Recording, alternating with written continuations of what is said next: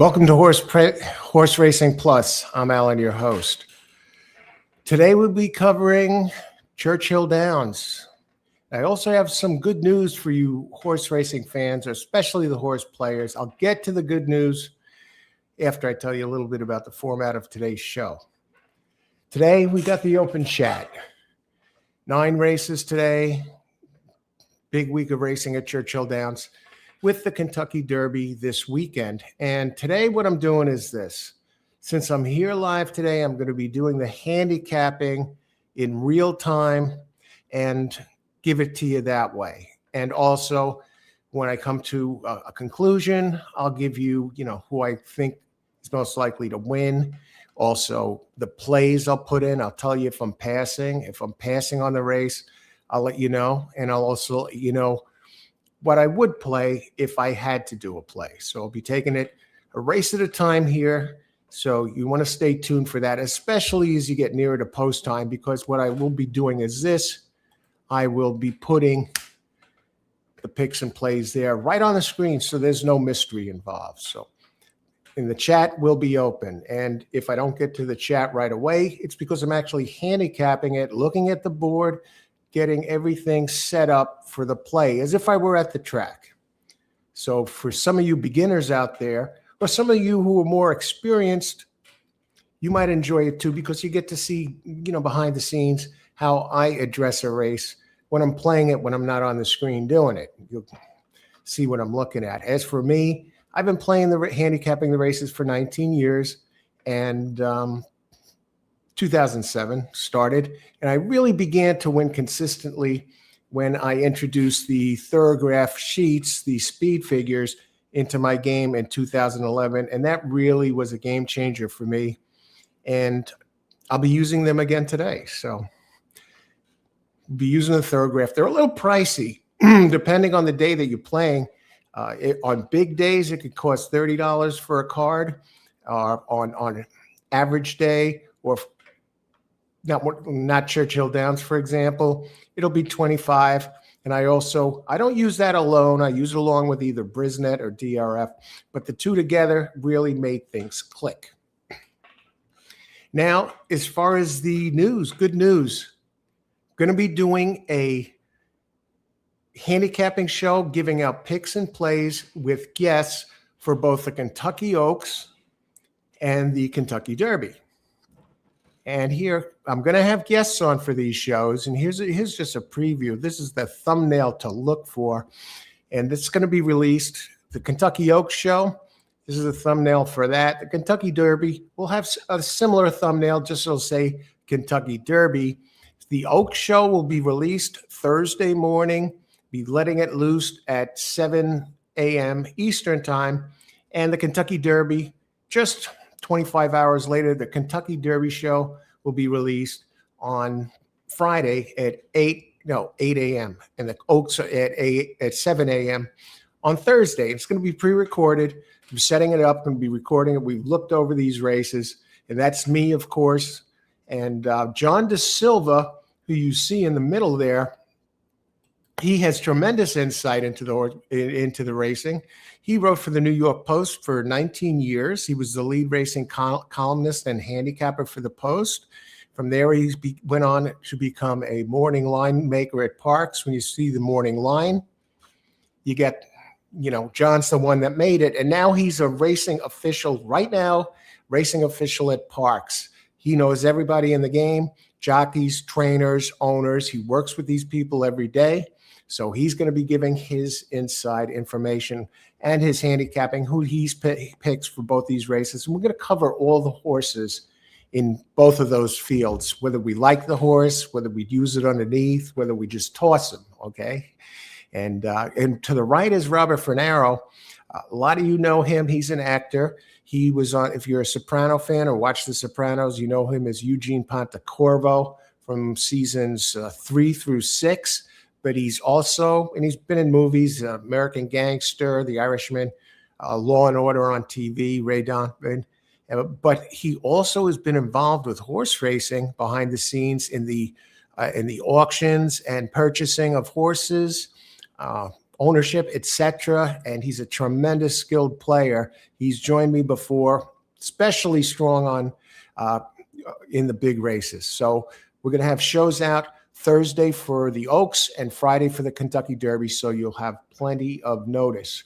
So we're going to do a good job there and bring you some quality handicapping there. And we'll just be covering those one race for each show. Okay, so look for those Thursday and Friday. If you want to get notifications of that, hit the subscribe button. This way, at least you'll get notification that it's there and you get the link. You don't have to go looking for it. Okay, so let's see what's going on right now. We're going to get to race number 1. We're going to jump right in. It is 24 minutes to post. And this race, okay, I'll tell you right now, I'm doing this in real time. And I'll do the best I can. And I see the board right now. This is a 6 furlong dirt race. There's only 6 entries. There's no scratches. And for the daily double players, it might get a little bit dicey because none of the horses have started in the second race. But we'll do the best we can with it. And for example, here, let me bring up my chart. And this. And get this up. This is as if I've looked at this race a little bit, but we got plenty of time. I know how to break these down. You'll see how I do it and how I'd be doing it if I was at the track. Okay. And as you can see, I got the Thorograph speed figures here, and I'm going to go down. The first thing I will look at is the early pace to get an idea who are the ones that are going to be gunning it up front. And I'm not going to scramble it around. I'm going to bring this off the screen. But as you can see here, the 3 CS Cheese, Tyler Gaffleona. This one actually showed tremendous. The last, he averages this is about their average opening call time, first call. And there's a run-up time to the first call that isn't taken into account. It trips a laser beam. It might be like 50 feet, sometimes 100 feet or more in front of the starting gate, and the horses run past the laser beam. That's when they start timing the first call. This takes into the account right out of the gate, so you get an idea how fast these horses actually are from the beginning of the race. So some of them might get out of the gate quicker. It might get the early jump. It might not be the one that the traditional speed figures show. And as you could see here, the 3 and has run at Churchill Downs. And when he ran at 6.5 furlongs at Churchill Downs, he actually ran at 21.96 if you include the run-up time in the opening call. So now we're going to get right to the speed figures and get right at it. And I do see there's some people here in chat I want to get to use right now, and then I'm going to dive into the handicapping, and especially since you're here from the beginning. Let's see, Gregory. Hey, Gregory, how's it going? Dirt fast, turf firm, CD soaked up as much needed rain like a sponge. Yeah, it dries out pretty quick over there, Gregory. Good luck today. Thanks for the weather report and the track condition. Let's keep the sponges under the surface. Is Al live today? Hey, long legs Diane. Hey, gang, I can be around till 1. Have errands to run. We'll be here for early races. All right. Great to see you, Diane. Okay. I should be back. 4 cards finished. All right. Let's get it done today. The last 3, pick 3. Okay. Rest in peace. Yeah, New York Post, rest in peace, Ron Rippey. Christopher. Grand Rising Al, good luck today. Good luck today, Christopher. We got this. Hit like button on the way. Okay, Gregory. If Irod loses, I'm laughing. It's not impossible, but we're going to look at it. Hey, Al, good luck to you, Gregory. Good luck to you, Gregory, too, and everybody else out here. Thanks for joining us on this Tuesday afternoon. As far as the weather goes, it looks like it's going to rain there at Churchill Downs tomorrow and maybe lightly on Thursday, but it's supposed to be halfway decent on Friday, and definitely it doesn't show rain on Friday or Saturday. Let me get into this. All right. Now I'll talk a little bit about these, and I'll tell you who I land on, and hopefully we get some time to go to the body language. Yes, sing a little song Ian Wilkes, Irod Ortiz. What a meet he had, Irod, at Keeneland. First horse I don't really trust. Now, that first horse I can't deal. I'm not going to beat this one to death. It's just too slow. I don't like the pace. The thing with Sing a Little Song, he's off 96 days. Ran a race, came in fourth. And at the level of this race is claiming 50. And ran it an optional K. After he was off 200 days, came back, ran one race. And now he's off another over 3 months for Ian Wilkes. When his horses are away from the races over 90 days, he wins 12%. And with Irod, the two together in a limited body of work, they're 24% together in the money 56% of the time. Yeah, it's hard to see this one. It's struggling here.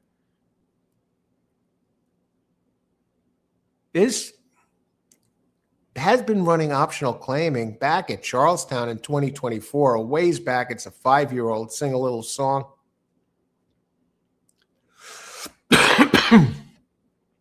He ran in a G2 event where he was a G2 horse at one time. Came in 6th, 8 back. Now we're going to go to the Irod horse. The Irod horse. That's the Irod horse. Now we're going to go to the 3, the one that has shown speed. But the last time it showed speed was January of last year. Tyler Gaffleone up. Now, this one does have speed, but he's off 254 days for Whitworth Beckman. But, okay, they say if he's off over 90 days, he wins 19%, 2.87 ROI. I respect that. And with Tyler Gaffleone, 2.19 ROI, 14%. Gaffleone winning 20% here. So can this one show the speed? And has run at Churchill Downs in an allowance race back in November of 2024. Yeah, this is how much can this one go? Okay. But maybe he is a wire threat.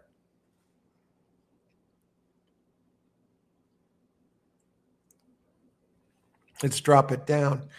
See what the 4 looks like. Painfully slow.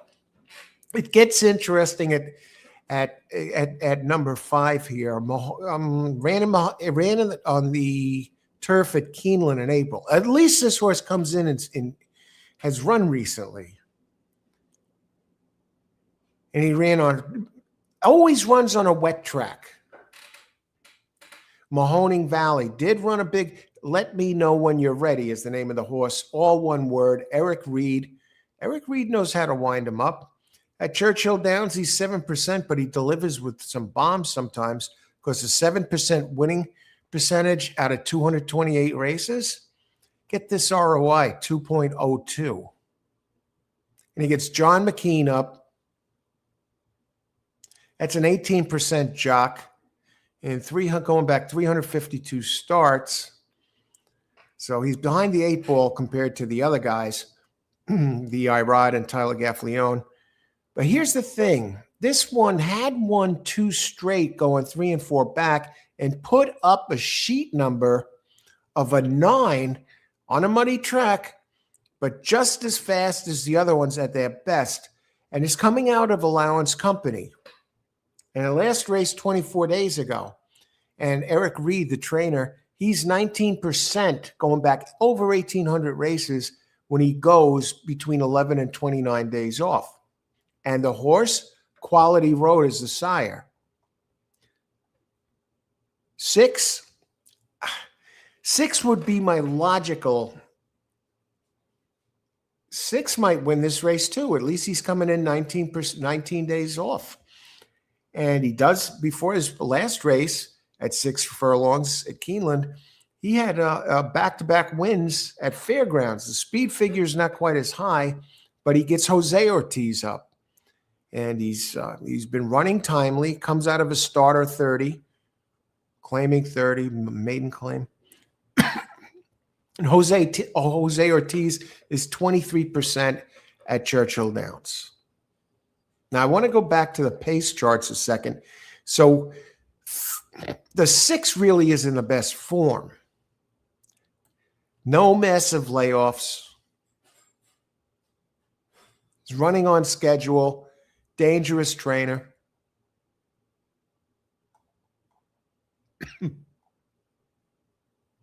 Yeah, Eddie Keneally. Eddie Keneally and Jose Ortiz together, 22%. He's 18% at Churchill Downs, going back 1,364 races. Now we're going to dip it down a bit. I want to look at the speed figures here.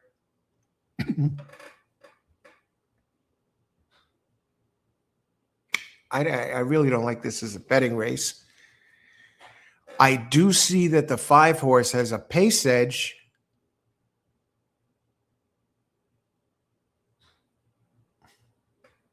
Let's see what the board says about this. Let me see what the exact, let me bring the video up too while we're at it. I can't show it on the screen. It's copyrighted. I could get in trouble if I show the races.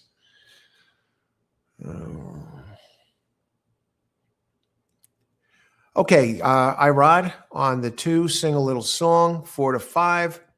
The 3, he opened 8-5. Now he's 4-5. Okay, and the 3 is 4-1, and the 6 is 7-2. And of course, the 1s are long shots.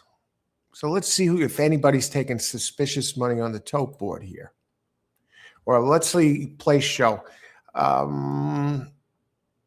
2 is taking the most. 2 is taking more than double the place money as the 3, and really over a quarter of the show money. Now, as far as the place pool goes, Sing a Little Song over 4,000, 3 half of that, and 6 3,500. And 2 is also taking the money in the show betting. Let's see what the doubles. Let me see what the exactas are paying, seeing if anything suspicious shows up here. 2-3 exacta, 5-1. 3-2 exacta. Now 3 has a speed, remember. 3-2 exacta, 9-1. 2-6 exacta, 4-1. 6-2 exacta, 7-1.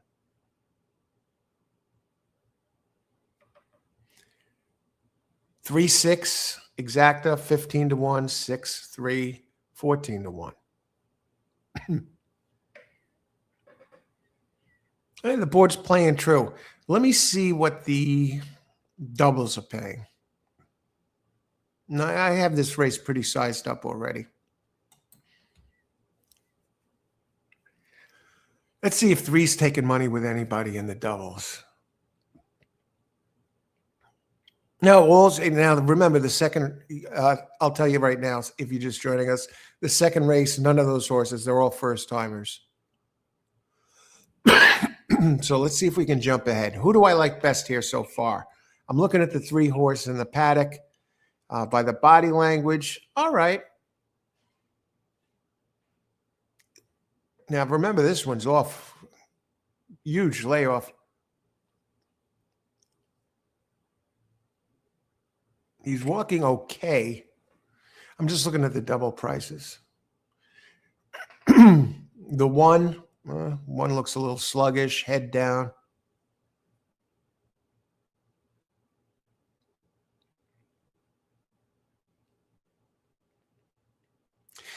Here's what I'm thinking with this. Now, the 6 doesn't have quite the numbers. Okay, I've seen enough of the body language for now. We'll get back to that. I just want to look at the 6 again. Danzig's Dora, Jose Ortiz. At least this horse is in shape.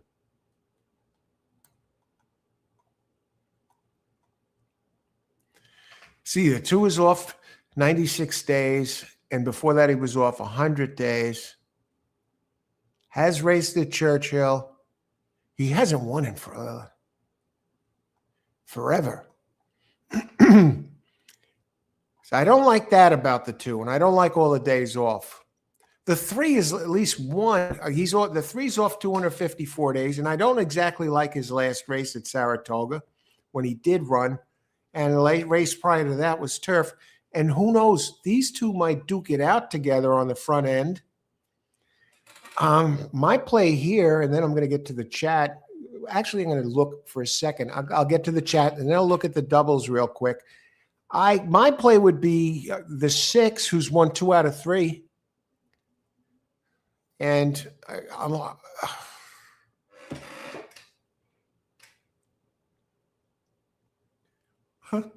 I go 6-3-2.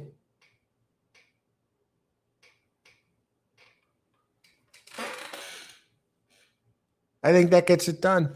And I'm going to put in a small play there. I think. No, I may not mess around with that. 6-3-2. My play 6 to win. And not a big bet either.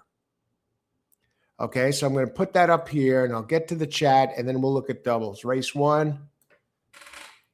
6-3-2.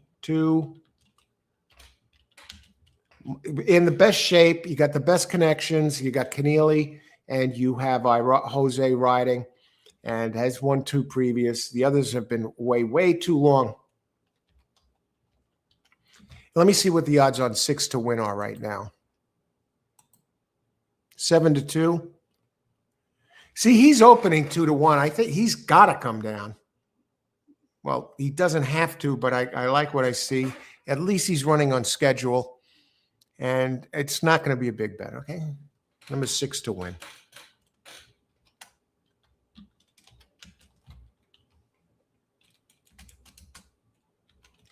And we got that here in time for 8 minutes to post. Okay, let's see what's going on here.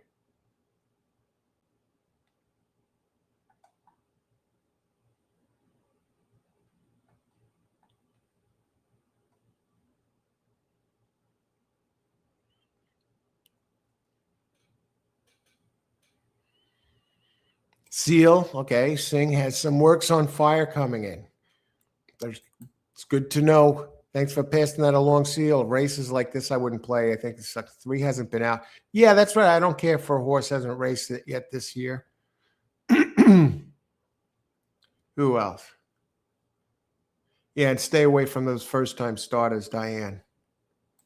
Yeah, 5 loves the mud. Be a great upset. You know, the 5. You know, going back to that 5, the speed figure, that one has a few back. Out of Quality Road.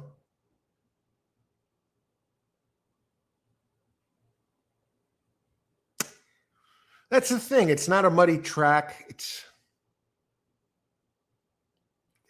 I'll just try to get the winner. I think 7-2 is a good price on the 6, especially if the 2 and 3 hook up. 6 furlongs.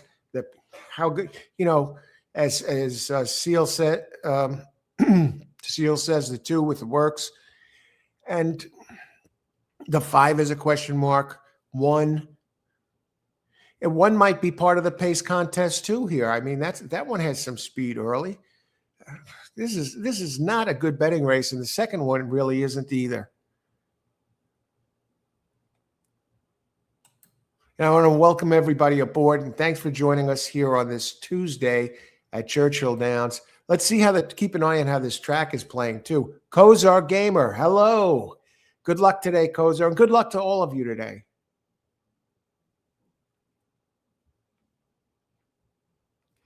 The 5, the trainer of Rich Strike. That's right. Rich Strike. Isn't it amazing? A trainer like this, you know, goes out there, wins the Kentucky Derby on what was Rich Strike, 100-1 or over? And you got other trainers out there, prestigious trainers like Steve Asmussen and Chad Brown, who are still looking for their first Kentucky Derby victory. And this guy goes in there as an AE and wins it at incredible prices. Christopher, race 1, 4, win place. Okay, we got our first selections out here.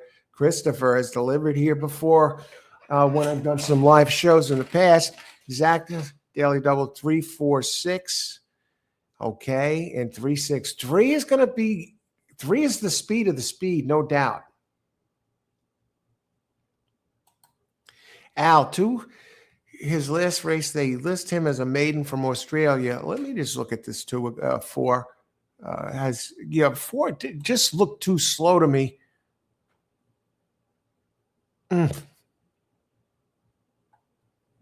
I can't go there. Okay. Throw you off if you check this. Thanks for the heads up, Diane. Better on Turf. Shipping back from Australia. All right. Seal, daily double. 2566. Now, we have some time. It's 4 minutes to post, so I'm going to take a glance now. Again, I haven't seen these PPs prior. This is handicapping in real time today, but I am here, and I'll do the best I can to help you along, or at least cover it and pass some data along to you. I'm looking right now at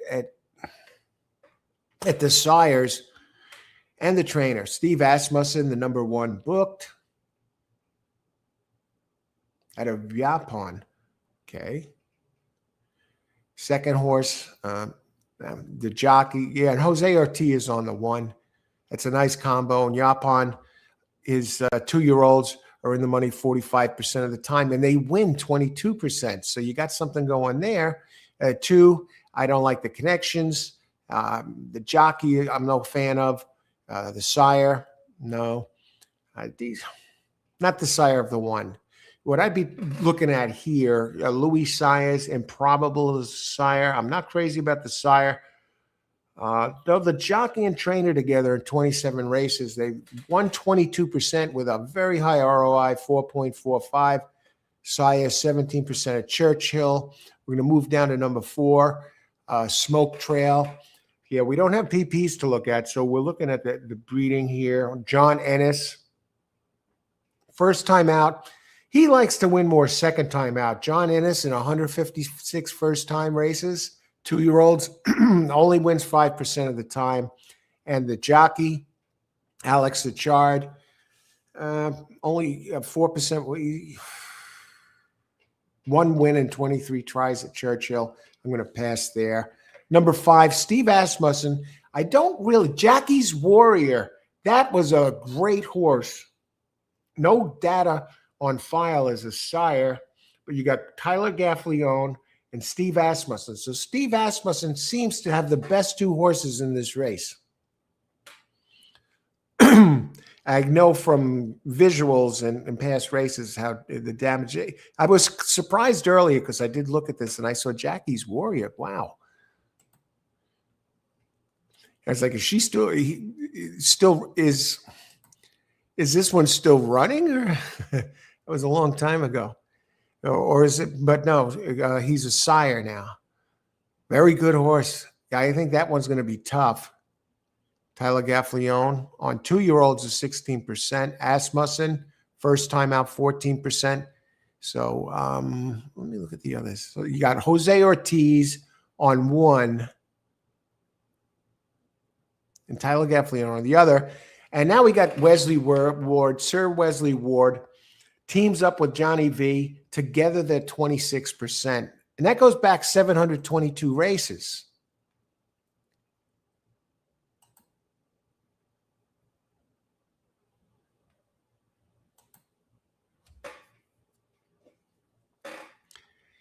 A virtually unknown sire as well. The sire is Corniche. Has one horse's run so far, and it won 1 for 1, 100%. So we don't know what to expect out of this sire. Johnny V, he's 17% going back 813 races. With Wesley Ward, though, he's very dangerous. I'm almost tempted to lean Ward or Ward or we got nothing even to go by these sires. Can you believe this? It 2's a pass race for me. I'm going to just sit tight with the 6 here. Yeah, the 6, sure, it's favored. 2's a pass race for me, But if I was playing, I would use 5, 6. 2 if I was playing multi-race plays. Here, I'm just going to sit tight with the 6 to win. I want to wish everybody good luck. Seal, you're saying something about a nephew here. Improbable is my mare's nephew. Wow. Really? Okay. Seal. Okay, you're following this up. 2, 5, 6, try box. Good luck, Seal. And we had his double. And we have this one, long leg Diane. Okay, good luck, everybody. Enjoy the race. Race 1 about to get underway here at Churchill Downs on a Tuesday. This will be, I'm curious to see how these two do. I got a small win bet on 6. The 2 and 3, and maybe even the 1 duke it out early. The 6 is in shape. Trying to piece it together, but we'll see. The 2, 3 are actually faster than the 6 overall to this point. 6 swings wide. And they're off. See, 1 is showing that speed.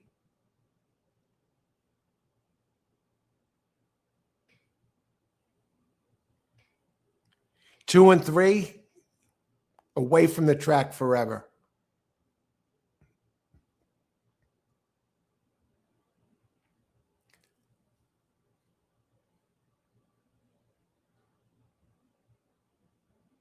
Wow.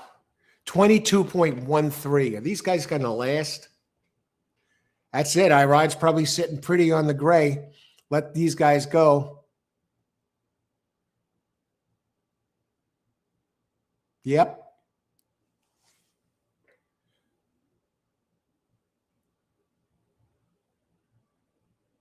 It looks like Irod has them measured. And he does. And he does. I never would have thought the 6 would have missed the board. Well, he's on this. All right. Irod gets it going here at Churchill. 2, 3. Really. And if I look at this here, 2, 3. And that's how it goes, folks. Race 1 is in the books. So in the second race, right away, I'm torn between 5 and 6.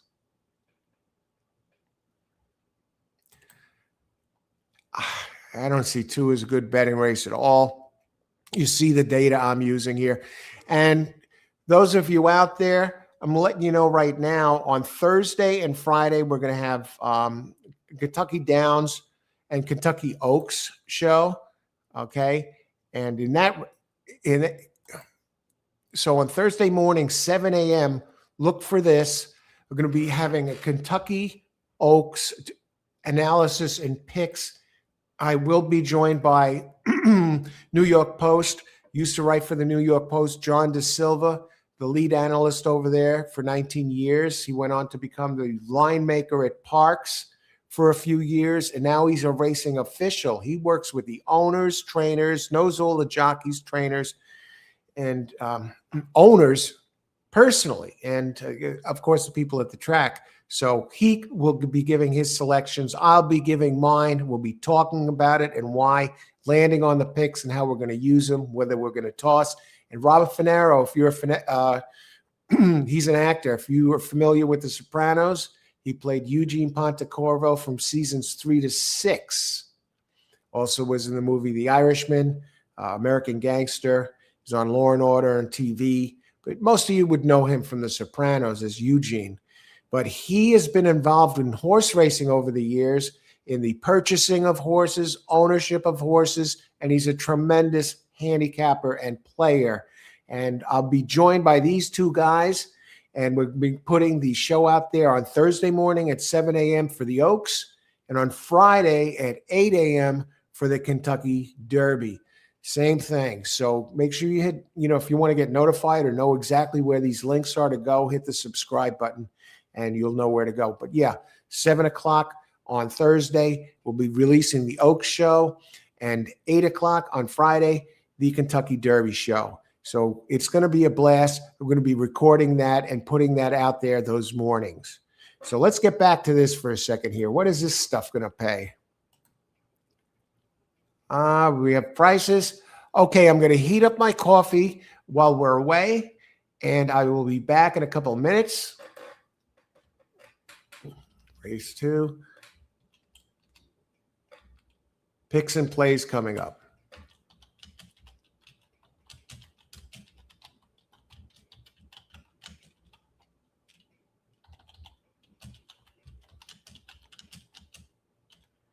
And we'll be back in a little bit, and we'll take a look at the coming race. Okay? And I want to get to those of you who had something to say first and say hi. Taylor Gaffleone rarely rides for Steve Asmussen, says Gregory. Steve A, interesting. Yeah, sometimes racing makes strange bedfellows. Okay. Donald Duncan. Hey, Donald. Good luck today. Good luck, everybody, today. Many Derby winners show an easy 5-length win at Churchill Downs. Rich Strike did, and so did Sovereignty. Yes, so did Sovereignty. And there was somebody in this field, this Kentucky Derby, that did the same. This year, only one horse shows that horse. Further ado, that's it. Beautiful. You picked up the ball there, Donald. And Incredible also shows Churchill Down win. Further ado is going to be really tough. Incredible, he got in there. He got in there as an AE. Will you be live Friday? No, I'm not going to be able to be live Friday, but I will be live on Saturday. But I will have selection. I am going to be doing the show, and we will have some selections. I might get out there, depending if things open up. I might not, probably, I won't be there for the whole card, but if I go live on Friday, it would be for the later races and then the Oaks. So keep your eyes open. You'll probably see me sometime throughout the day there. But Diane, have a look at the 4th race, at the 4 race 2. Commandment is the only one to show an easy 5-length. Commandment, I'm really wondering about that one. If he can get the distance. I saw him veering out in one of his last races where he won, and the others have faster sheet numbers than Commandment, but the horse has done nothing wrong. And like you said, he's had an easy win at Churchill. I'm really on the fence on how to use that one. I'll talk more about that in the show that you'll see on Friday. But yeah, that's what my concern with him is, the distance, Donald. $8 for the exacta. Thanks, Diane. Okay. And thanks, Diane, for the pick there. No, the the finish. I'm surprised the 1 got in there. Really surprised the 1. Okay, I'll be back in a bit. Race 1. And I'm leaning right now towards this is a tough race. I'm not placing a bet on it right now, okay? But I will handicap it to the best, and I will start looking at the 3rd race and start planning some. It really makes it tough because they start the early pick 4 off like this. I don't. And the other thing about this, sometimes the trainers look like they're weak in a race like this in these first timers, but this is where these trainers get sneaky. Maybe especially for tracks like Keeneland or Churchill Downs this time of year, they're saving this horse for this race, and they're in there for a reason. They're not just throwing it out there because they think it's a tomato can. So it's dangerous. And so we're going to take a closer look at this and also jump ahead to the 3rd and see if we can peek at the 4th race a little bit. Because if I went to the track and I hadn't looked at it, that's what I try to do, get my handicapping in as much and try and gain momentum and push my way down the card, that I'm prepared and I could start, I could be ready for the really big races. Like maybe right now I should be looking at the late pick 4, get started on the 6th race instead of the 3rd. We'll see. I'll think about it while I'm away. Be back in a bit.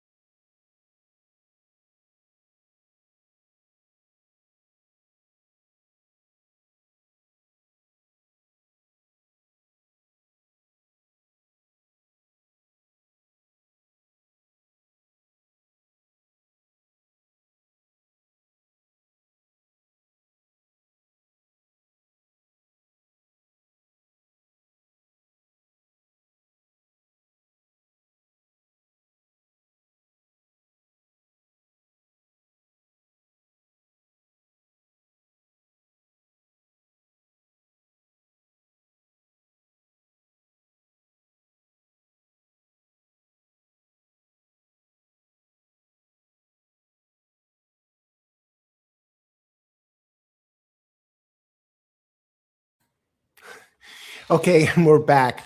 We got hot coffee, a full cup, just brewed, fresh, and today's coffee, Tim Hortons coffee. They call it Canada's favorite coffee. This is a medium blend. It's the beans, so I ground it up. Red for the Kentucky Derby, right? Now I'm not going to go crazy with this race. I'm not going to bet it at all. How would I play it? I'll let you know if I were. And what I'm going to do between races, instead of like stepping away here and there in the early races as much, or keep it as short as possible, is set up the late pick 4, because the last 2 races especially, I did glance at them a little bit, the contenders, and spied the PPs a little bit, and they 8th and 9th look like the best races. Said who's going to be running in the 8th race? Owen Almighty. Remember him in the Kentucky Derby last year? But we got some speed in there, so it should be a good. So the later races are really the ones to concentrate on, and really start sinking our teeth into it in the 3rd race and beyond. And the 5th race looks like a good one too. I'm going to look at that. I saw one that looked pretty good in there, Highway Patrol. And he's a long shot. So I did glance at it. I'm not totally out of it, And next race is scheduled to be a turf. So I think we could set something up here going forward.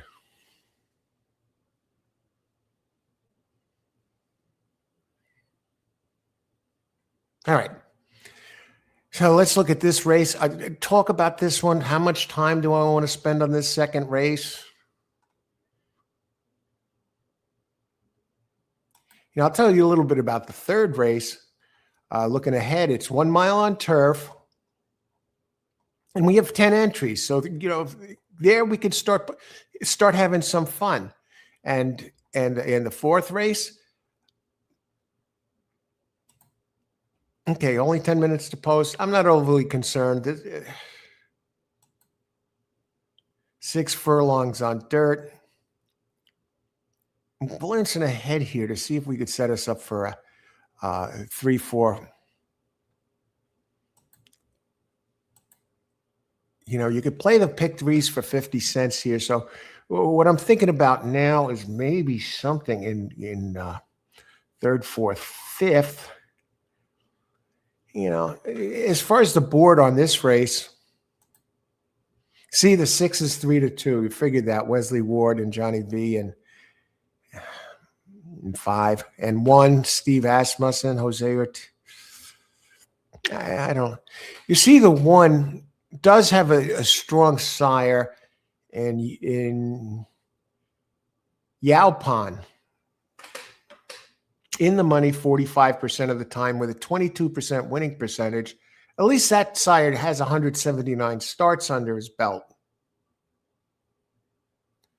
Steve is another one that's known more to win more second out, 20%, but he does win 14% first out.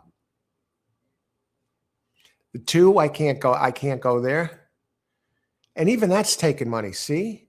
No one is really an absolute bomb in this race. This is a race to sit back, enjoy, but I think as far as the sires, proven sires go, the 1 has the edge.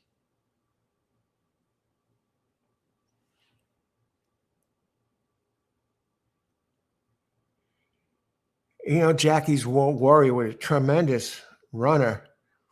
The 5, the 6 is the favorite. It's Wesley Ward, 3-2.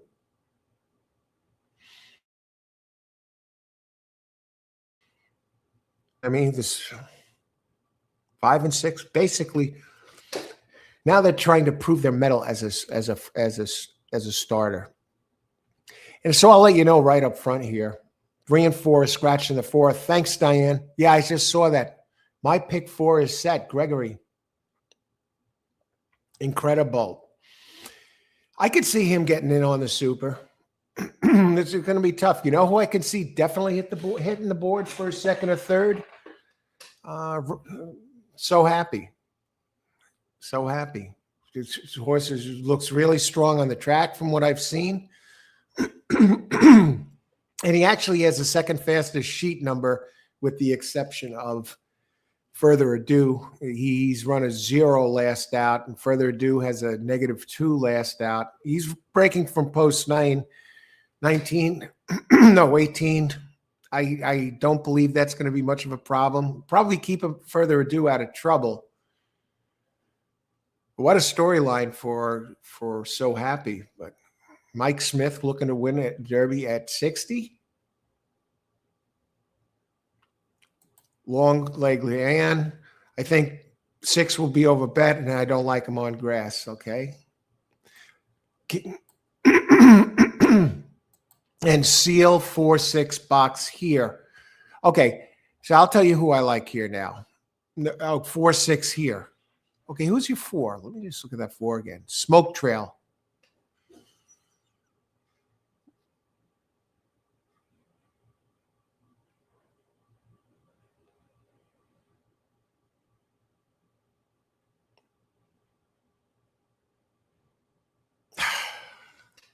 Good sire, Liam's map. Alex Achard. I think you're a little thin there. I think one of Steve's horses.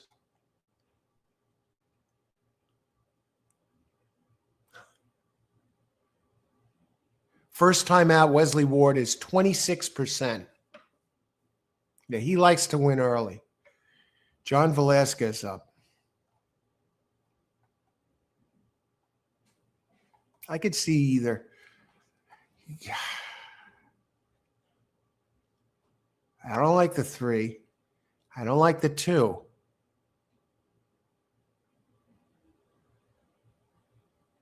Jose Atia's on the rail. I'll say 1 to win this race. 1 to win, no bet. Okay, I'll get that out of the way right now.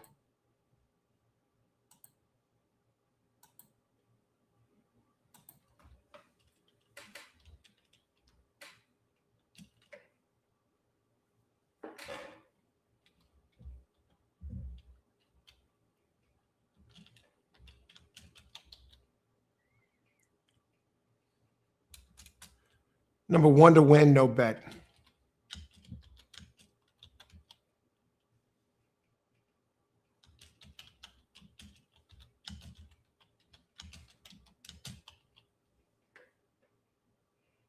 There you go.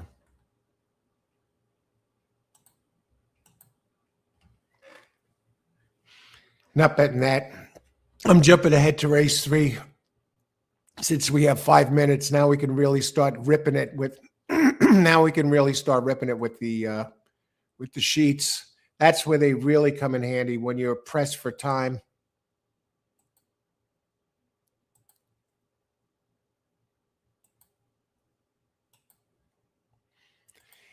And I'm going to go back, look a little closer, but you can see what I'm going to do here. I'm going to be able to scan them because they put them on there as a graph here, okay? So let's scan it. This is how, first time through, just especially under time pressure. If I was usually I would have handicapped this by now, including the scratches. But today I'm out here doing the best I can, pass along the knowledge, where to help out the best I can, and pick some winners. And I've played well that way. And here, the first thing I will say about race 3, there are scratches, 3 and 4. Sheila's Lion and French Mistress. Heartbeat. Okay, this is 1 mile on a turf. 2, I like the numbers there. 1, Brian Lynch, dirt horse, going dirt to turf. Lynch is 16%, gets Joel Rosario up. But 2, starter, he's running at the allowance level. Okay, a few nice races there, 11s and 12s, lower the number, the faster the race. 3 is scratched, 4 is scratched. 5,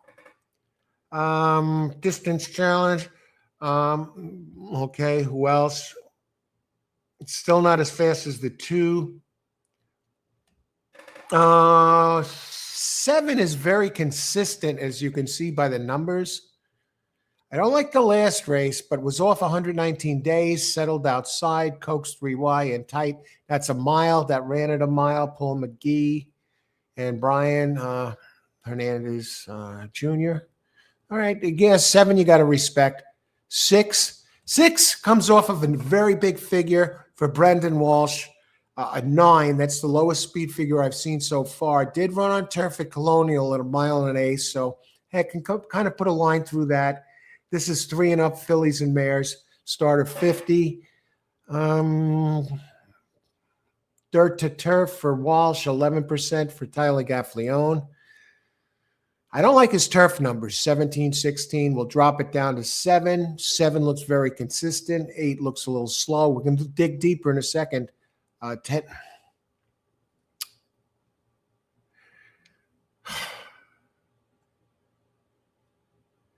Three has won here before on dirt.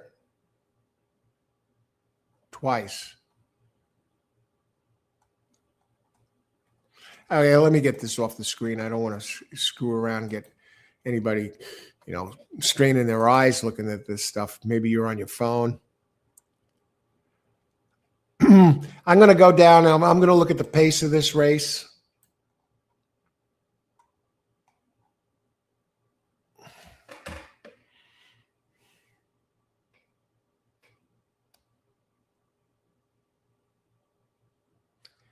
Really sets up for the 2.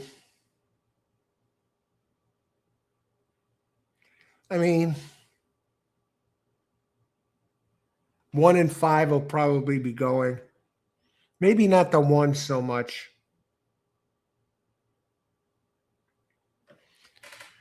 The 7. I'm thinking 1-7. How many minutes to post? No, 2-7. 2-7, and they're 18 to 2-1 and 9-2 and 12-1. Am I seeing correctly here? Holy crap. Let me just look at this here. Whoa.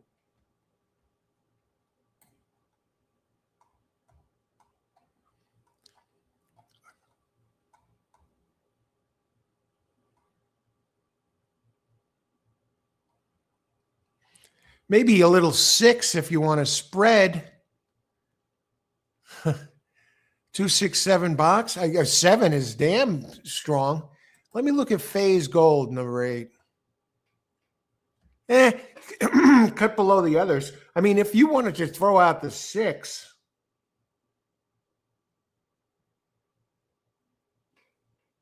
All right, I got an idea there.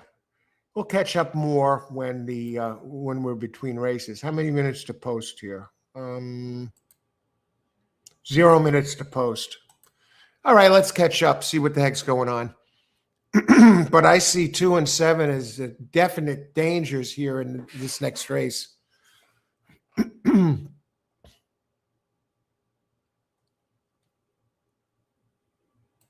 5 and 1. Well, hey, great picture there. 5 war ready and 1 booked. What are the odds on those? 1 is the wild card next race.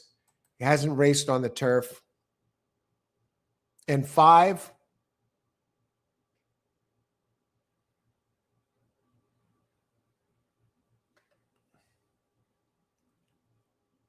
Sure. I'm seeing some good stuff for the next race. So after this race ends, I'm going to take a look at the 4th race, jump right on it, because especially since I see some horses in here that are long. Oaks Derby double should pay over 200. That's going to be my main play, Diane. Ward rules with the 2-year-olds. Unbelievable. Okay. Yeah, he does. He certainly does. Christopher, 3 win place, 361 exact the box. Good luck, Christopher. And Seal, 3, 4, 6. Cheap try. All right, Seal, on that 4. Diane likes, okay, we'll get back to that. You're talking Derby here. Okay, good luck, everybody. I have no bet here. I would have went with 1. And let's see how it goes. Should be an interesting race. None of them have experience. And Jackie's Warrior, the 5, I'm really curious about. I thought that was a terrific horse. Jackie's Warrior. Here comes the 6 and Wesley Ward. No sign of the 1. Let's see these opening fractions. You get these two wicked 2-year-olds running these crazy paces. Here comes 1 is shooting up. 22.29. Can they hold that? It looks like they're tiring. They're starting to bump. Sir Wesley Ward.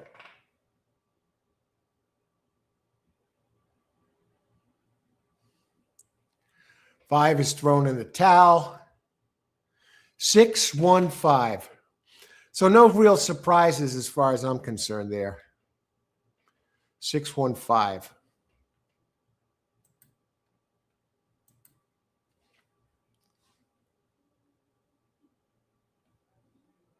Eduardo, the Puma. The Puma's dangerous. Big closing kick last race. 2 has a ran in Kentucky. Diane. Keeneland Select in the 3rd, number 6. Adrian. Hey, Adrian, number 6. Great call, Adrian. Good luck today, Adrian. And good luck today to you too, IVIJI. Who else? Good luck to all. Thank you. Always a gracious crowd. You're number 6. Wow.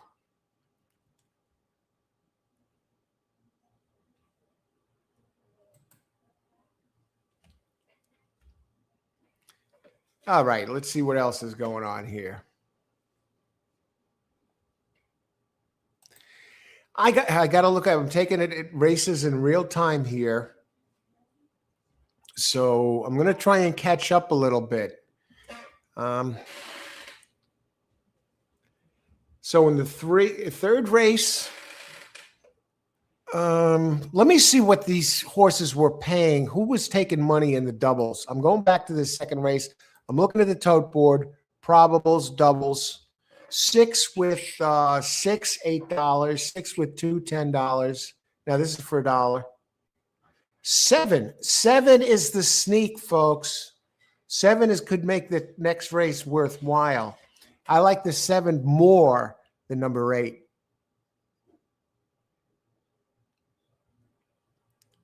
But I want to go back and look at that 5 for a second. And we're going to look closer at this race. But yeah, 5 is dangerous too. See, it comes off the Turfway Park race, Daddario, but Flavian Pratt up. 5's going to have some pace.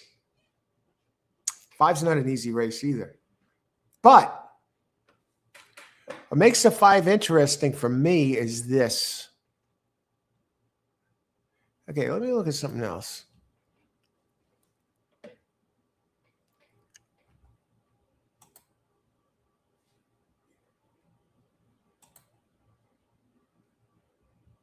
Sheila's Lion, man. Scratched out.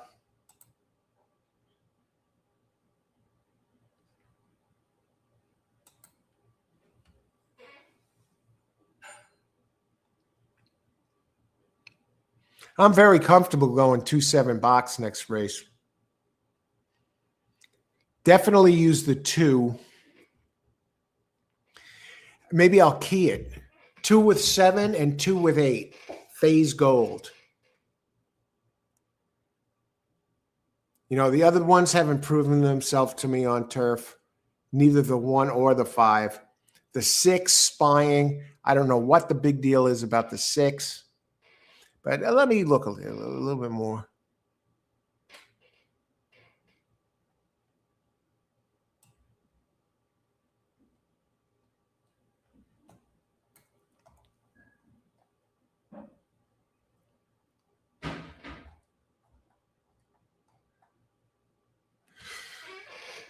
I don't like what the 6 has done on turf. That's what bothers me.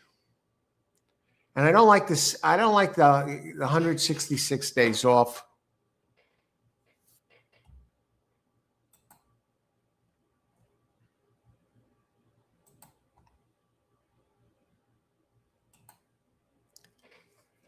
the sheets. Let me bring up the Brisnet for a second here and go somewhere else with this. Let's see what that's.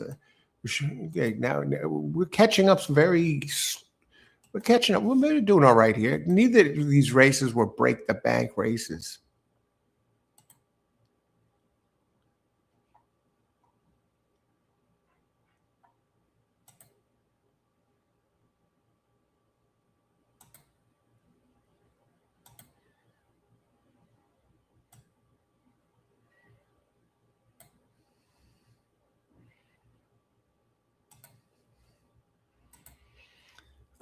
Queen Alama. Yeah, the two's going to be tough. Hasn't raced here, though. Lindsay Schultz. Let me drop it down to this. One Heartbeat. It doesn't have overwhelming turf pedigree. Now, this is a 1 mile race, allowance 50K. No turf experience. I'm not going to go there. Although the Lynch is good dirt to turf, he's 19%. But I like the proven commodity here. The 2 has really turned his racing career around on the turf. 3 races, a win and a third. We're going to go to 5.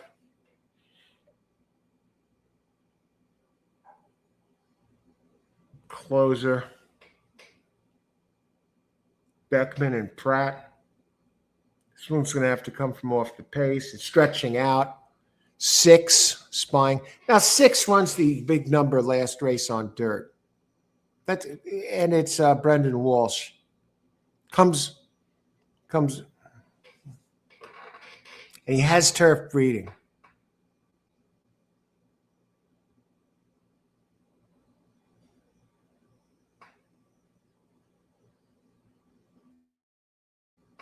But everything else, nothing was, and his turf race was okay.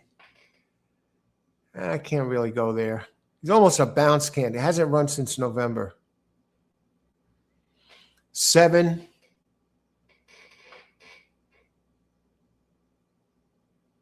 Here's one of the turf at least.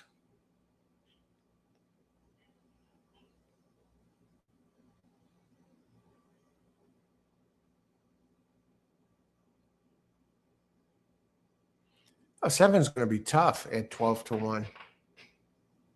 No, he hasn't won on the turf. Only as a third, but 7 fits. What I'm going to do is lead with 2-7. Let me just check the jockey on the 2. Jose, yeah.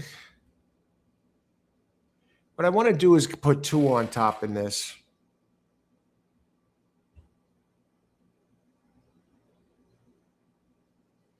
Let me check the board here. I'm not forgetting about anybody. I'm just catching up so then I can get back to the chat. See, 6 is taken.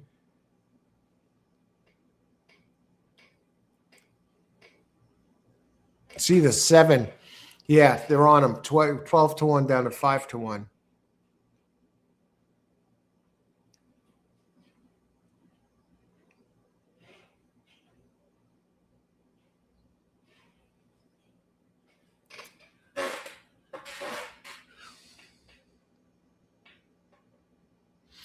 I'm going to list the horses I like in the order of finish. Okay.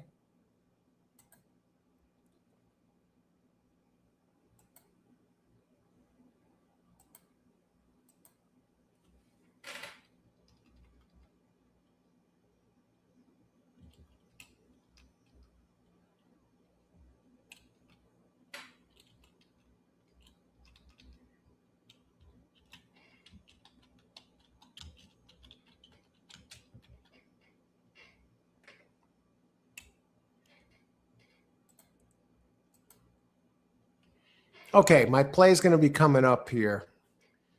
Now I want to jump ahead to the 4th race while we're at it. See what the heck's going on there.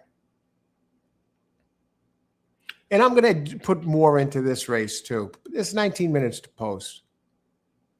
At 6 furlongs on dirt.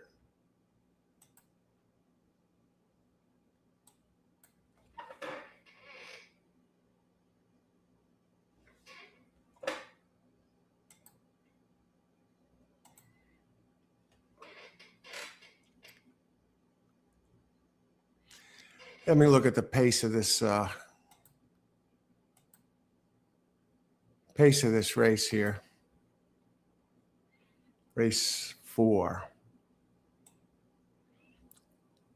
That's what we're gonna tee up at pick 3 here in this race.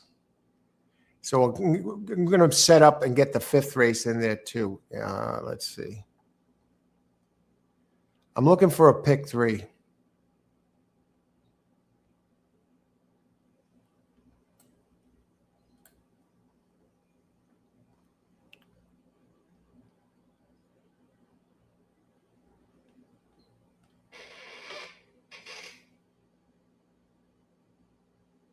I'm thinking about Faye's Gold in this race too, by the way.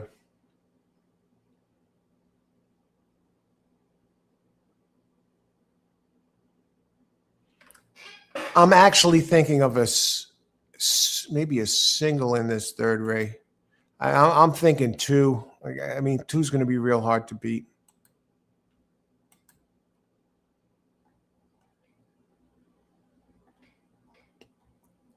But the 7, not impossible. So I'm thinking of leading off the pick 3 with 2-7 here. And work off those 2. As far as the pace goes in race 3,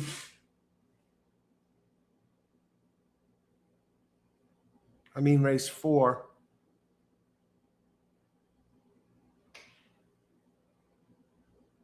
No Time Left has some speed. It's 6 on dirt. Tyler Gaffleone really showed a lot of speed last race. Early. Wisconsin Girl. That's another one with some speed. Coming from Laurel. I rod on the closer, number 7. All right, let's take a look at this 4th. 6 furlongs dirt.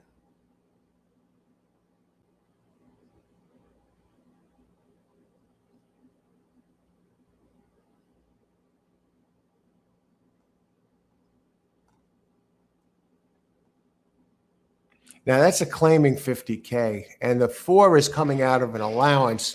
Whenever they drop from allowance to the claiming ranks for Greg Foley, Tyler Gaffleone, together they're 21% in 189 races. Who else? 3, Bright Lady, no. Spun Candy. Wow, Spun Candy's going to be dangerous. Number 2. Okay, so I'm liking 2 more than 4, actually. Runs an allowance. Runs really big at Churchill Downs. I got to think this one's the favorite, number 2 in that race in the 4th. Let's see. Yeah, 3-1. Why is 7 2-1? If I was going to single anybody, I would go 2. Let me just are my eyes deceiving me? Why is he not the chalk?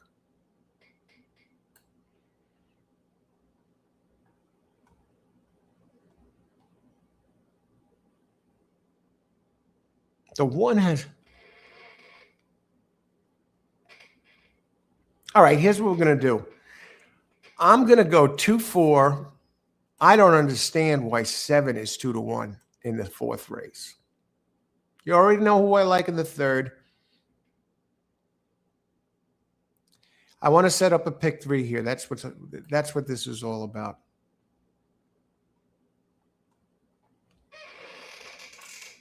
You know, coming from the allowance levels. The the trainer De Paz with Irad Ortiz. That's why he's taking all the money.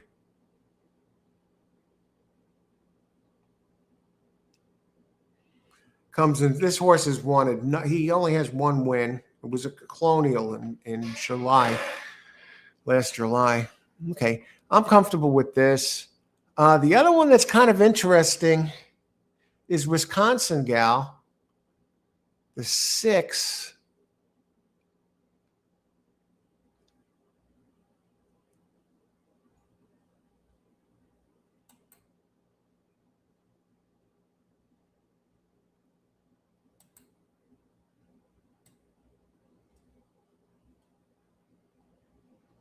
Okay, I'm not ignoring anybody. I want to be able to give you a good pick here, and then I'll catch up. Wisconsin Gal is going to be part of this pace situation. She's very fast, but I think she's going to get caught up with the others. So I like 2 and 4 here. I like the speed that the 4 showed last race, and he's a 2-4. If I was going to spread to a third, I would have went with Wisconsin Girl, but I'll go 2-4.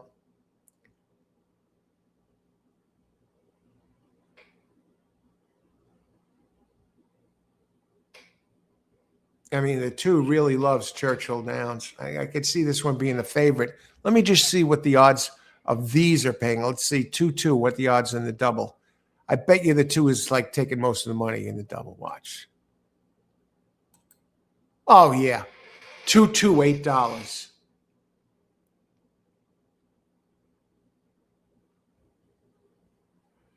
$2-4, 27. That, you know, that's my. Let me see, 4-2. Yeah, 2. Yeah, 2's going to take all the money next race. See, that just stinks.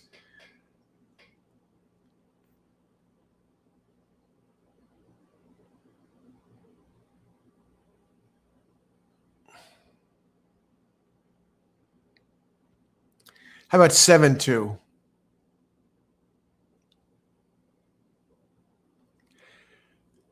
I think I'm going to go 3 deep in this one. 2-4-6 in the 4th. 2-7.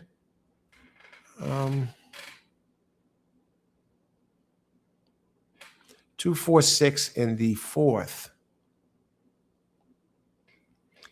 I'll use 2-7. My choices in the 3rd are 2-7-6, but I'll only use 2 and 7 in the pick 3. Then 2-4-6 the next race.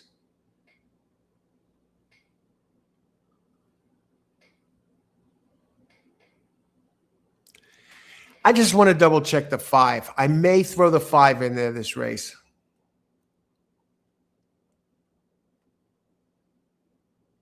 Daddario, Flavian Pratt. What are the odds on him? 4-1. All right, let me just check his numbers. Now we're sinking our teeth in. Already I'm looking at the pick 3 here without even starting. Without looking at these races before I went in here. So keep that in mind, though. You know, the ideal way to play is to handicap in advance.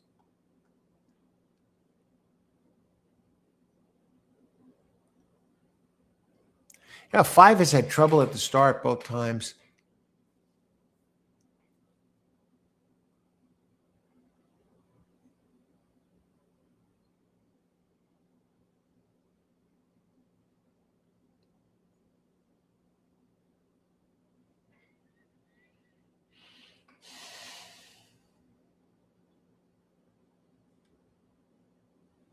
Yeah. I shouldn't even be using the 6. I'm going to go 5 as my 3rd choice here. I'm going to change up on that.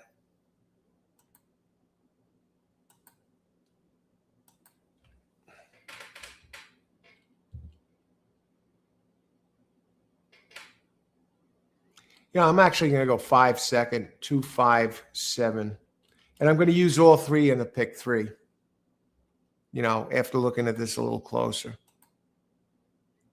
Okay, now I got to get back to the fourth.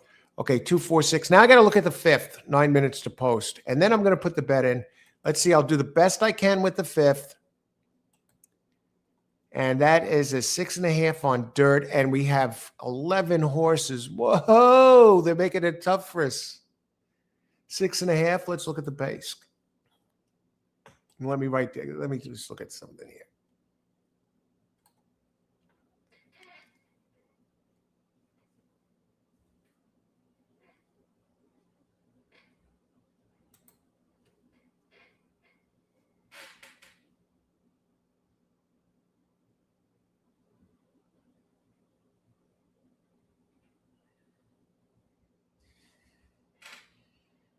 All right, we're getting close, folks. Hang on. This is going to be good. It's going to be worth it.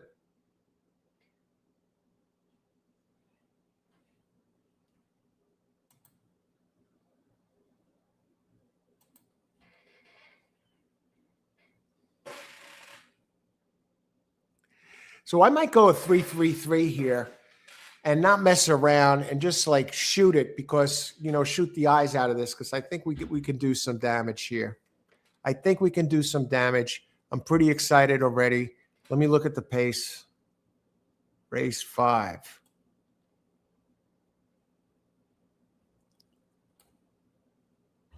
The 1 is going to be winging it, baby. Yeah. Basically, I'm going with the 3 freaking speeds. Maybe. No, 1.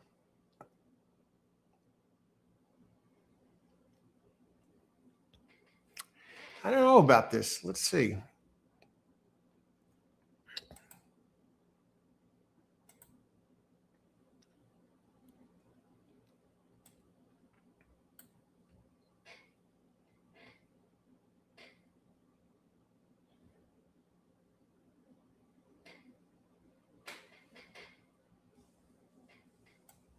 All right, let's get this pick 3 done. I'll probably sit tight for a couple of races here. Let me just double check the 5th race. I'll tell you what I'm doing here.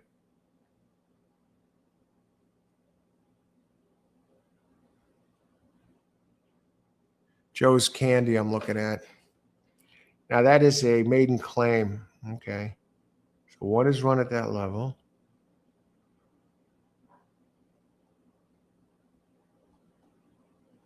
We could take this in.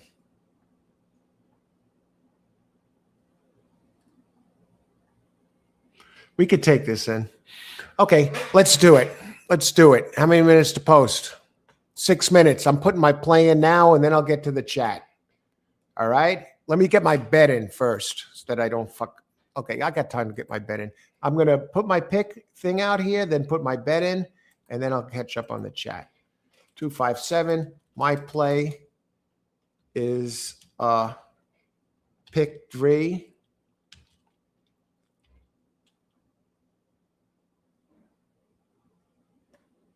And these are not the order that I like them. The order that I like them is to the left, the 257. But so I'm going to list them in the order of, when you punch it in. So it's easier.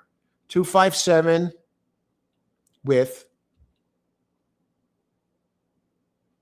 246. Now this is going to be 1350 with, and I don't want to leave any of these out. Some of them are long. 1, 3, 9. And also I really don't have the time to do the ticket construction. That's why I'm going this way. If I had more time and I get started, I might do multiple tickets on this, but I'll do it, just get it out there so I can put it in. My play is a pick 3, 257, 246, 139. So let's get that in there. 4 minutes to post. All right, pick 3. And what I'll probably do then is get to work on the late pick 4 and let this pick 3 ride out unless I get knocked out immediately.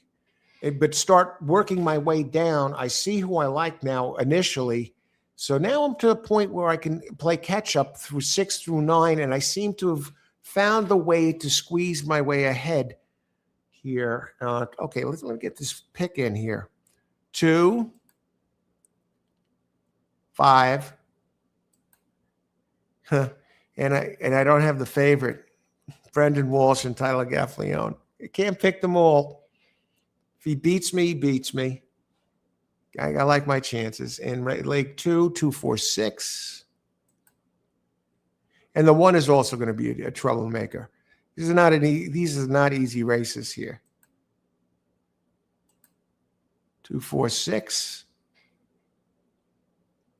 And in the 5th, 1. The 1 is 15 to 1. 3 is 7 to 2. Oh, wait a second here.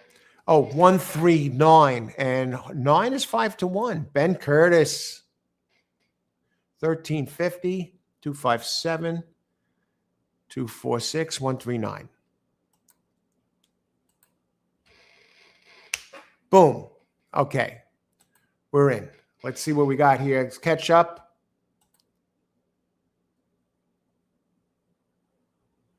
Johnny V1. Yeah, correct. Hey, Raynell. Good luck today. Look at that car.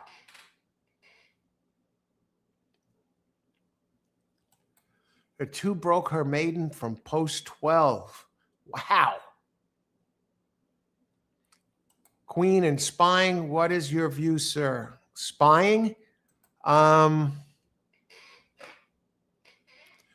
Queen, I definitely like.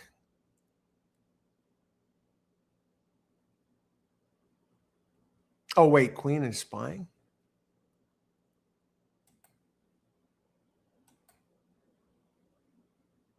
Let me catch up to the stat chats, and then I'll get to that. 2 and 6. All right. Good luck. Thanks for joining us there. I'll get to you if I can. My $3 bet paid $3.80. Hey, what bank is going to return that money, Seal?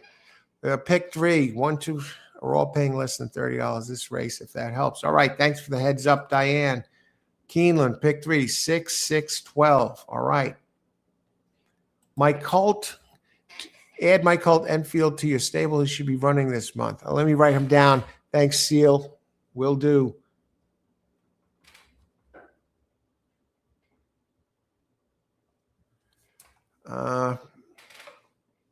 Of course, they don't hit every race.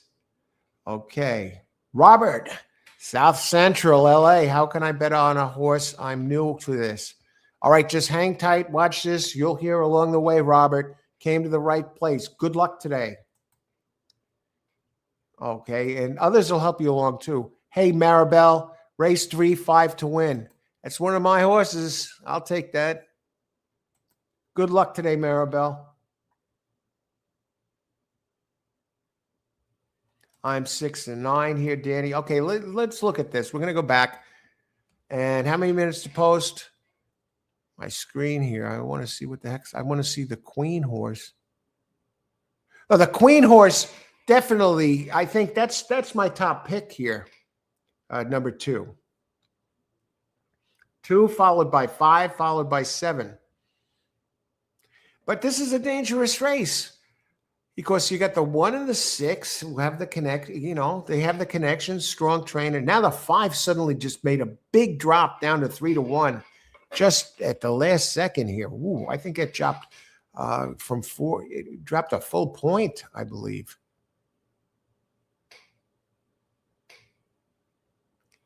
Phase Gold is not all that bad.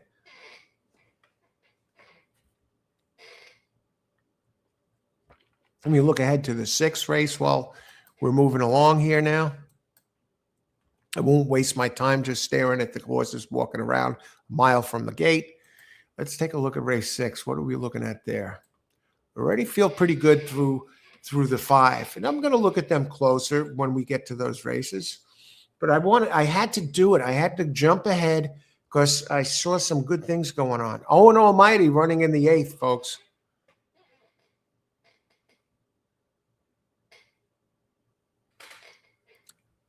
Race 6.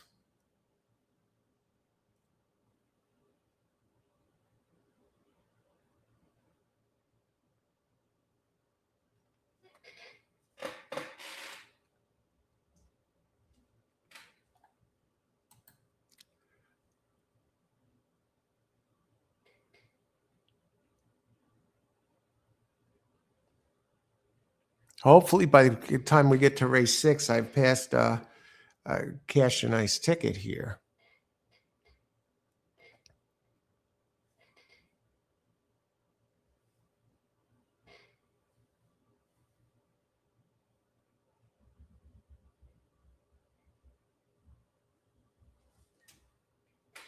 Okay, it's still pretty far away.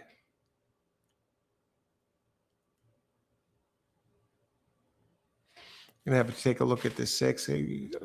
I may not even go for. I'll have my selections for the pick 4 out here, but will I play the late pick 4? I don't know.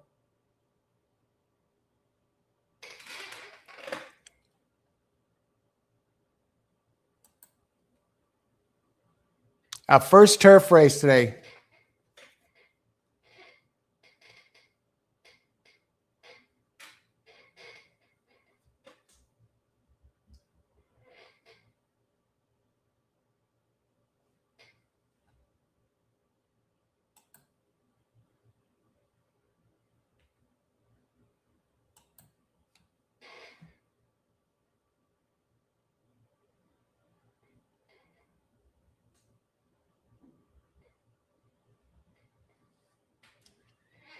Okay, they're getting closer. Wow, flood zone is scratched in the 8th. That's how far I'm looking ahead right now. Remember flood zone? Didn't he go to Dubai? And he was in the Derby, qualified for the Derby, or I don't know why he made that move. What race did he win? He won a big. All right, they're getting in, everybody. Good luck. Let's make some money, win this race.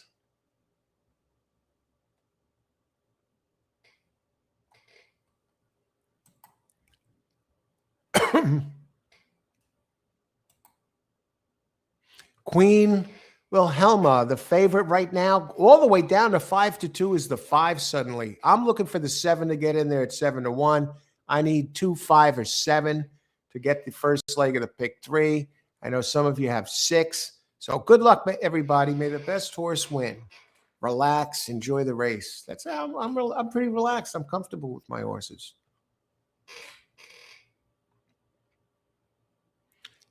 There's that Fay horse. We figured that. Who is this 9? 21-1. Now, I fully expect 2 to be around. Jose Ortiz on the gray. They make me work for it running in last like this. I'm looking for the 6. I'm looking for the 7. 23.75. Here comes the 1, first time turf. 10 unlimited gold, 41-1 running third. And they head into the turn, the far turn. That 9 is going pretty easy.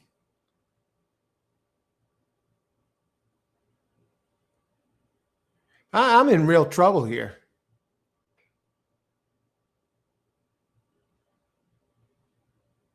This is a screwed up way to get knocked out.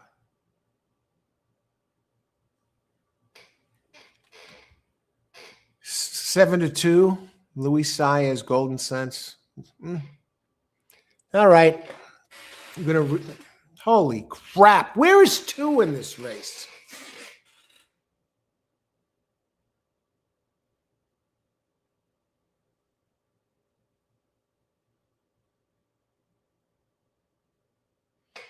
All right. That's the way you want to be? And somebody knew something. The 8 gets bet down to 7-2, and he's not even that fast. 1 easy. 6 came in 7. 2 is last. Jose Ortiz.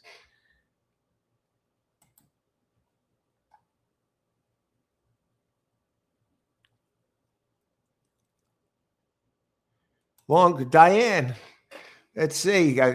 Race 3, I like 2. If I had my account updated, I'd play him across the board. Yeah, he looked great. By the numbers, he looked great. Seal, I got a couple tips for later this week. Great. Built should do well. Built, remember Built? Kentucky Derby. This next horse I'm in love with, Serena's Surprise, 12-1. I also see Will Warden has a horse training very well in this race. Race 4 may be first. All right, we'll check it out. I'm 6-9 here. Who else? Robert. Thanks. I used to go to Hollywood Park, Lava Man, when I was a kid, but now I want to win. Yeah, I used to be that. I got started later in life in horse racing. For years, I was a big horse racing fan. And first horse race I remember actually seeing, and it was a thoroughbred race. It was on TV. It was Secretariat. What a way to get interested in horse racing, winning the Belmont Stakes. And I followed the Triple Crown every year, Steve Koth and all this stuff, right? And then, but only started betting, handicapping in 2007. So I hear you about, you used to go be a horse racing fan. I was strictly a fan, and now I'm a fan and a player. So welcome aboard, South Central LA. Let's get it done here. Christopher, 6 with Christopher. What was that last race? 8-5-1. Pro tip, the 5 and 8 hit the board a lot. All right, Gregory. Yeah, you're right. Let's take a look at that.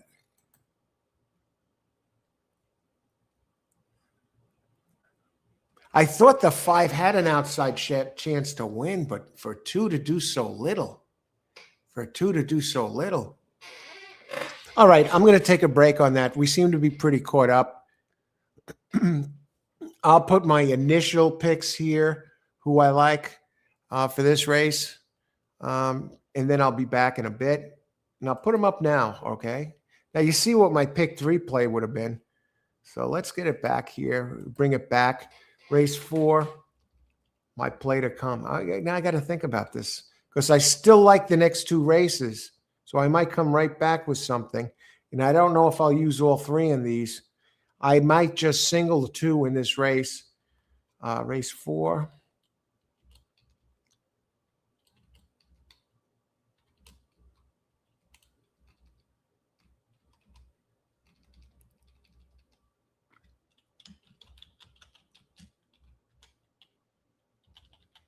And I want to thank everyone for joining us today. It's been a blast already. And we're already up to the 4th race. Where does the time go? Back in a bit. All righty. I think that'll catch us up.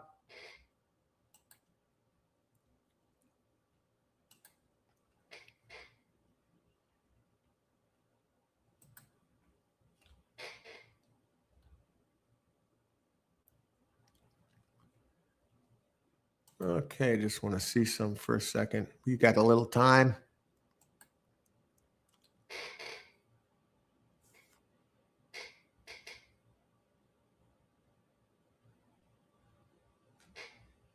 Okay, we'll be back in a bit.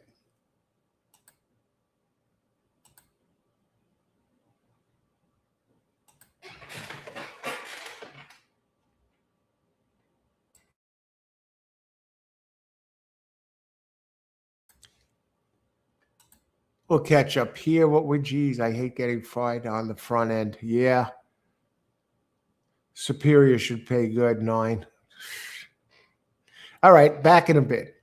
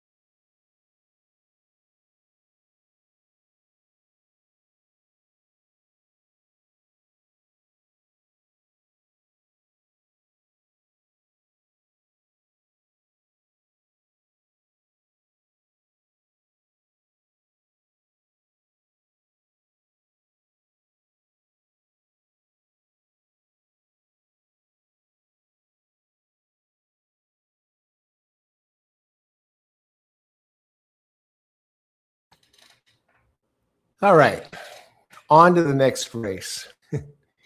Gregory shared a great tip about that 5 and the 8 last race, board hitters, or especially the 8. When you have a horse like that, worth its weight in gold, especially for you try players, especially. Maybe you want to slip that in there, at least in one of the spots, depending on how fast it is. Some horses just know how to be around, and even if they don't win.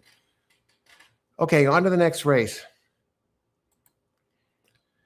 Jeez, okay, yeah. Wow.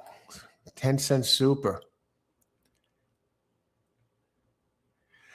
But, speaking of supers, I was surprised Keeneland had what was that? The 50-cent was the minimum super over there or something? Okay, let's see what we got here. Race 4, 12 minutes to post. Two's not favored? If Rob wins this race, he's a magician. I see they have the handicappers from Churchill Downs there. The guy with the hat on the left. I'm not familiar with these guys. I usually don't listen to them during the races, but okay. Let's talk about it. Pace of this race.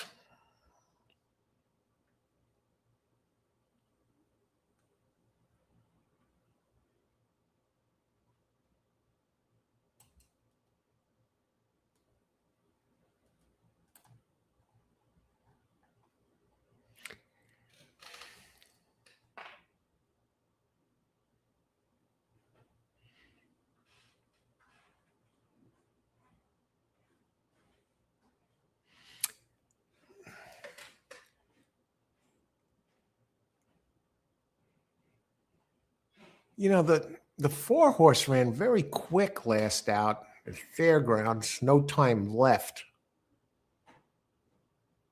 Showed unusual speed. I don't know what happened. How did this horse get so quick early? And 7, Bella the Dance. That's a deep closer.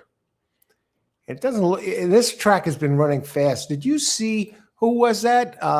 Patante ran a 45-second something workout at Churchill Downs for Baffert.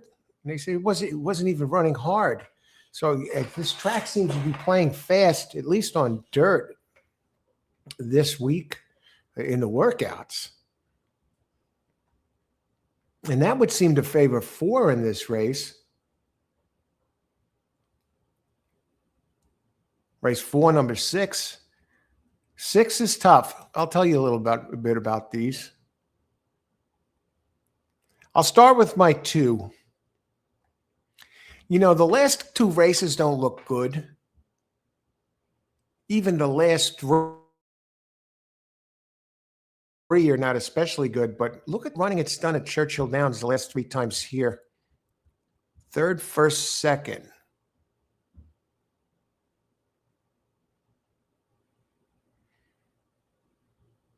Running at the allowance level, and this is 6 furlongs at the claiming level. Freaks Go has some speed. Out of Knicks Go, a tremendous horse. Wasn't he horse of the year once? 4, No Time Left, Gregory Foley. Tyler Gaffleone.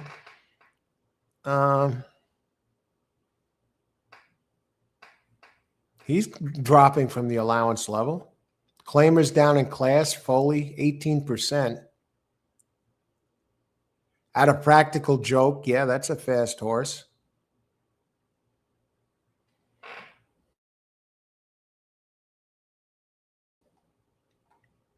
And the 2, as far as the trainers go, Dallas Stewart and Mario Gutierrez. Gutierrez at Churchill Downs and 131 races has a 2.37 ROI. And with Dallas Stewart, they've never worked together. This one has a weird running pattern by the sheets. Now, I want to show this to you. You might find this interesting. Christopher, race 2, race 4, 2 equals 147. Exacta try box, race 4, 2. I like 2. Yeah, I want to show you this here because this is pertinent. What I'm looking at here, the running patterns. I'll share this with you on the screen. Spun candy. Now, again, with these Thorograph, the lower the number, the faster the race, right? And when you see the horse, look at its last 4 races, the number 2. When you see it backing up like that, when the pattern's going to the right, means he's going in the wrong direction. He ran a 10. 10 is faster than anyone else is really running here, with the exception of himself, a 9. If you include, okay, he's 45 days off. Now he goes 10, 14, 14, 18. Okay, he's getting worse every race, right? But here's the thing. A bold number like that 14, that indicates a route race of a mile or more. When it's bold, it means it's a mile, over a mile. You see mile and 16th. And then he went to the turf and ran an 18. Horrible for him. So I'm going to throw that out, and I'm going to throw out the previous race, 18, 14. He'll go to his 6 furlong races. At Oaklawn, he ran a 14. See the improvement. And at Churchill, at an allowance level, he finished 3rd, but he ran a 10. And the race before that, he ran a 9, 6.5 furlongs. And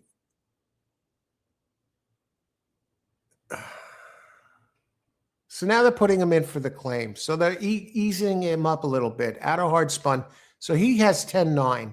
Now, I remember I said the lower the number, the faster the race. Look at Bright Lady, 18, 17, 18. 2, always better than that, except for the turf race with the 18. Now we'll go down to the 4, the one that I'm thinking showed a lot of speed. Very consistent, running at the allowance level. Take when they have a dash in front of the race, like -21, the dash in front means it was a turf race. Dash in front means it was a turf race. But look at his dirt races at 6. 13 at 7 furlongs, 13. Now he's dropping in class, gets a jockey, Tyler Gaffalione, but I like how quick he went early last race. G-Rocks does have a 12 mixed in. See, now the 13 with no time left, the 4, he's not quite as fast as the 2, but the 2 has to be at his best, okay? His last dirt race, he ran a 14. That's less than the 4. But when he's running better, say November of last year, Thanksgiving weekend, he ran a 10 here. You know, which one shows up? Go to the 5. I don't really like the 5. Now you go to the 6. 6 is an interesting one. Ran an 8. Big race.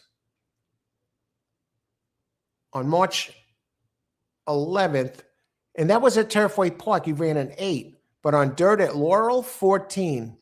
But then you go down to his Indy races, his dirt races, he was running consistent 11s.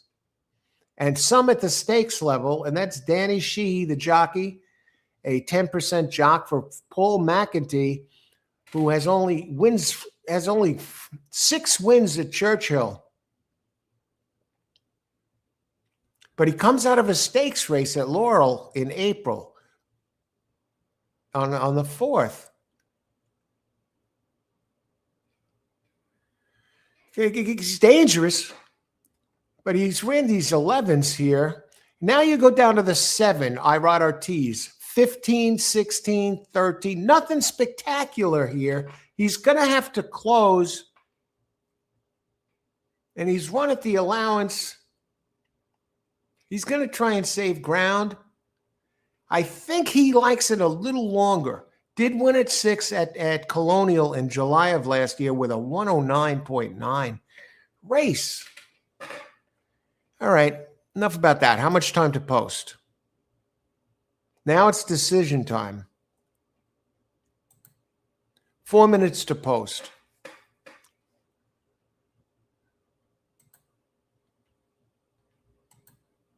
What I'm going to do is do a couple of boxes. I'm going to box the 4, 2 exacta boxes. I like 4 at 7-2. I don't like 7 at 5-2. I'm not going to mess with the pick 3. What I do want to look at is the daily double price. Let me just look at it. these exacta prices. Probables. 2-4, 12 to 1. 4-2, 12 to 1. 2-6, 13 to 1. 6-2, 17 to 1. See? How about 4-6? 4-2. 4-7, 13 to 1. 7-4, 12 to 1. How about 6? 6-7, 19 to 1. 7-6, 18 to 1. Very tough race. Let's look at doubles. Okay, we get the idea. In the pick threes, the one that pays the least, the 2. In the daily doubles, the 2. See? 4 might get a jump on these.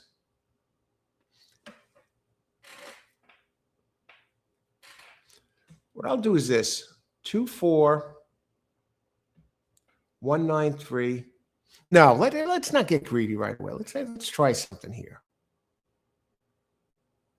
Screw the pick 3. 4-2, 2-4, and 2-6. Pair of exactas. King the 2. My play.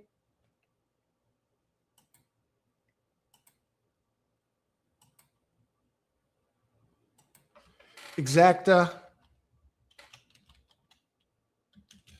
Boxes of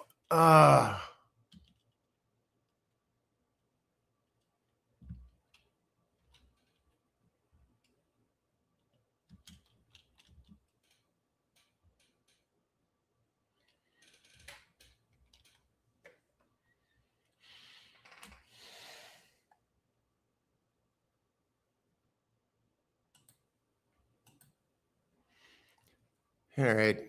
I like the speed on the 4. I like that he showed a lot of early speed. So let me get that in.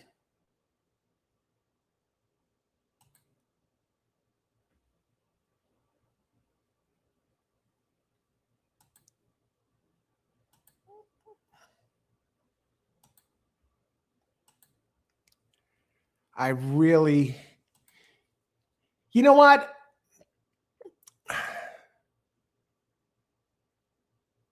I'm not going to get crazy with this. Here, I'm going to cut back my exacta. I'm not boxing the 2.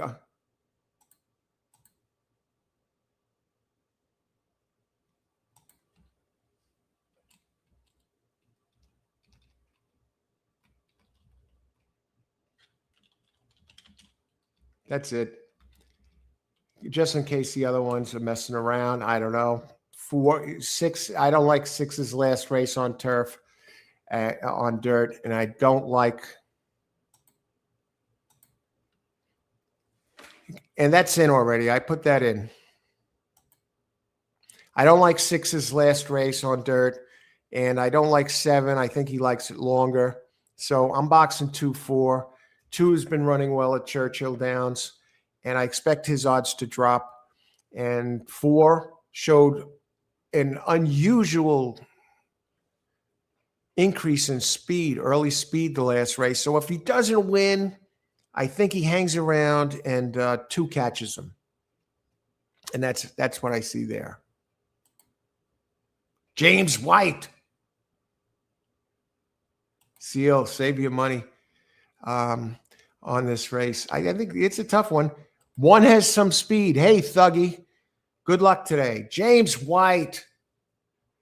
Okay. Win, play, show. 1 daily double. 1 has a lot of speed. Yeah, out of Nick's go. Good luck all. Good luck, James. Dave G is in the house. Dave G, race 4, 1 to win. You got company, James. Okay, good luck. 1-2 exacta box. The 1 could wire. Absolutely. I think the 1, though, the one thing I was concerned about the 1, he seemed to show that really big speed on the synthetic track. But the sire, Nick Sko, is certainly an excellent dirt horse. Look at this. My 4 horse now has dropped to 5-2. That's the one who really showed the speed last race. I was thinking about setting up a double or a pick 3, but I'm like, let me just take care of a race at a time for now until I jump ahead. All right, they're walking around. We got a little time. Do I have any time to mess around with something else? What about the 8th race? Next race, I have an interesting long shot, the 1, Highway Patrol. Speed and the rail. And he has a pattern now moving forward. I know he's moving up in class, but he has a pattern, a running pattern that is nice. And he's fast early, and he doesn't need the lead.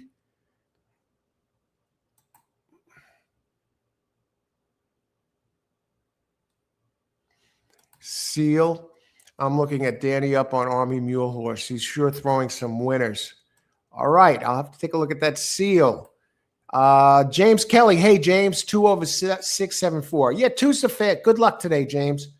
Yeah, he's gonna. That 2 has the numbers. If he two runs his race, most likely winner.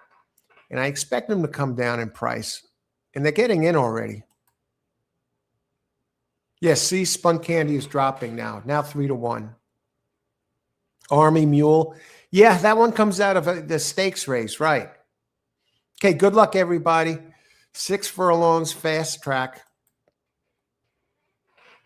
Very fast track. You see Potente ran the fastest workout, 45 second for 4 furlongs this week on this track.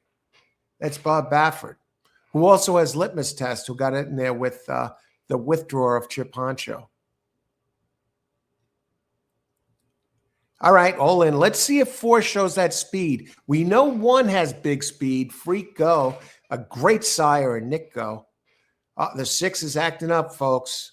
Bad sign. Using up a lot of energy in the gate. Let's see if they're off. It looks like the 1 has got the lead. 4's after him. I believe 4's going to catch him because he's not like a traditional front runner, but he did show early speed last time, and 1 doesn't have the overall speed numbers to get it done unless he hides. And the 2, you know, he's great at Churchill. The 4, now he's letting him go. Irod, how much does that 6 have left? He's usually runs better at a longer distance. 2 is starting to roll. I wouldn't have used the 6. 1 is hanging around.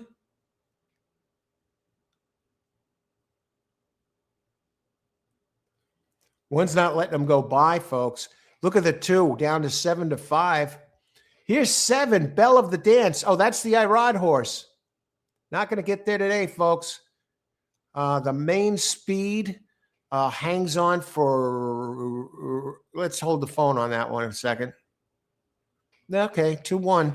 What were the finishing odds on the 1? That 2 was almost an easy pick. 6-1. And that 2-1 exacta will pay.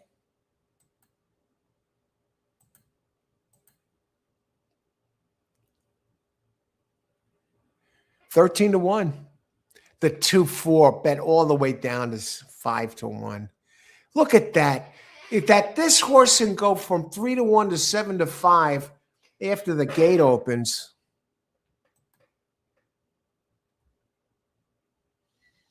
And Krister has something here. 2, pick 3, 2, race 4, pick 3, 2-1-4, 3-9. Did you have something else, Christopher? Good job here, Dave. Dave G. Nice. That's a nice exacta, Daly. And you had a nice pick there, Christopher, on the 1. You get the place show on that and the box of 1, 2. Exacta. Beautiful play, Christopher.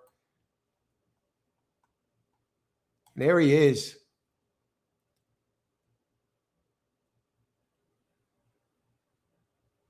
Hey, Irajad. Churchill results, please. 2, 1, and wasn't it 4? 2-1-7. 2-1-7-5. 4 completely fell apart. Yes, 2-1-4. And always a gracious crowd, Gregory. Good job, Christopher. Yes.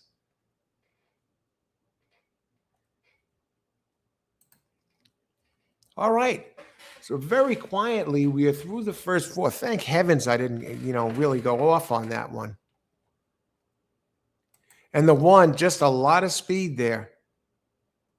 And Diane weighs in gives the payoffs even. Great job, Diane. Thank you. $28 paid.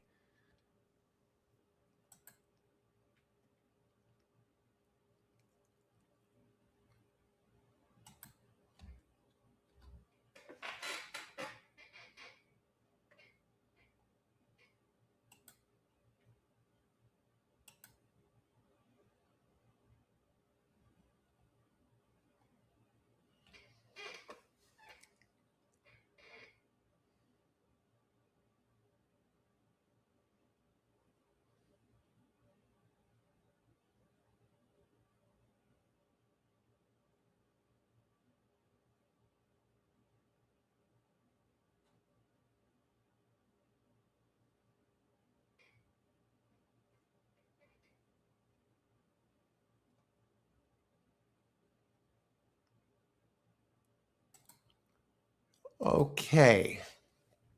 Let me see. Where are we here? It's official.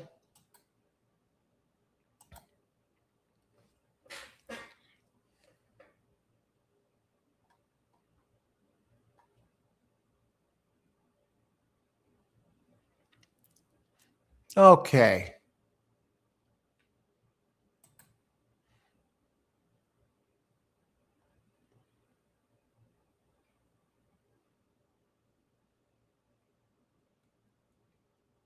Curtis.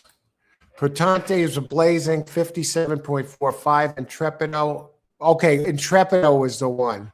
Okay, that went 45. Intrepido. Holy smokes. And Portante was 57. Yeah.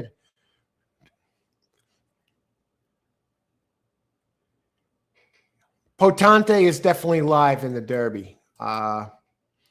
Curtis. I agree. Yeah. I mean, Litmus Test was even a nice horse. He lost to what? Ted Nafi in the Breeders' Cup last year? But he hasn't been as good lately. 6 needs a longer race. Good to see Hardspuns do so well. Hardspun, what a triple crown. What a series of horses we had in 2007 with Curlin, Street Sense, and Hardspun. All of them turned out to be excellent sires too. And remember when they came around the turn, the Breeders' Cup that year was at Monmouth, and turning for home in the slop, they were running 1, 2, 3, man, 3 3-year-olds. That was unbelievable.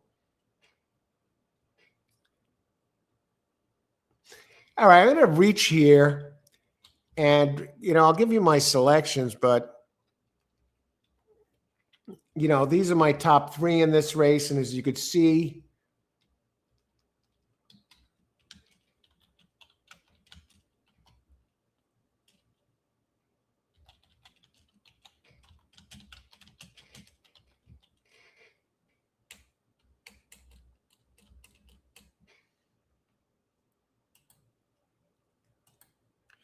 I got a.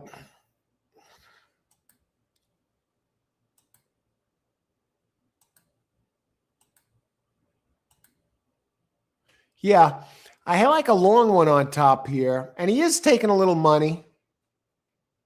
Joe's Candy, 4 to 5. I'm going against that one, and I'll tell you why. I think he'll be around. He could certainly win. He's primarily a turf horse. He didn't show much on dirt.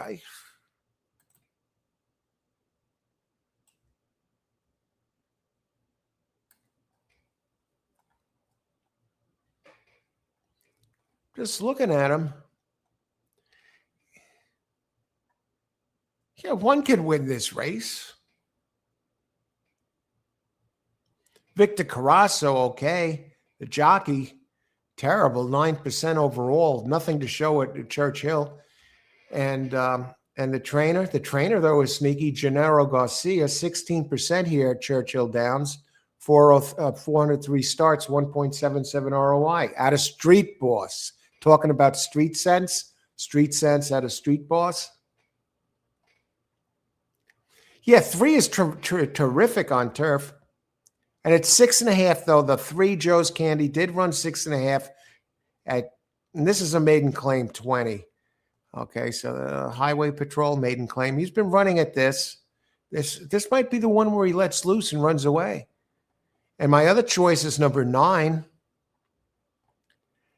Number 9, Harvey. Rowan Crichton and Ben Curtis. Crichton and Curtis together, they've won 6 of 12 with a 7.25 ROI. And Rowan Crichton at Churchill is 23%, 3.94 ROI. I certainly like the 9 over the 3. Let me see. I may box these 3. 18 minutes to post. I'll be back in a bit, but we're looking pretty good here. Let me catch up and see what's Prince. Hey, Prince, how's it going? Good luck today.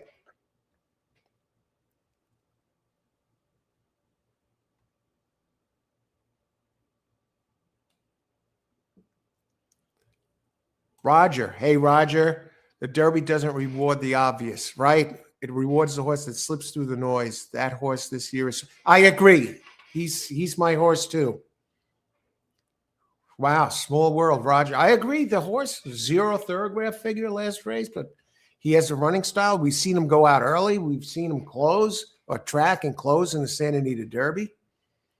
I'm going to keep my eyes on one of those Japanese horses. Who's the Bourbon horse? Looks good. Further ado, obvious almost. You know, I wouldn't be surprised if he's favored. Maybe we get a price on Renegade. I wouldn't totally rule him out. The other one's the Puma. Potante, maybe. You know, Bob. Deep closers. This is good conversation. I'm going to get back to these conversations when I get back.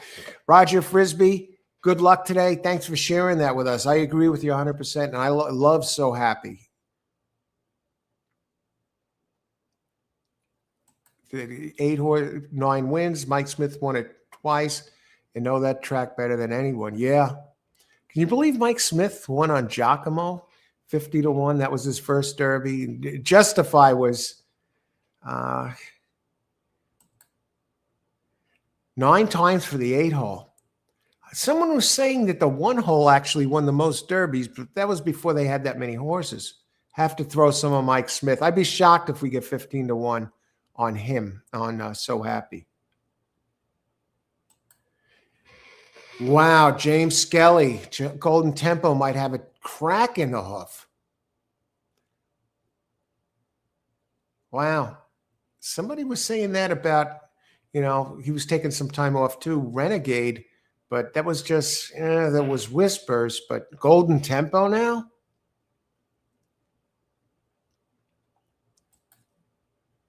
See, every year I bet the Invaders because I'm going to probably use both, not 6-speed. I'm definitely going to use the 2 that come across the pond. I'm going to definitely use my main play this year is going to be the Oaks and the Derby double. I think that's going to be huge. I think that Zane, who the favorite in the Oaks is, I don't see doing anything. But will they be the favorite? And will we get a price on Renegade because everyone's throwing them out?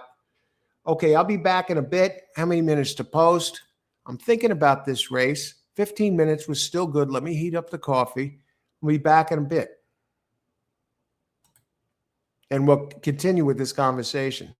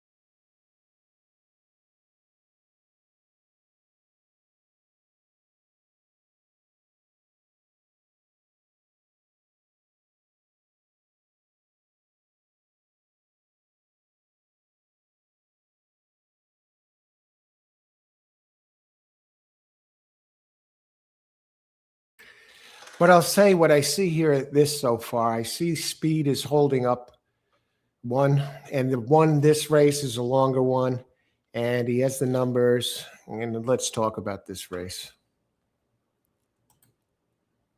Highway Patrol. Now, he does have a nice number 3 back at Oaklawn, 77. I'm looking at Brisnet now. I'm working off Brisnet and Thurgraph sheets. I got to think he's taking money. I can't. I got to look. 11-1. 3. I don't know if 3 is worth the 6-5.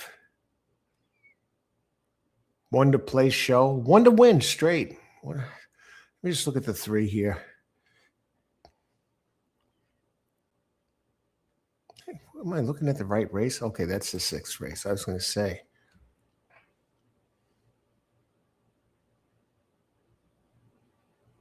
Jack's Rabbit. Dropping.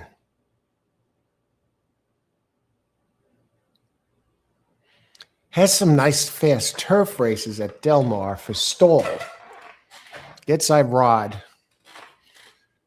Looks like coming in today, he was 3 for 15, but he didn't do good well last race. 1 is out of Street Boss. 2 tracked and gave way. 2 looks too slow. 3 has the back numbers, but on turf. Barstool. Let me just double check if there's any scratches. 5, Lenny. Okay. 8 minutes to post. I may just do a straight win on the 1. I was thinking about a 139 box, but I want to do better than that. I don't want to water down the price on this on a box. You want to avoid those exacta boxes if you can. Dallas Stewart, Axel Concepcion out of Connect. Dallas, he wins first time out. This is a maiden claim for 3 and up. So these are a little older horses, and they haven't won yet. Vino Dominus. I think he likes it a little bit. He's way outside, and he's close. He's kind of closer. 9 has honest numbers. Rowan Crichton just has amazing stats here at Churchill Downs. 44 races, 23% winning percentage, 3.94 ROI. With Ben Curtis, he's 6 for 12 with a 7.25 ROI. Still looking to break through. Stays at the level. 8's too slow. Mostly runs at Turfway Park. 7 has a decent race. You got to go way back, though. April of 25. Even that race, he put up a number that fits, but finished 8th. This is a horse that gets beat double digits all the time. Well, a lot of some of the time. 6 is fairly, an honest horse moving forward, moving up. Jareth Loveberry, 18% here. He must mostly ride chalk because he's 18% with an 0.75 ROI, but he gets Chris Block as a trainer. I actually prefer the 6 over the 3. Barstool I don't like. Yeah, I narrowed it down.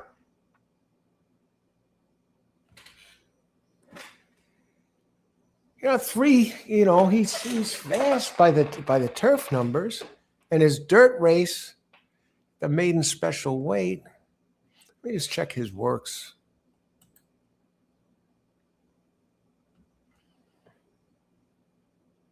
Nothing really to write home about. They don't really work this horse much at all.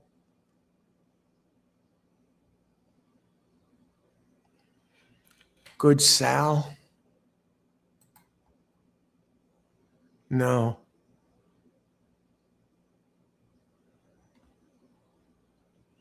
How many minutes to post? 5.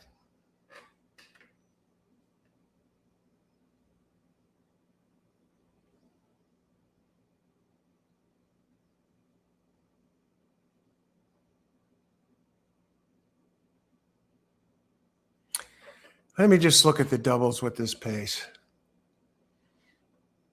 Let me look at race 6 for a second. Is there? Who's in 6? Race 6. Maybe I'll do a daily double here. The thing, I don't want to get screwed on that thing.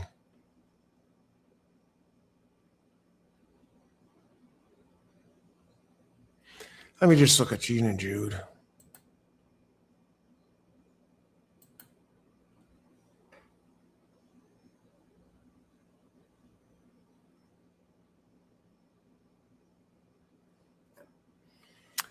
Shit, I feel like I'm under time pressure now. 4 minutes, okay, well, not too much pressure.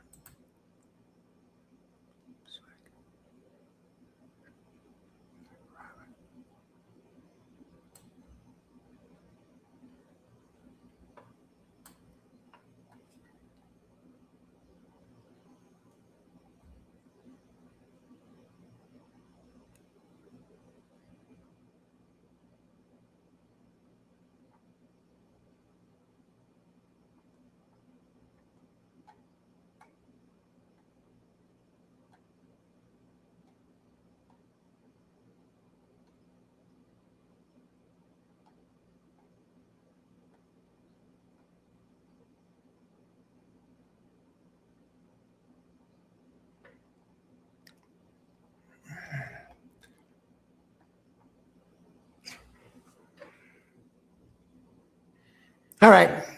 I don't do this that often, but I'm going to do it here.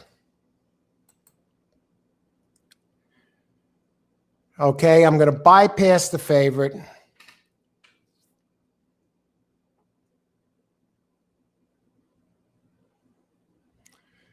Three minutes to post. Let me just check the pace figure.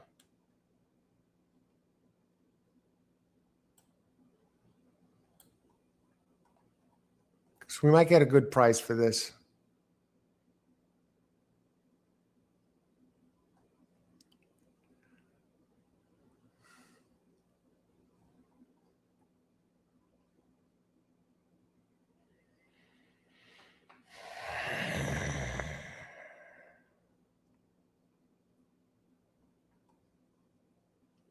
I'm going to tell you what I'm going to do here. I'm going to do a double, and then I'll put it down. But I got to get this in first. 169 with 379 double. And it'll be a small one, but it could pay something well, okay? Leave it at that. I'm going to play against this 5. I just double check the 6 here in this race. Standard deduction, is that the one? Yeah.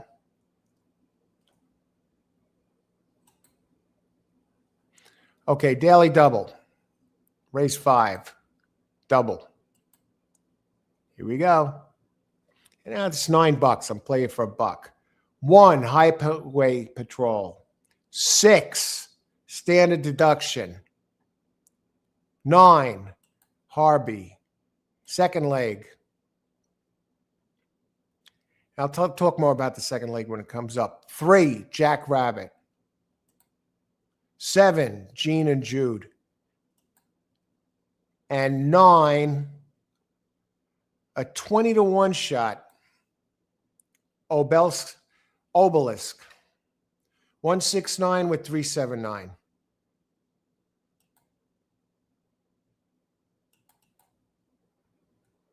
Okay, and I'll put it up now.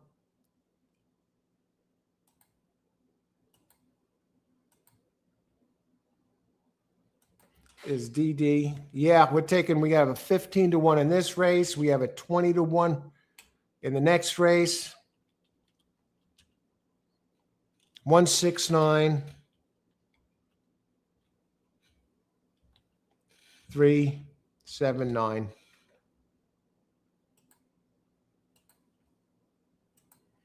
And we still have 1 minute to the race.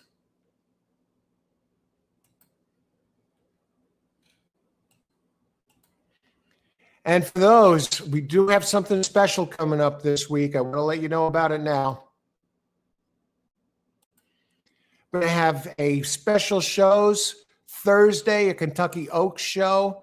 It is a It's a pre-recorded show. We're going to be recording these. Kentucky Oaks show. I'm going to be joined. We're going to give analysis, whether we're going to use a horse, whether we're going to use it underneath, or we're going to throw it out, and who we like, who we don't like. We're going to make our picks. I'm going to be joined by John De Silva. Many of you know him from the New York Post, lead racing analyst for 19 years, then the line maker at Parks for a few years. Now he's working at Parks as an official at Parks. And he's also a pro handicapper, has given out his picks, sold his picks, and he's going to be weighing in on what he thinks of all of these horses. Okay, and we're going to go through the entire field for each of them for the Kentucky Oaks, and I'm going to put that out there live. No, not put that. I'm going to launch it, put it out there, release it at 7 a.m. on Thursday, Kentucky Oaks show. And at 8 a.m. on Friday, same thing. We're going to go through the entire 20-horse field, use, pass, or how you use them, all of them. And Robert Fornaro, if you're a Sopranos fan, you'll enjoy that. He played Eugene Pontecorvo on The Sopranos for seasons 3 to 6. And he's been on the movies, The Irishman, American Gangster, on TV, Law and Order, Ray Donovan. But he's been involved in horse racing, the purchasing of horses, the ownership of horses. And he's a great skilled player, watches replays all over the place. He's unbelievable. So we're going to have Thursday at 7 a.m., Kentucky Oaks show, released, pre-recorded. And then Friday at 8 a.m., the Kentucky Derby show. So we're going to give our opinions and analysis on all of these horses. So check that out. Make sure you subscribe if you want to get notifications of this and know the links in advance. So I think you're going to have fun with this. You'll enjoy it. Okay, good luck, everybody. Enjoy the race. I see some of you have some picks here. Dave, 9 to win. He looks good. 9-12 on break. On break, how's it going? Good luck today. Good luck today, Dave. John, I'm looking for that one horse to let it rip. I didn't get my pick out there. I didn't get a chance to write it down, or did I? No. Oh, yeah. Daily double, 169 with 379. Good luck, everybody. And they're off. I'm looking for the one to show some speed, big speed, and highway patrol. And 2 goes to the front.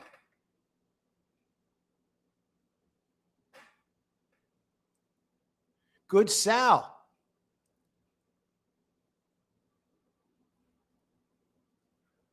Boy. Oh, boy. Here comes 9. Harvey. Harvey now 2 to 1. And where is the 6? 22.33. Can they keep this up? 6 way back.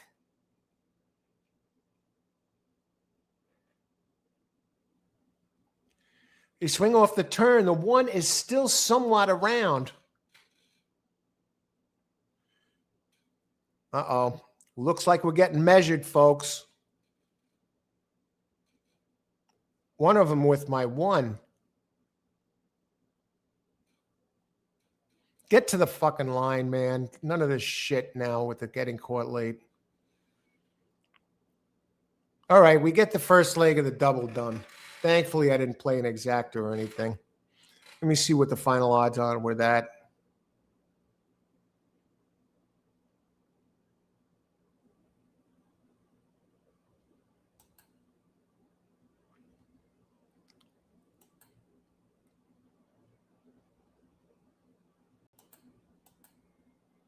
Joe's Candy 2 to 1, Harvey 2 to 1. Yeah, they were both 2 to 1. And what were the odds of this other one? And who's this, 11? Somebody had an 11, the 11, I think. All right, we're alive. And I just want to see who everyone has. And I want to bring a couple of things up here while we're at it.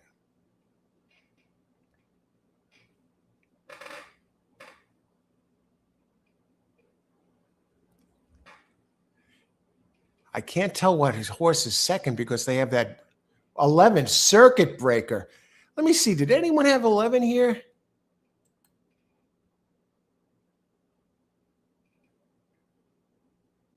9, 11, 10. Wow.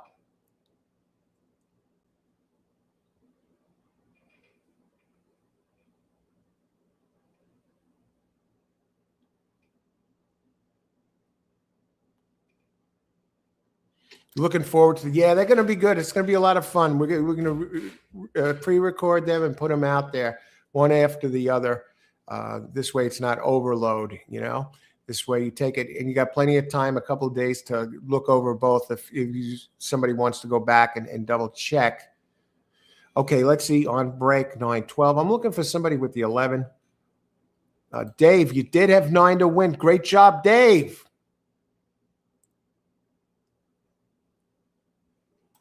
And I see, let's see, Gregory. Yes, looking forward to the Oaks Derby double. That's the thing, Greg. Yeah, good luck rest of the day. Thanks.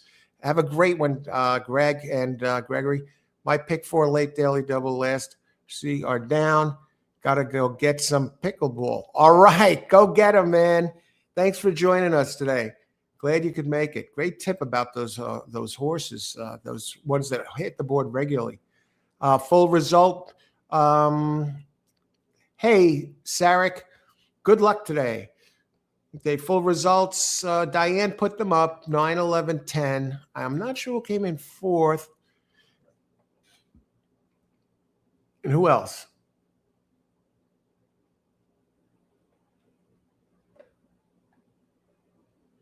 So I tell you, and ready. Our rod is on the claim. James. Okay, great job, James, on the win place. James Kelly.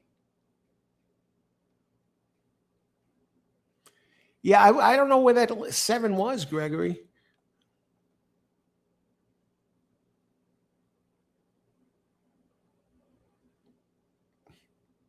9, 11, 10. All right, Greg, you got it, man. Have a good one. Pickleball, go get him. Be rooting for you. All righty. We have through. That was the midway point of the card. You know, we got some interesting results. Diane is always on it. There's my 6, Diane. Thanks for posting that. There you go, Sarek. Good luck today, Sarek. Always a gracious crowd. 11. My doubles are rolling on break. Go get them on break. I also played the 9. Hey, Emerk. Good luck today. Thanks for joining us. I also played it. Go get them. Yeah. Okay. People are all over that 9.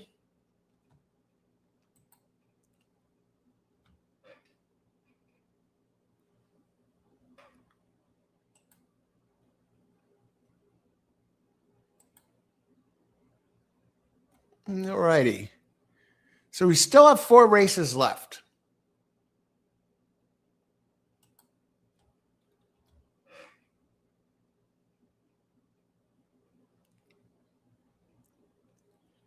Okay, we still have 4. I guess we're going to get prices.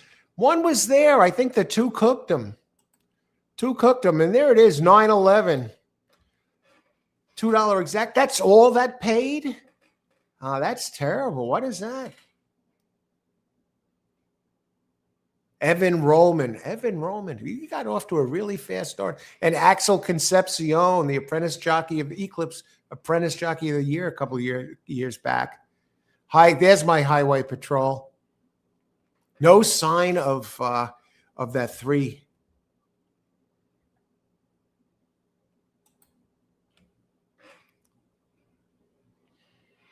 Late pick for 24 minutes to post. They're still showing this. I'll be back in just a bit. Need the 7 this race. I got the 7. I got race 6. I have 7, 3, and 9. Yeah, James. That's it. Definitely. Seems everybody was all on it. Mark, we got the results right here. I'll put them up for you.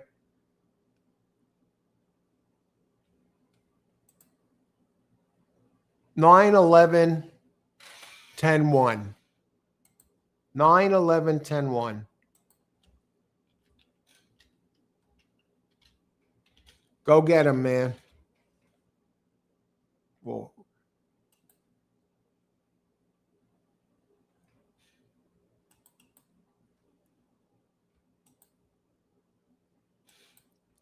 All right, we'll be back in a bit. I'm going to think about this one. But you could see who I used in race 5, 379. And we're going to put that up right now. We'll be back in a bit. 378. I'll put those, let's see, 379. Actually, 739. That's my selections there.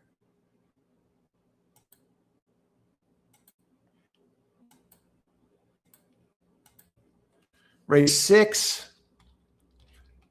These are my top 3. 7, 3, 9. And I'll tell you what, 9 has some back races on turf that can get this done, and it opens 20 to 1. Okay, so I'll leave you with these as of right now, and we'll be back in a bit.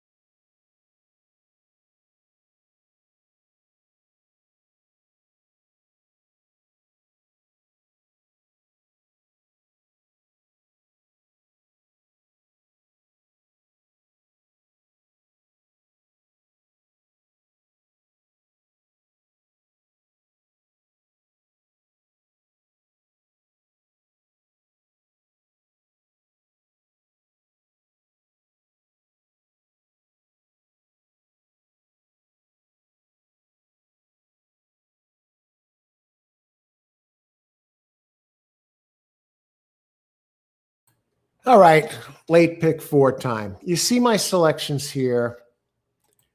Okay, I'm going to catch up with the chat in a little bit after I get done with the handicapping.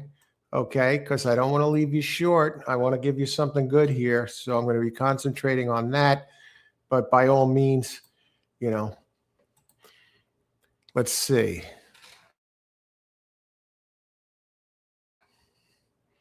All right, 14 minutes to post. And now at 9, my 20 to 1 shot is now 31 to 1.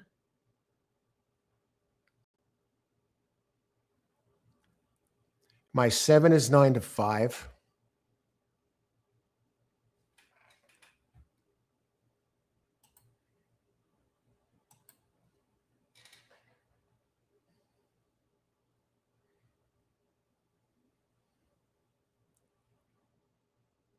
Okay. You know, I feel pretty good about this.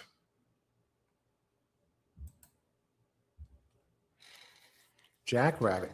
Now I'll talk about my horses here. And I know in the 7th already, I have 6, 7, 3 as my top 3 choices. All right. 6, 7, 3 in the 7th. And then what I'm going to do is look at this again, the 6th here, talk about this for a minute.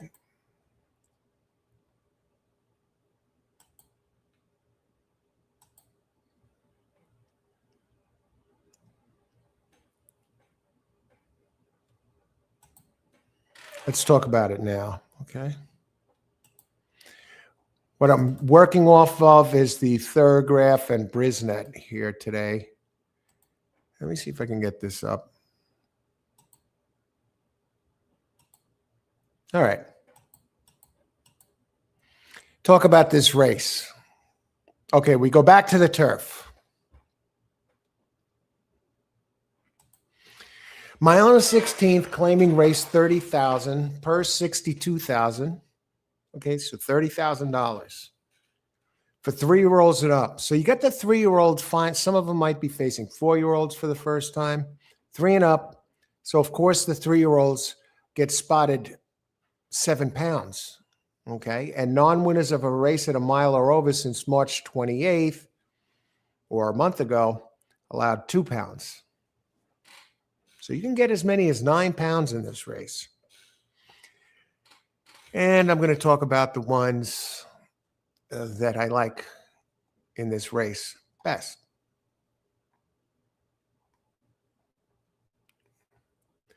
Gene and Jude dropping in class and is for Mike Maker and gets Eclipse Award-winning jockey Flavian Pratt. Has some nice numbers up here. I just want to tell you a little bit about the pace.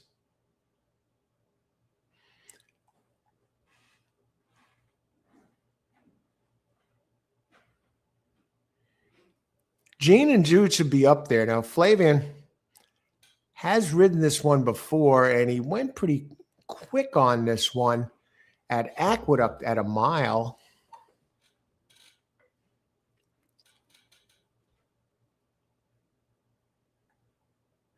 And number 5 has some good speed. So 7 is sitting on the board at 9 to 5. Let me just take it a little further, than the pace.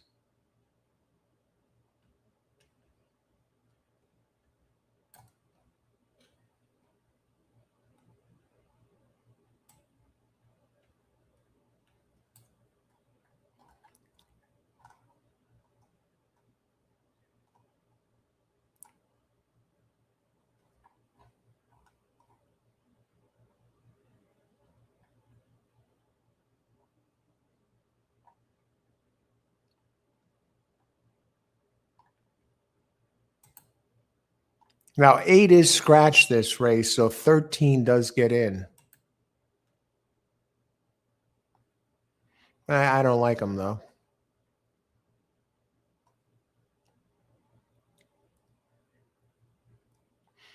The one that really interests me, and he's run at Churchill before, I'm going to jump down to the 9,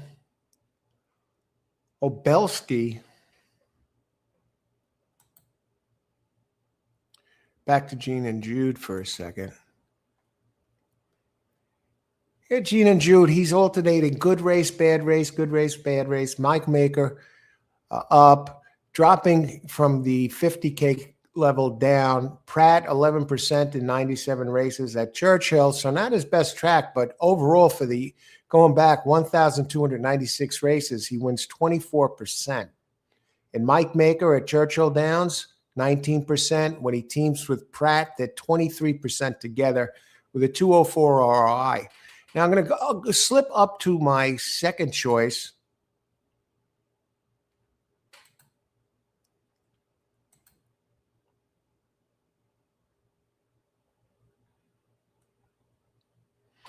Number 3, Jackrabbit.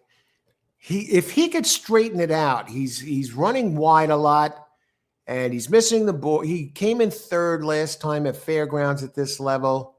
He ran here ways back and it was on dirt, but he's adding bandage. Brian Williamson, the trainer, is adding bandages today. And when he adds bandages, he's 19% with a 3.25 ROI. And Declan Cannon, he's a capable jockey. He wins 10% here. But I like that his numbers, his sheet numbers are going faster and faster. Now, let me go up to him here for a second. You see, he did run a 78 Brisnet last out, and that fits this race.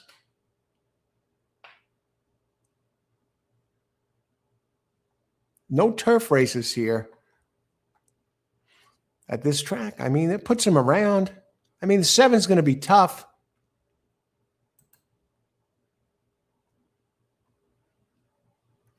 Number 1, Good Point, a little interesting.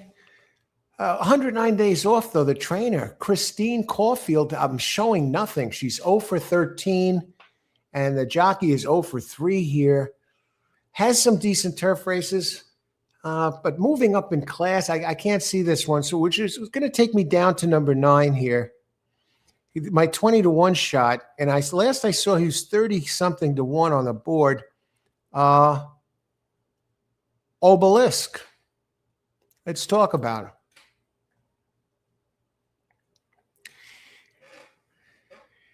Okay, last race at Churchill Downs put up on the turf a 79 speed figure. Now, that's at Allowance Company.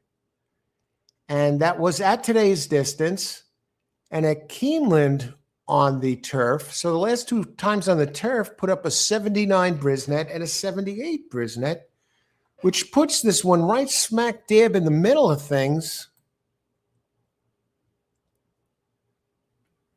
If I'll make it a little bigger so you could see it, let me just check the minutes to post. 6 minutes. Okay, we're good. Then I'm going to start talking about, the 8th, 7th, and 8th races. Yeah. Yeah, look at this.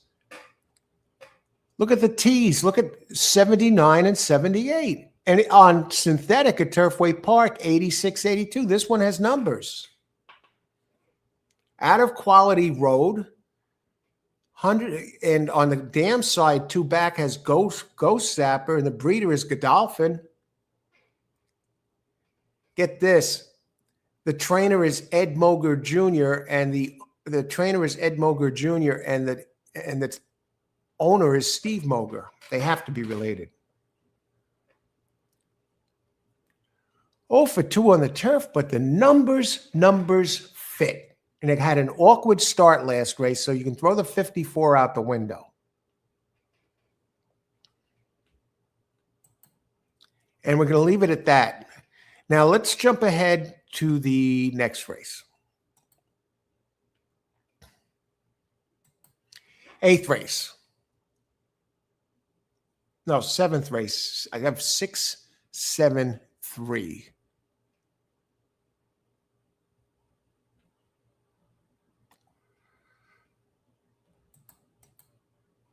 You just go race 7.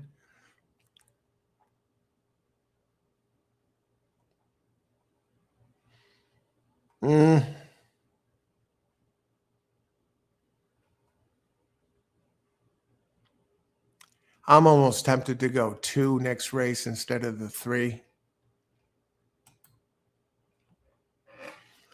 I don't know. The threes, if he takes to the dirt, he has run fast on dirt before. Now, the Irod horse is the 2, another Monarch. It's coming 107 days layoff.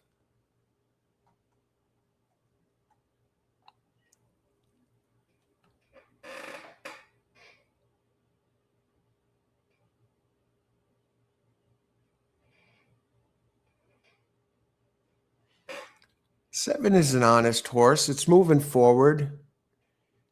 Il Cavallino.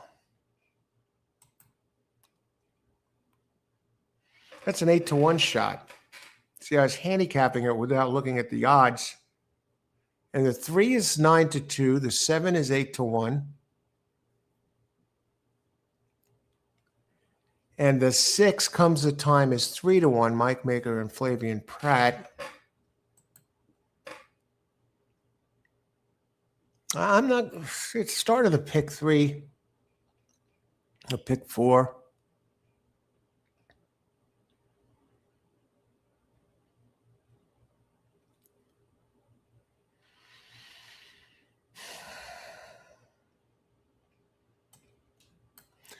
Let me look at race 8. Okay, I know who I see here.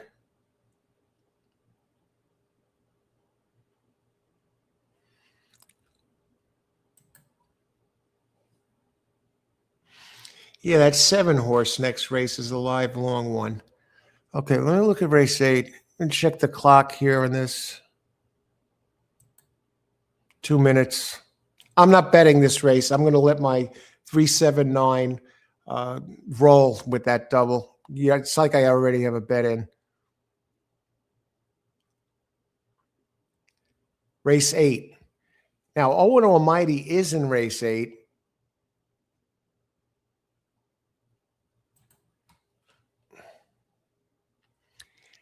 I am going to go, okay, race 8.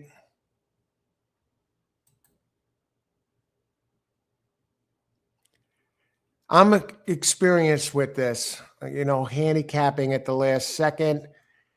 And, I'm told you up front that I'm doing the best I can with this. But I would recommend if you're not handicap all the races in advance, that's usually what I do. Okay. I saw I had time to do this and it was getting later. So I just came on and figured I'd do the best I can to help out the best I can with this. Okay. Okay. Okay.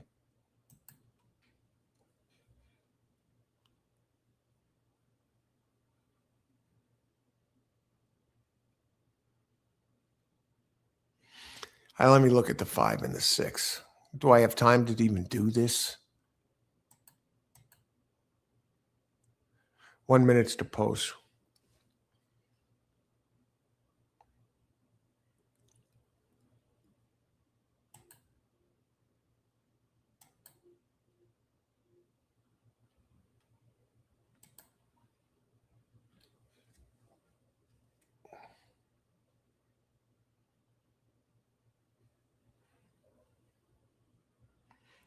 Rogue and Hart.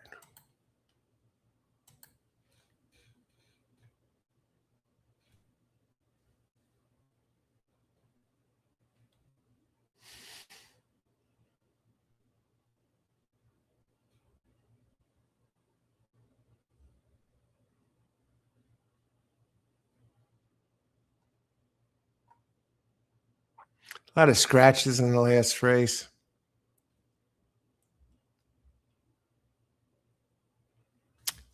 All right, I don't think we can go much further than this right now. Let's see where we are as far as getting in the gate. Okay, they're still walking around.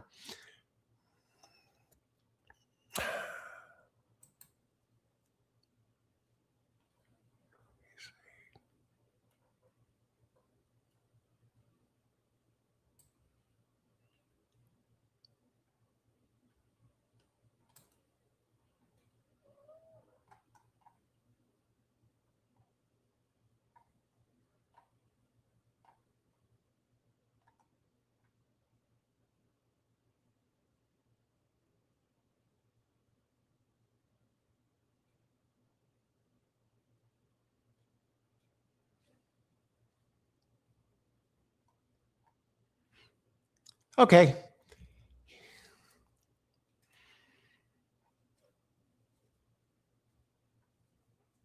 Okay, I'll give you my picks here for these. All right, 739. Okay, for the next race, I like 673. In the 8th race, I like 156. But I have 7, 3, and 9 this race. And 9, if I was going to bet, I'd probably box those 3. I did try to look ahead as far as I can. 7, that's who I need to hit the double. I think 9 is a live long shot. I made that clear.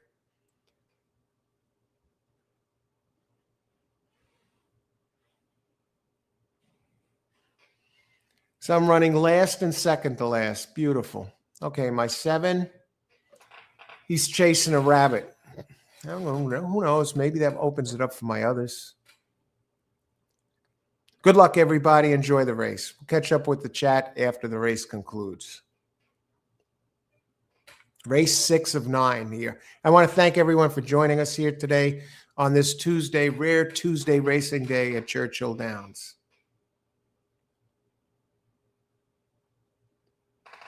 10 making a big move.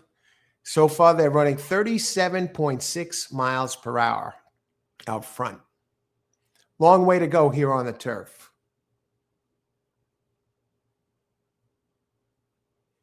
Hyperboles, 18-1, starting to make a move.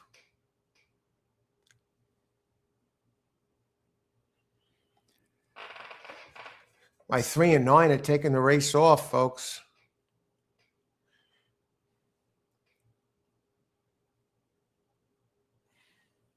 $11 looks strong.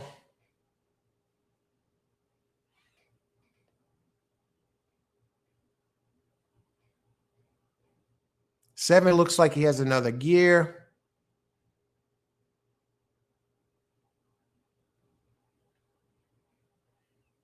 All right, we're on the board for the first time. Boom, we hit the daily double.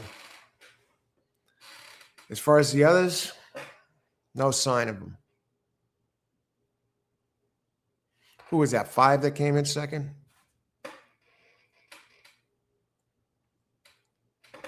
Nine did get bet down. He was 20-1, open 20-1, and then he was 31-1, and now I see he finished 15-1. I think that's 6 that got second, unless the 5 got there. No, 6, 9-2. There's not going to be any great shakes.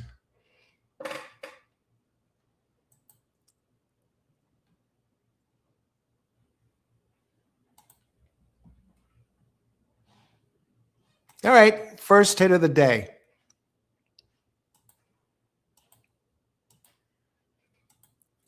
Brings us back a little bit.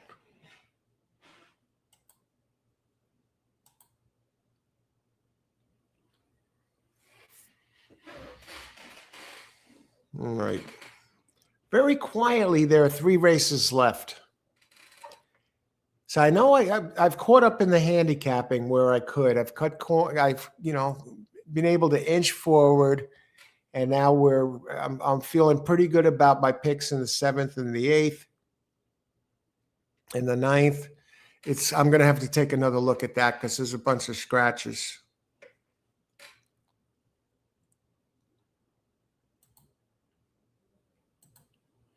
All right, and I see everybody's talking.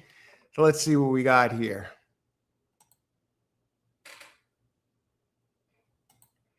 I'm curious what everybody has to say.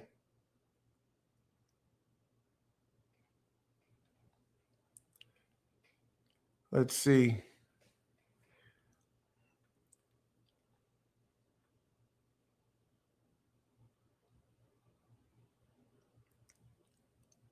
Long leg Diane. Okay, I think we're catching up here. Try for $1, paid $5.04.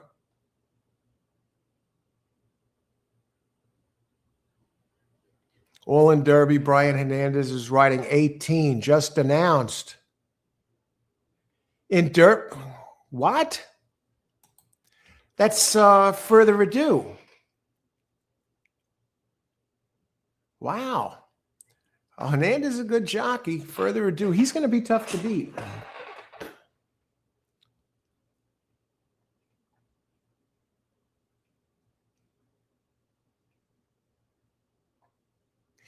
Okay, James, 10 horse big drop. Okay, this is a while ago. Okay, and long-legged Diane, yeah, he didn't race last year, but started once already, but racing 3 good plays. Hey, XO. Chris, good luck today. Thanks for joining us. Love that great picture there on the bike. Christopher, 3. I don't know what happened to the 3. James Kelly, 6 win place. You got the place on that. And key with exacta. Great job, James. James Kelly knocks it home. 7-6. Did I get the pick 3? I don't know, Christopher. Let us know. Great job there.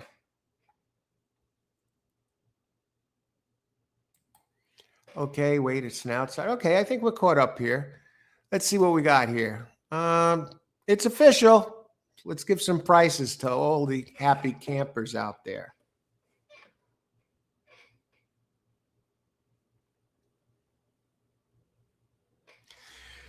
Three races left.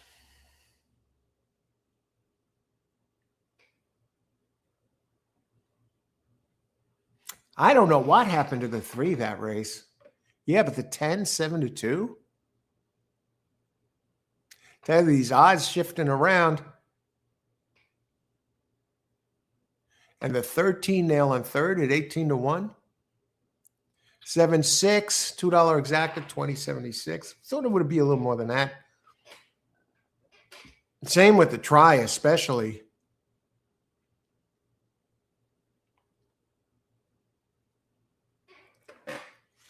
Now, what I want to do here, I'm going to tell you what I got here in this.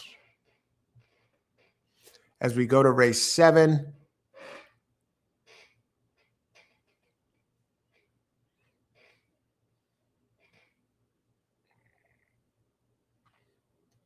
I think the 7 is live here.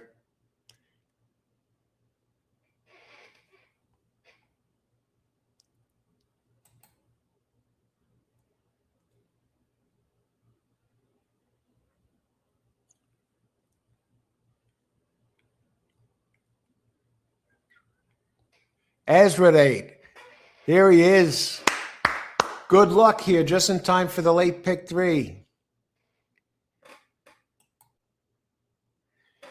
7, 6, 13, 10. I thought, okay. 13 got third. I thought that was a weak exacta for such a pricey third place horse.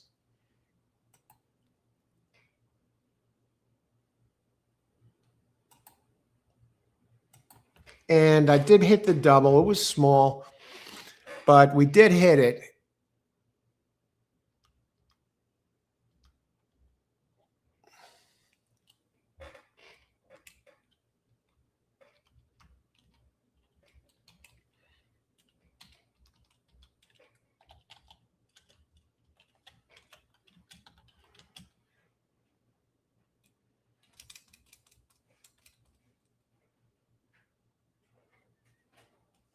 Okay, now race 8.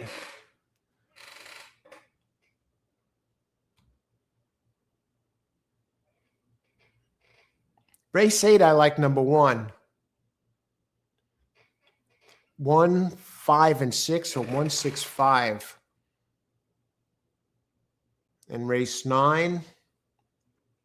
I think we're gonna try a pick 3 here. I'm gonna work on a pick 3 for this race when I get back.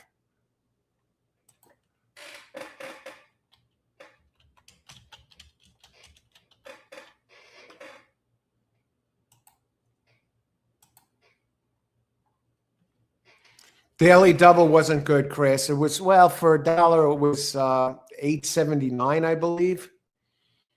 Last 3 races, pick 3. You have, oh, geez, Diane, again with this. I'm not putting in a pick 3. I'll work on doubles on that.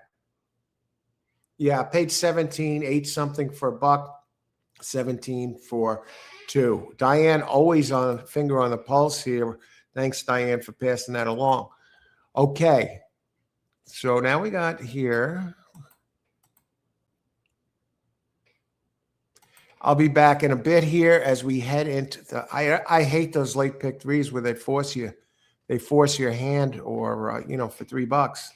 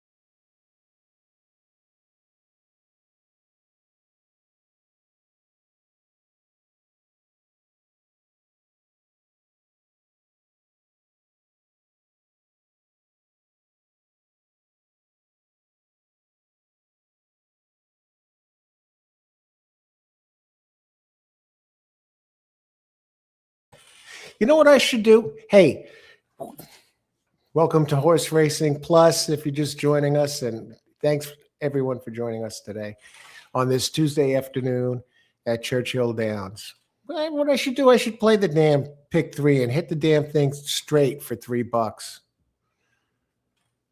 I think it might even be doable. Let's take a look.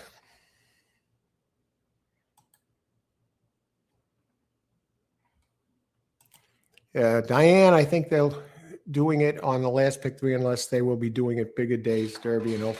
We'll see. Yeah, that would be criminal if they did it on Derby and Oaks days. Those gigantic fields. Okay.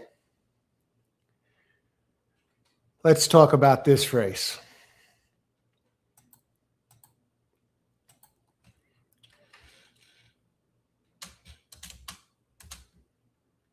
So you see my main contenders here. Now this race, race 7, it's a 7-furlong race, claiming race, 20K for 3-year-olds and up.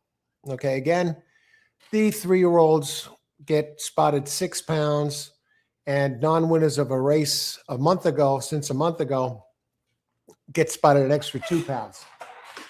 And right now, with 12 minutes to post, we do have a couple of 3 scratches. I landed on number 6, comes a time on 4-1, but we'll talk about them. Okay. Let me look these over. Let me look at the pace of this race.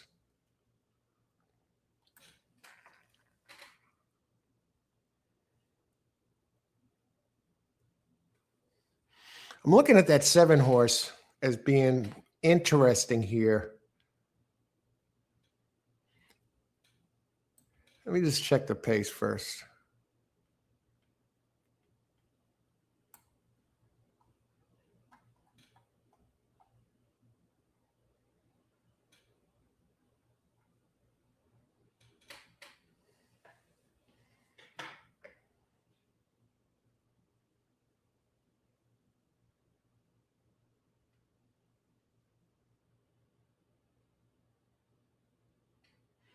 I think the 8th race is going to have a wicked speed duel between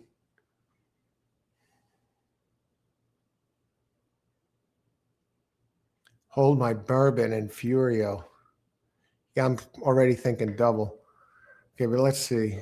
Echo again will probably get some pace to close into. And that's a good horse. I mean, it's running in stake. All of these in the 8th race. It's an optional claim, but a bunch of them were on the Derby trail.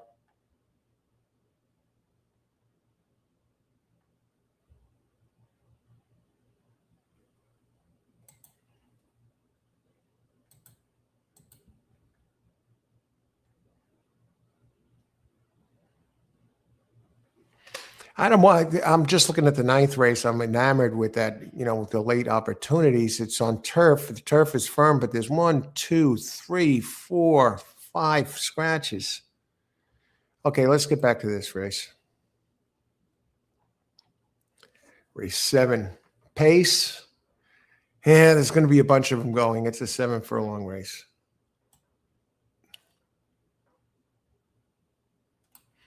A lot of speed signed on.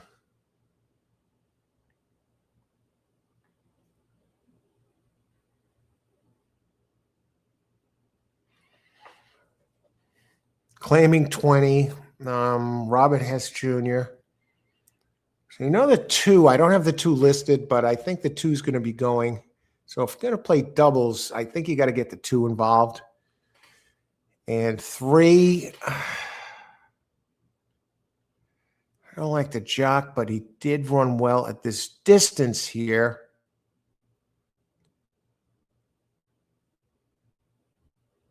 And I got to use the 3. I'm thinking doubles. Okay, and I'm going down the horses. Jockey edge on the 2, but he hasn't raced in a while.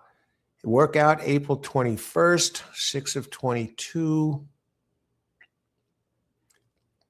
Came in 5th last race, but finished only a length back in a blanket finish.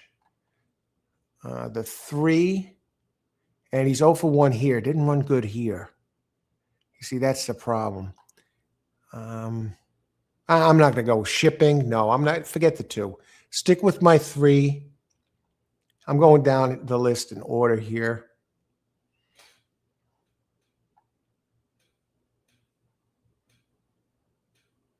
And 4 has some speed, but really fell apart. I can't go there. Comes the Time, Flavian Pratt. It's hard to like any of these horses, really.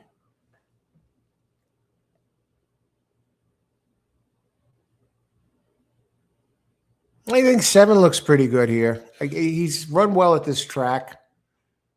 Has a 2nd place at the distance. E. Cavallino. So between 3, 7, 3, 6. Wait, let me look. Yeah. I didn't even know about the 6, really. It's hard to get behind that one. He's dropping big from Mike Maker. What are the odds on this and how many minutes to post? I'll get to the chat. I just got to, yeah, the 7 is 6 to 1. Out of Into Mischief. I think he's my key at 6 to 1. Let's go a little further down.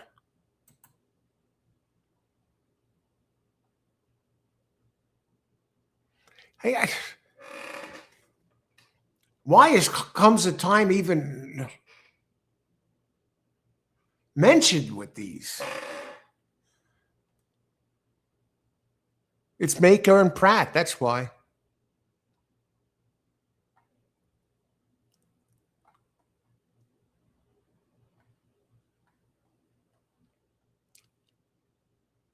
Nassau Circle, interesting. Now, he doesn't usually sprint. He does have a big number down on the West Coast.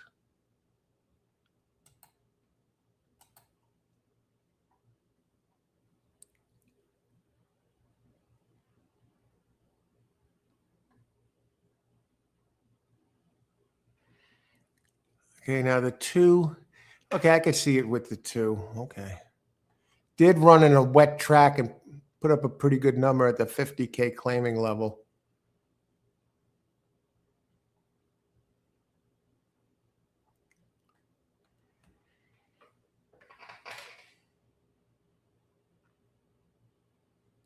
Line 0 to 2 at the distance. Never ran here. Nassau Circle.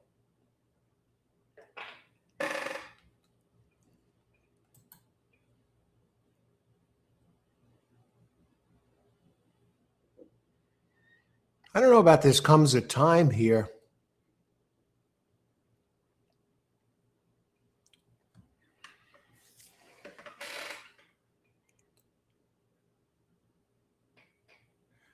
I'm thinking of a 7 on top. Let me look at the doubles. In the daily doubles, pick 3, all of them. 6 is dominating the payouts. What do they see in this 6?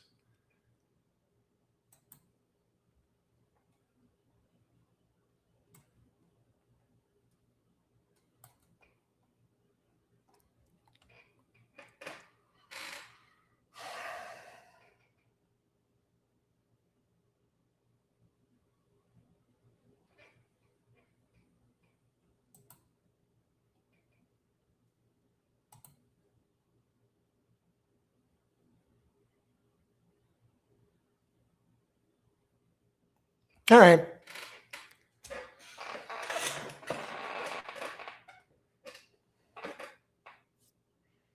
I just want to look at the pace charts again, and then we're going to rock this.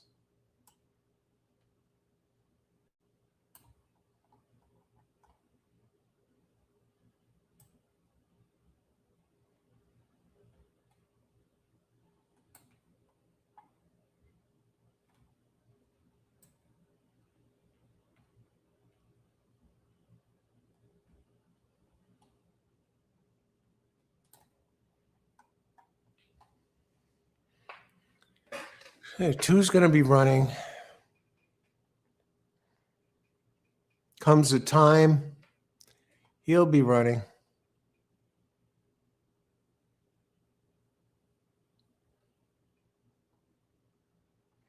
Yeah.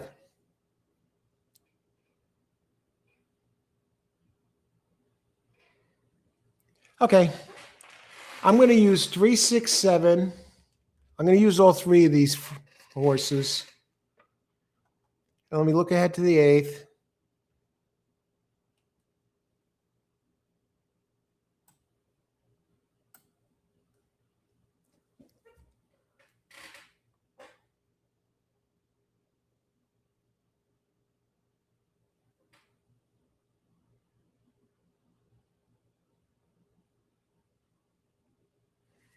One, 5, 6 next race. Let me just see the prices on that. See, I'm looking ahead to see if I'm getting value on this.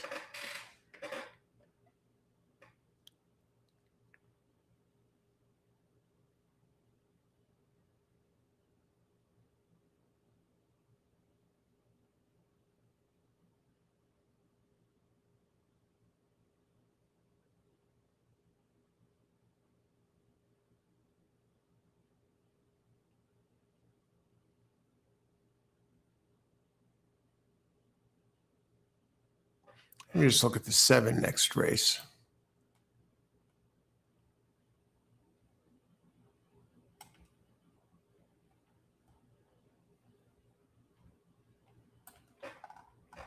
Race 8.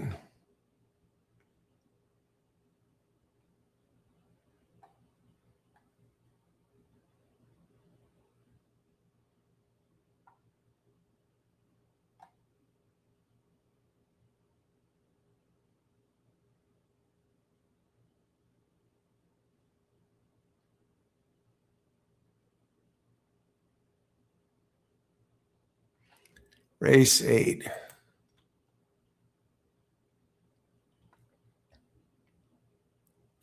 Now, 1 is a first-time gelding next race.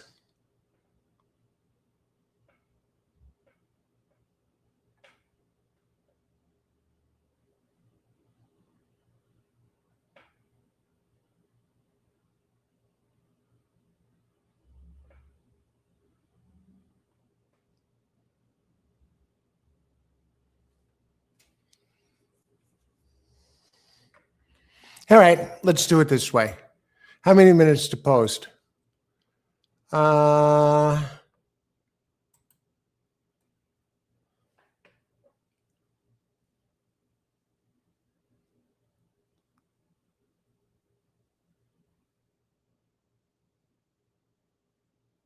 Okay. Okay, exact, a double. Daily double.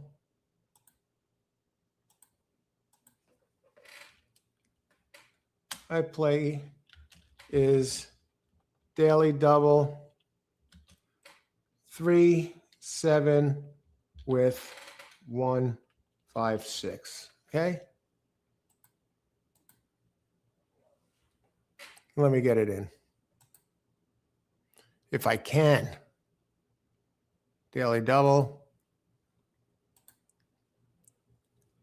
3, 7 with 1, 5. So basically, I have an 8-1, a 5-1, and a 6-1 next race. 3, 7 with 1, 5, 6. Boom, we got it in. All right, we got the pick out there and everything. Let's see who we got. Who's commenting? What you got to say? Well, 9 is going to be tough. I agree. Stoll's horses last races were played, didn't hit the board. Okay, I would use 9. 9 is going to be tough. Let's see if he likes it. I think he likes it a little shorter. I mean, a little longer. If you pick James Kelly, 13 win plays. 13 has decent speed and good works. Got third against better last race. 13 with 239. All right. Good luck, James. All right. Late scratch, 11. Oh, wow. Okay, thanks for the heads up. So we're going to tie. They're off. I missed the start of the race. 3-7. Come on, guys. No horsing around. Good luck. Ice water in the veins. There's that 9. Nassau Circle. Here comes my 7. 3 is hanging around. Wow, 6 didn't show any speed at all. All right, when you see the jockeys get down on the horse and in the saddle, they're still sitting high and start riding with their hands, that means they're ready to go.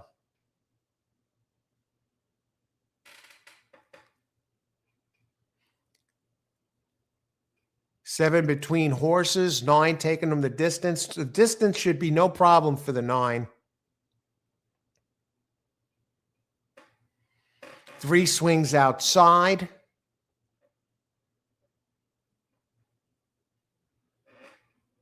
Don't hang, guys.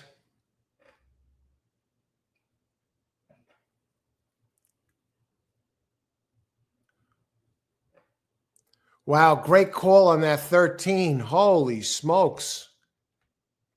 Hats off. Hats off, James. Beautiful. Win place on the 13. That's a big price. And who got second? 13-1. I think it was the 3.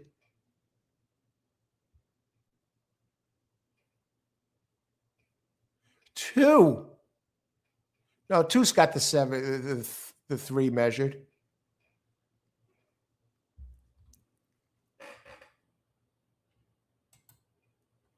Hero of the day, James Kelly.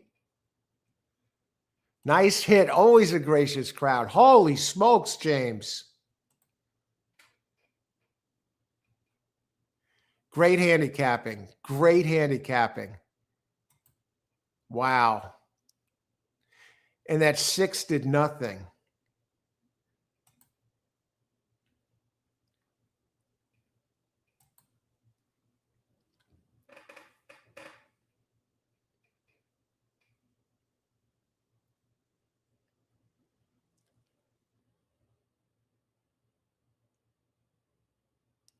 We got the head on here. 2's ahead. I'm pretty sure you got it, James. It looked good to me before, and it looks even better. It looks good to me now. Well, let's see.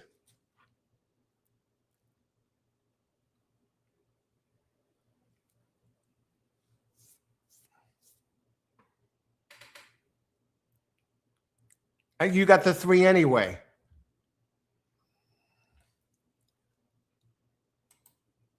Yeah, beautiful. You even had the triple there, I believe.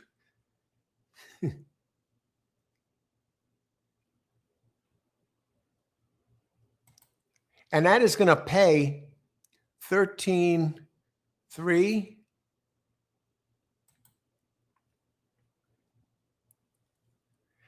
That's a 66-1 exacta.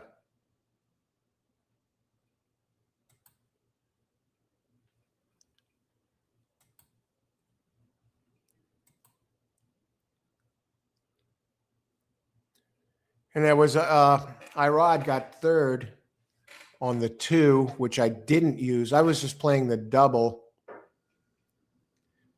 Let me look at that 13 again. Holy smokes.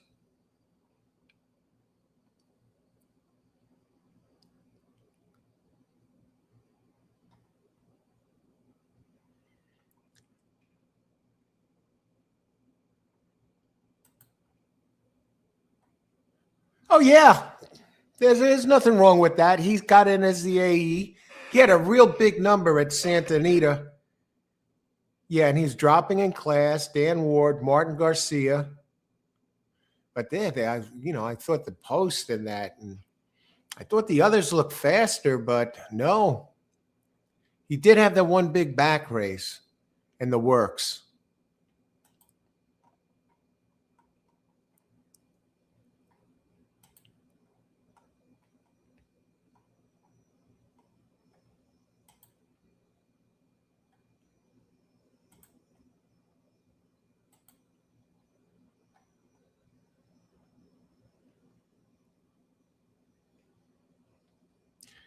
All right, we're on to the last race. 13-3-2-6. Hey, Brandon, another Monarch to show. Nice, sweet. A great hit, James. James Kelly gets it done. That's the best hit here of the day. Great job. Okay, let's see what we got here.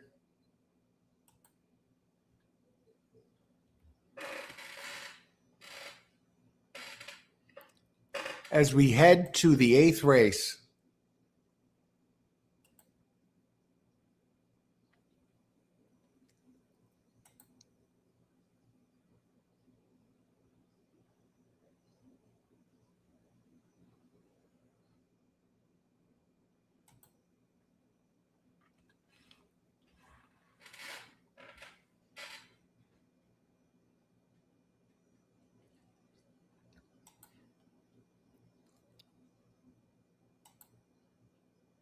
All right. It's unofficial yet. Since it's unofficial, I'll take a step away. I think I'm going to go to some ice water. I think I've had enough coffee today. And today's coffee, by the way, is Tim Hortons. They call it Canada's favorite coffee.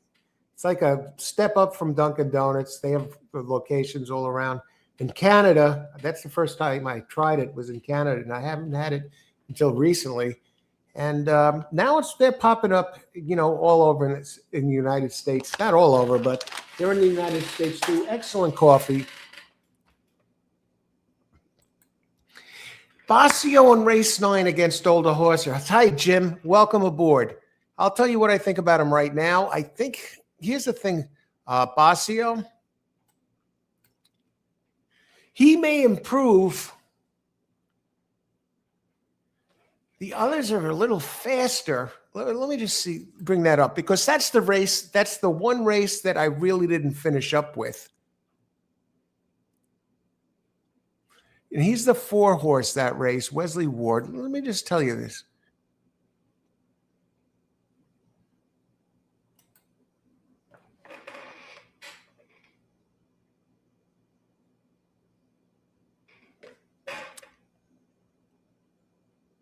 I'm glad you brought that up, because really the only thing now, I'll put my picks up here for the next race. James Kelly, yes. I'll put my picks up here for the next race. And then I'm going to also look at the double. My last play is going to be a double. Okay. It's race 8.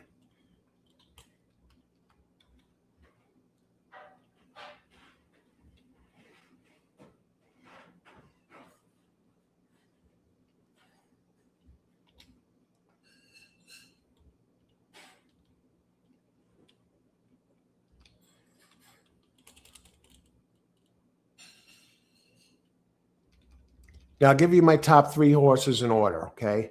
And then my play is going to be coming up. And it's going to be a double play. I'll tell you that right now, unless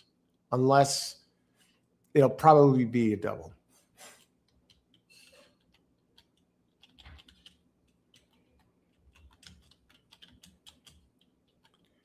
Did they get the prices up yet?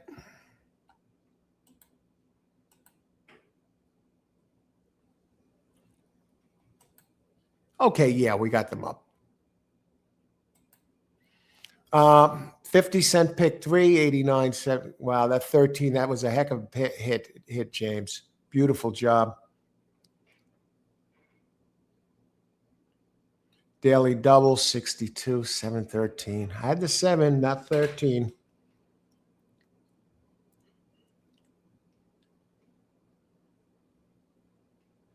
Yeah, okay. That was a close finish for second.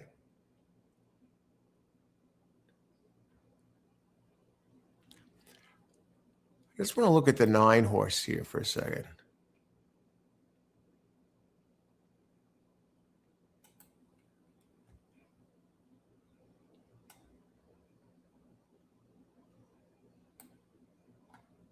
That's a turf race.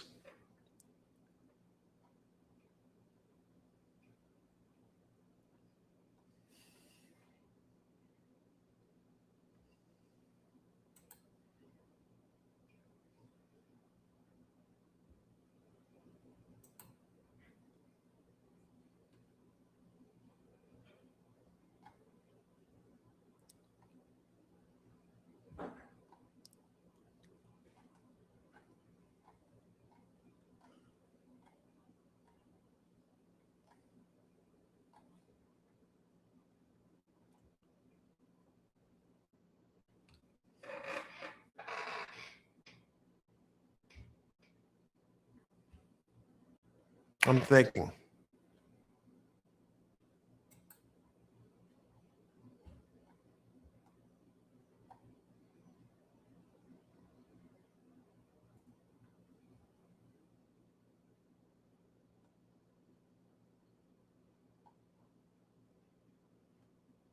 Yeah, the 4 has the nice numbers.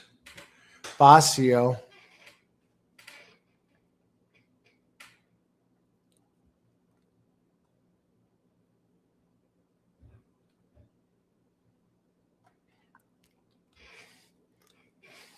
That 2 horse is 30-1.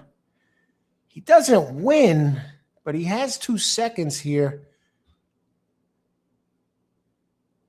On the board, 8 out of 13 at the distance. I got to think he's playable. 2, Mischievous Rogue.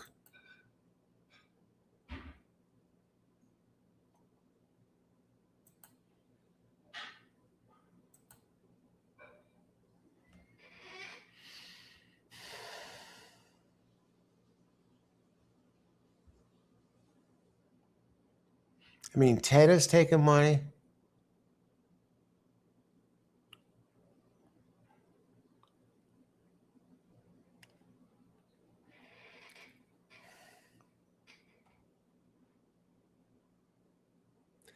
The thing is now this race.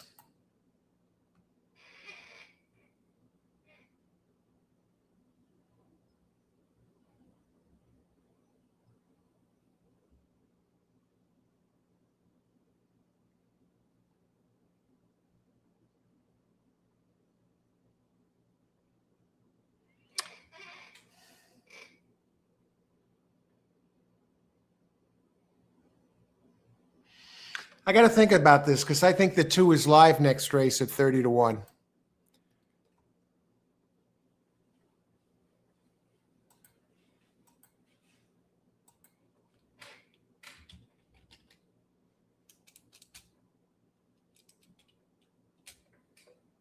All right.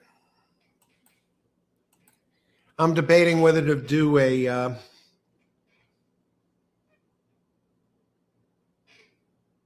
something with the. I got to do something with the 2 next race. I just got to look at the pace for a second.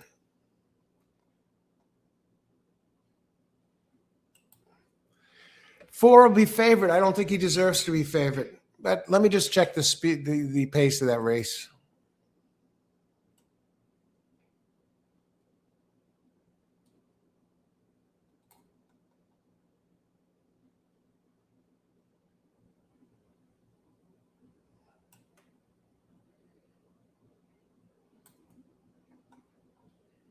Now, if I get shut out on this damn thing, let me just look at the pace of the next race, race 9, before I heat up the coffee for the last time. Yeah, the 2 is going to have to close. Keeps the same jockey that he's had forever. Basio is probably going to be the speed now. That's the thing.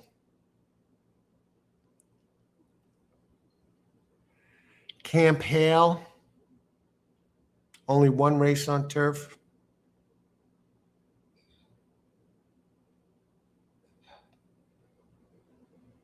All right. All right, very interesting race.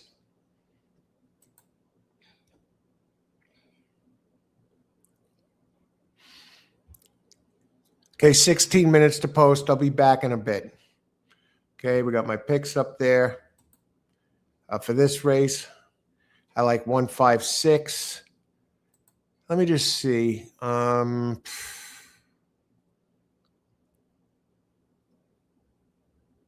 Can I single somebody in this? What are the odds on the 1? Oh no, am I really that deserving?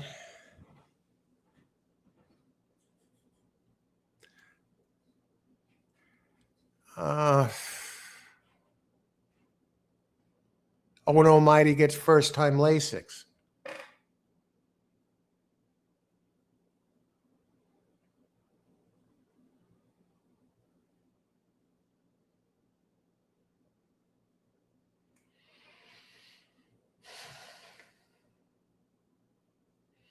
And as far as the next race goes, yeah, 92, 95.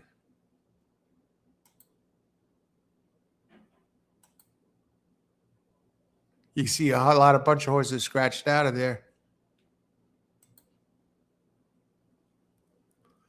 Basio has this speed edge. That's the thing.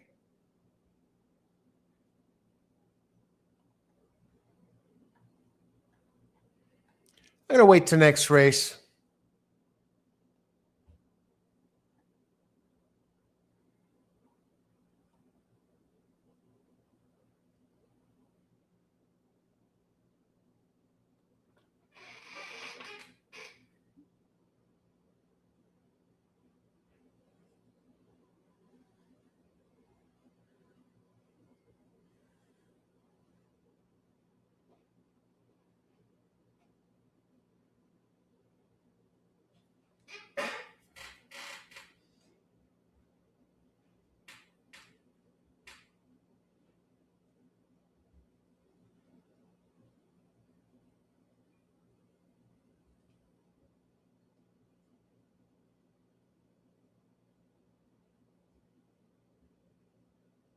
All right, I see my play next race. I'm going to pass here, but I'm going to tell you my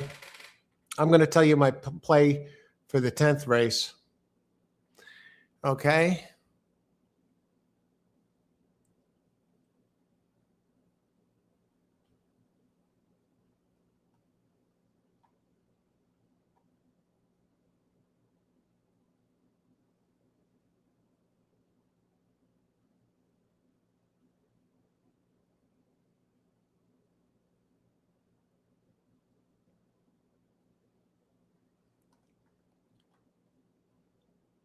Maybe it's this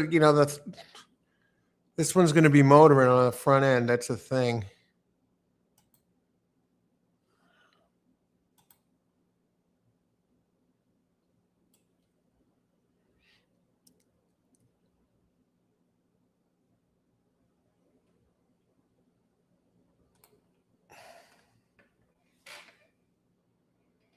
And that last race is a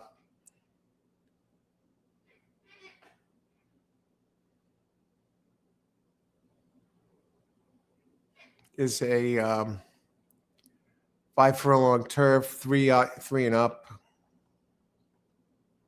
Now 4 is coming in very light, which is going to help his case. 177 days off. Worked out on the turf. Very fast. Blinkers off.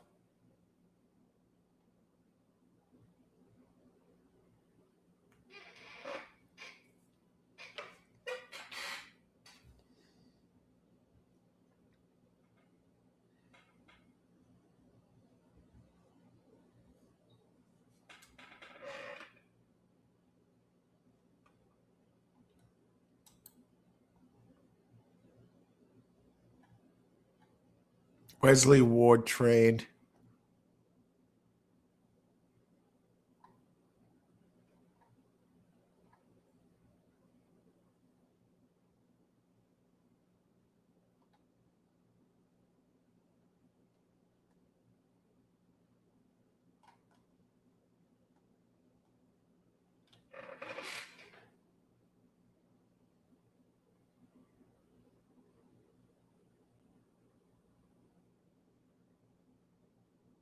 All right.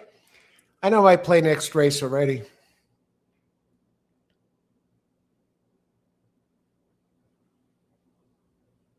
I think.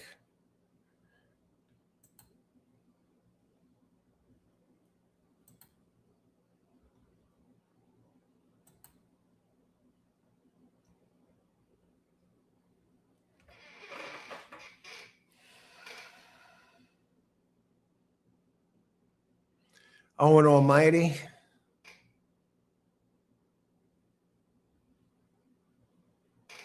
Let me just check the distance in next race. I'm hung up on this.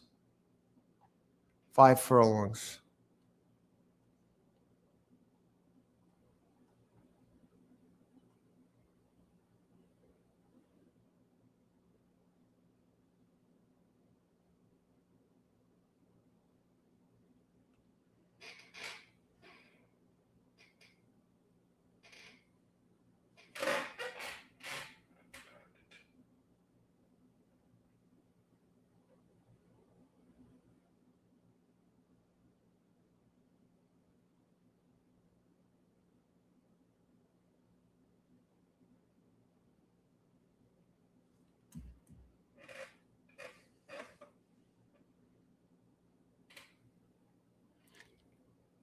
Yeah, no play in this race. But these are my selections.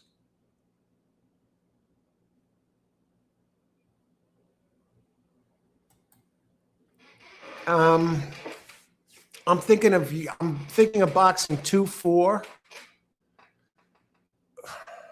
or a double or 2-4 over 210. Exacta.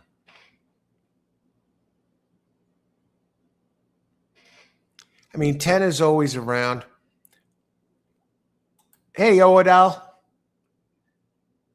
Good luck. 6. Okay, go get them. Good luck. Thanks for joining us.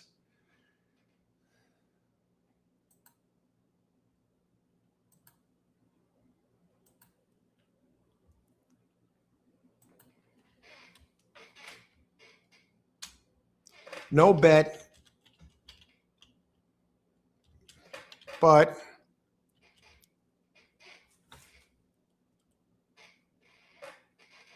let me try it. 1-5.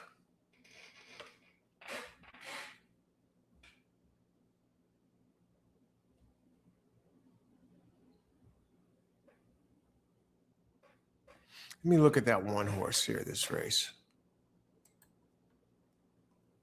Really trying to straighten this out here.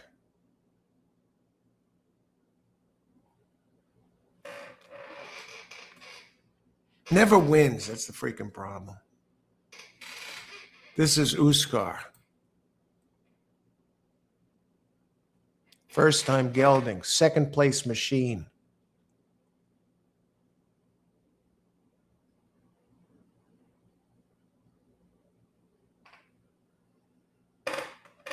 Let's go to Owen Almighty.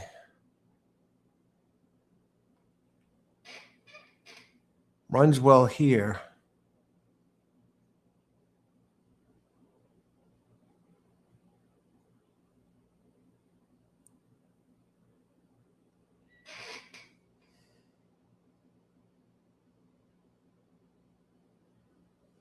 Let me look at the pace again one last time here. Race 8.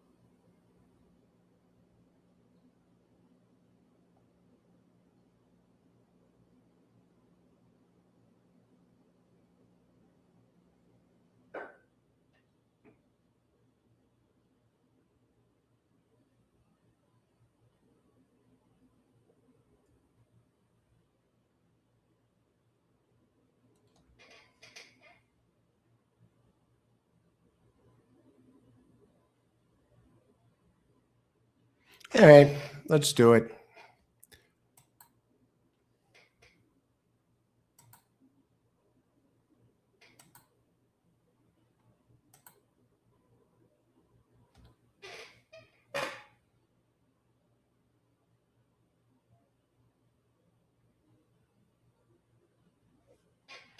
Nah.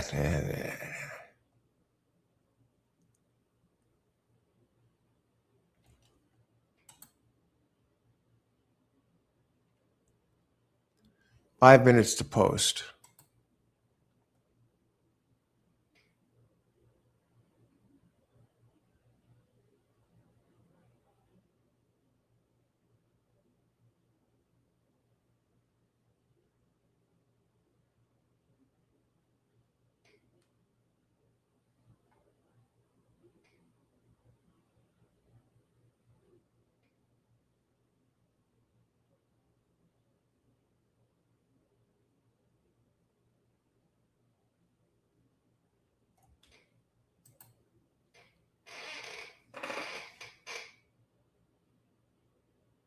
Five minutes to post.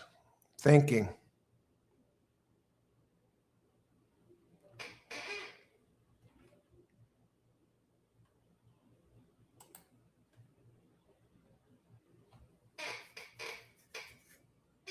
All right, here we go. Hang on.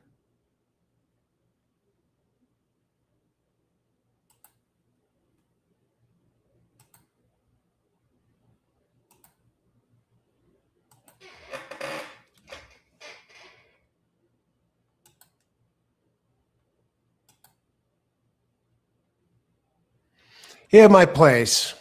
All right. I had really thought this over.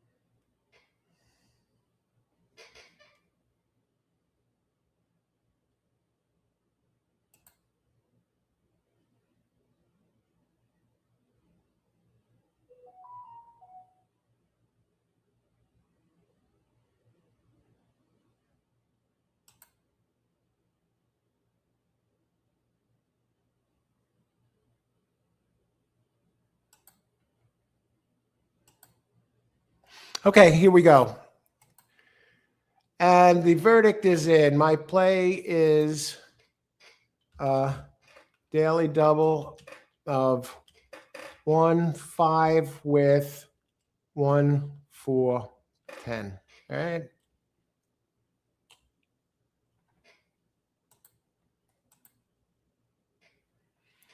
And I want to catch up here in the chat. I like 6 in this race. Yeah, he's definitely alive. I agree, Diane. Good luck. Zoom in exacta first and second. Robert Alexander. Hey, Robert, number 7. Good luck. James Kelly, hero of the last race. 5-win place. 5, 1, 4, 7 exacta key. Owen Almighty loves this track. Good luck, James. How many minutes to post? We're still 2 minutes to post.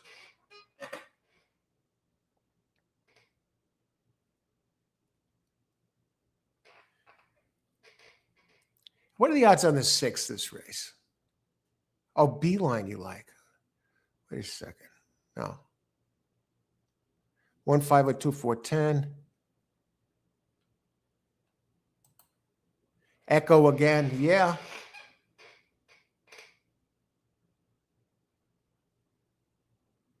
Devil in You. Devil in You. Hey, look at that horse for a second. Furio has a lot of speed, but the distance is the question. Let me look at number. This is a good race. Allowance optional claims, 7.5 furlongs. Devil in You comes off a very nice race at this distance. Yeah, this is going to be a barn burner, folks. Yeah, I'm looking at them right now. Good luck, Robert.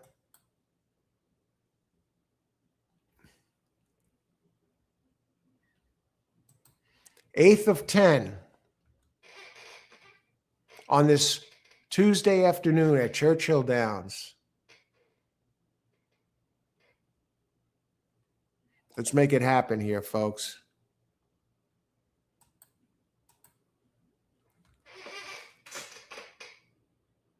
Now, Furio taking a little money. I'm looking for one. Looks great. I mean, the rail has been good. This is Uskar. He has speed.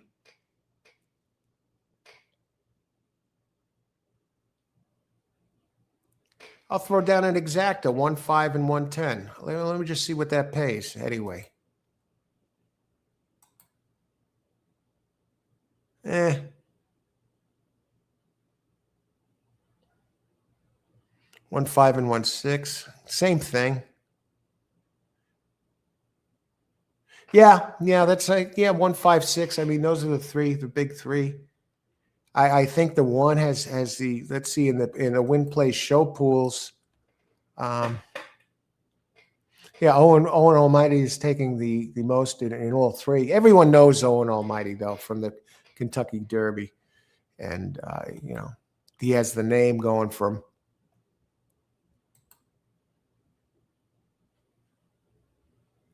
All righty, it's post time.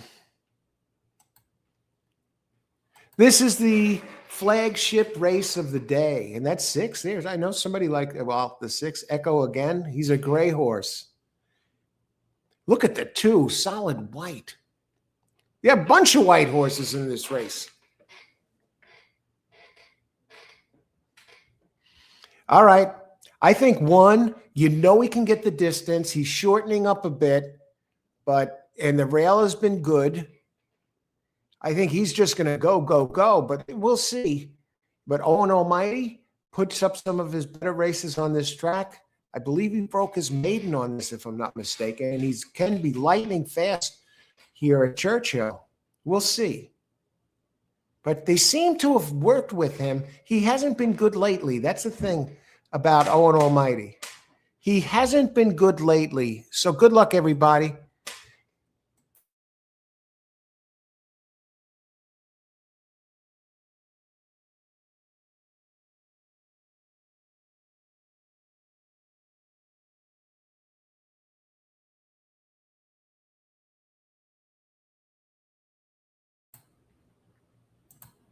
All right. And there's the 1. He is showing that speed. There's no reason for him to tire, really. He's been going over a mile. Owen Almighty sitting back. Very weird, suspicious race here. And 4, Furio, Furio has a ton of speed. And this is not, Furio's coming off a big race. He was on the Kentucky Derby Trail a while back. As they head down the back stretch at Churchill, and this got to be taxing for This is Uskar to be running like this with Furio. And no sign of Owen Almighty. And they cut the corner and turn for home. And we got a battle, a speed duel up front. Owen Almighty trying to make a run of it late. So are the others. Here comes 7. Owen Almighty trying to split. Holy shit.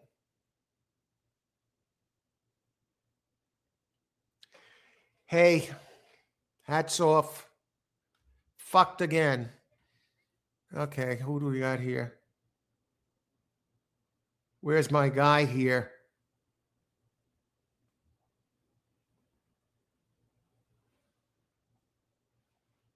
Here he is. Robert. Great call, Robert. Great call. Holy cow.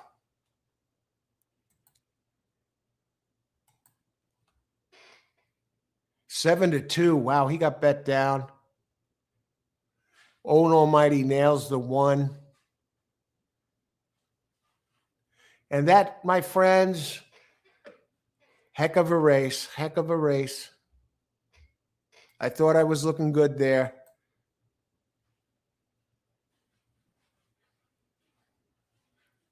And good job. Excellent job there, James. You got it again. Tremendous. That 5, luckily he got up, and you did have the 7, and you did have the 1 covered. Beautiful job, James Kelly. Who else?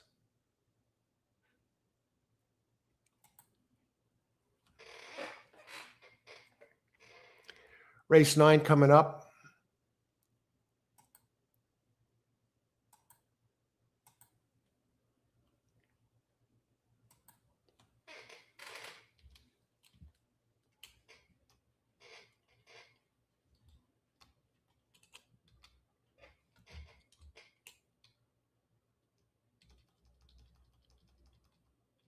We still got 1 to go.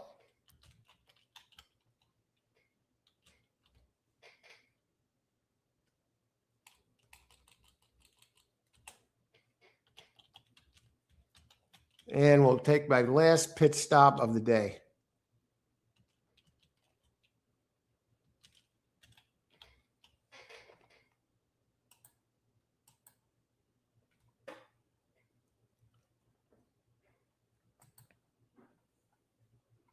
And look, Diane, thanks, right on it. 7514. I think the 2's live here at a price. Thing is, I think he might like it a little longer, but we'll see. So 4-2-10, what I do with them, I'm undecided. And I'll be back in a bit. What is this? Is there an objection? No. I don't know what this is.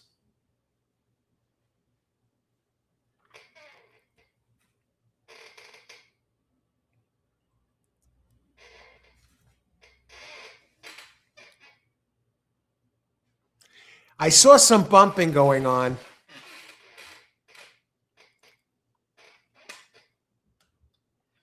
So we'll hang here for the objection and see what comes of this.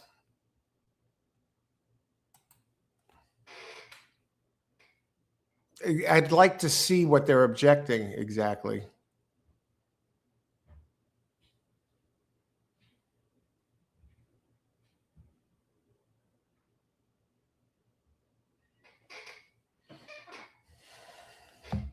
Just looking at the 7 horse. I just want to see who's riding him. Johnny V and Joel Rosario on the 5.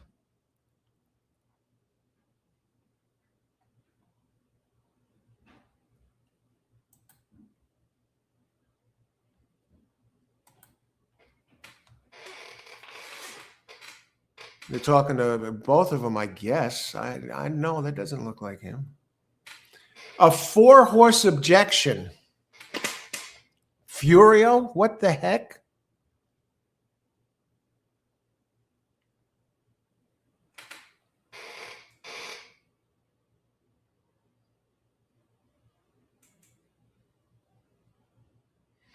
You know what? I don't like that they're not showing the camera work here. Why are they not showing what's going on? Usually they show, you know, the track shot so the people can kind of get in on it.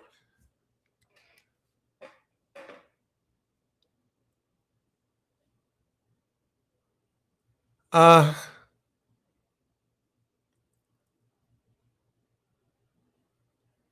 need to see the front view.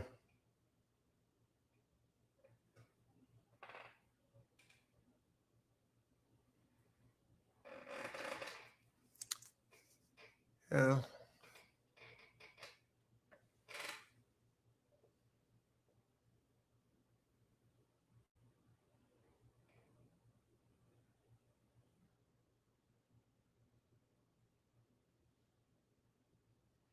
I got to watch the bottom one again.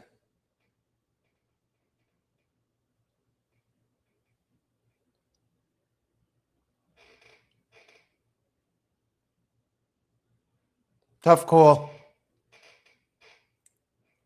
I don't know if was he clear when he comes over the 7?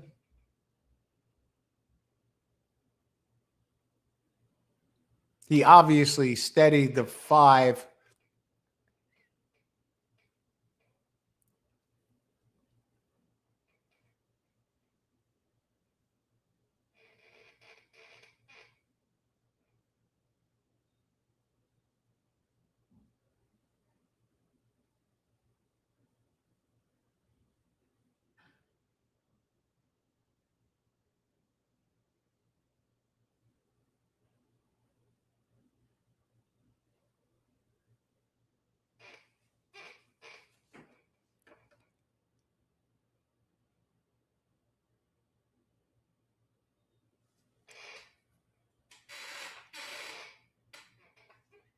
I don't know.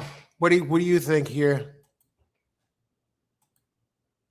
English 7 came in on 5. If I looked at it right, yeah. Inquiry on top 4. Churchill showing. What is happening? James White. Hey, James.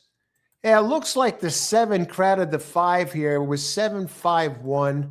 But they're showing the inquiry now. All 4 of them are inquiring. I don't know what the 4 is inquiring about. But it's against the winner.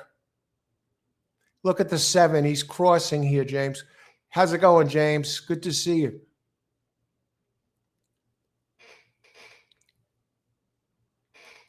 And the jockeys on those two, it's Johnny V on the 7 and Rosario on the 5. Owen Almighty.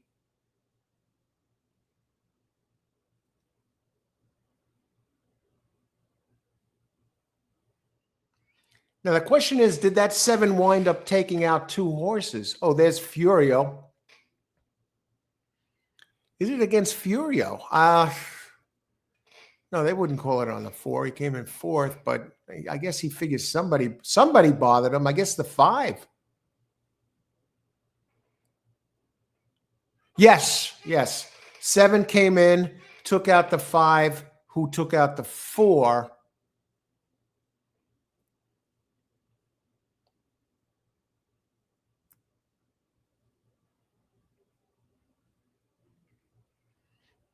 I'd be surprised if they don't take the 7 down, but we'll see.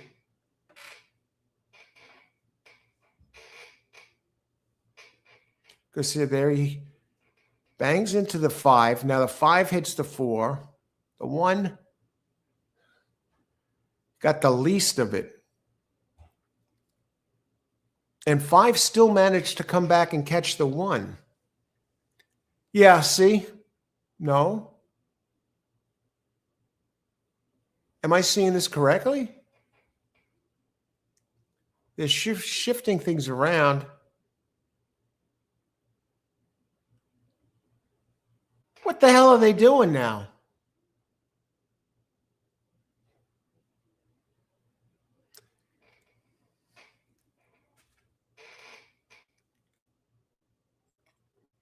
Seven stays up.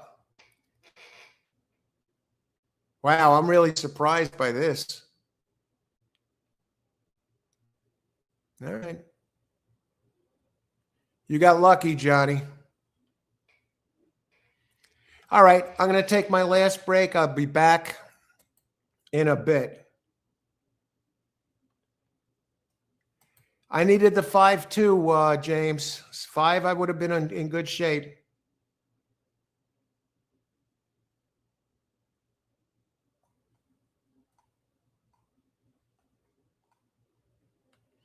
But Robert hangs in there, gets his 7. Good job, Robert. Tough race. Tough one to lose this way.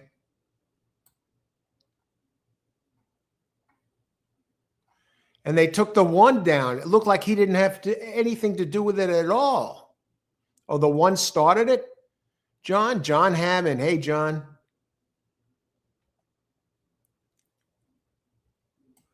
Did they decide yet, or did they change it again? All right. No worries. I think we got a good one coming up in the 9th. Let me just change this. It should say 9, race 9. On this Tuesday afternoon, I think we got a live one in that 4 here, this next race, in the 2, who opens at 30-1. There's no way he's going to be 30-1.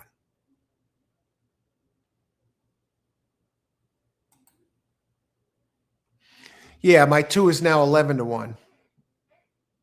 And the 4 is 2-5. Let me see what 4-2 pays.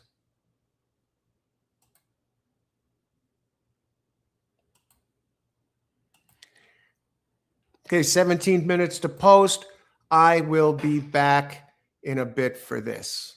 Exciting stuff, everybody. Let's just discuss this. I did not see it that way. Horse racing, always another one. 4 came in on 5. I didn't see that at all. but 7, Diane, but 7 came in, squeezed it. 5 definitely did. 5, I don't know how he stayed up, the 7. You know, I thought for sure he was coming down. And that's how it goes, folks. Okay, we'll be back in a bit.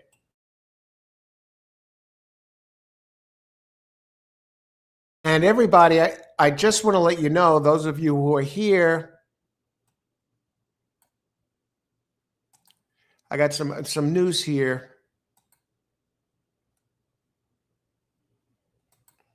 We will be having, I will be having a Kentucky Oak show being released on Thursday morning at 7 a.m.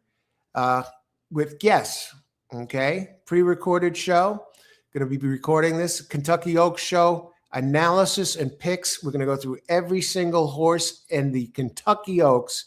And my guest will be John DeSilva, who wrote for the New York Post for 19 years. He was the lead racing columnist and analyst, then went on to become the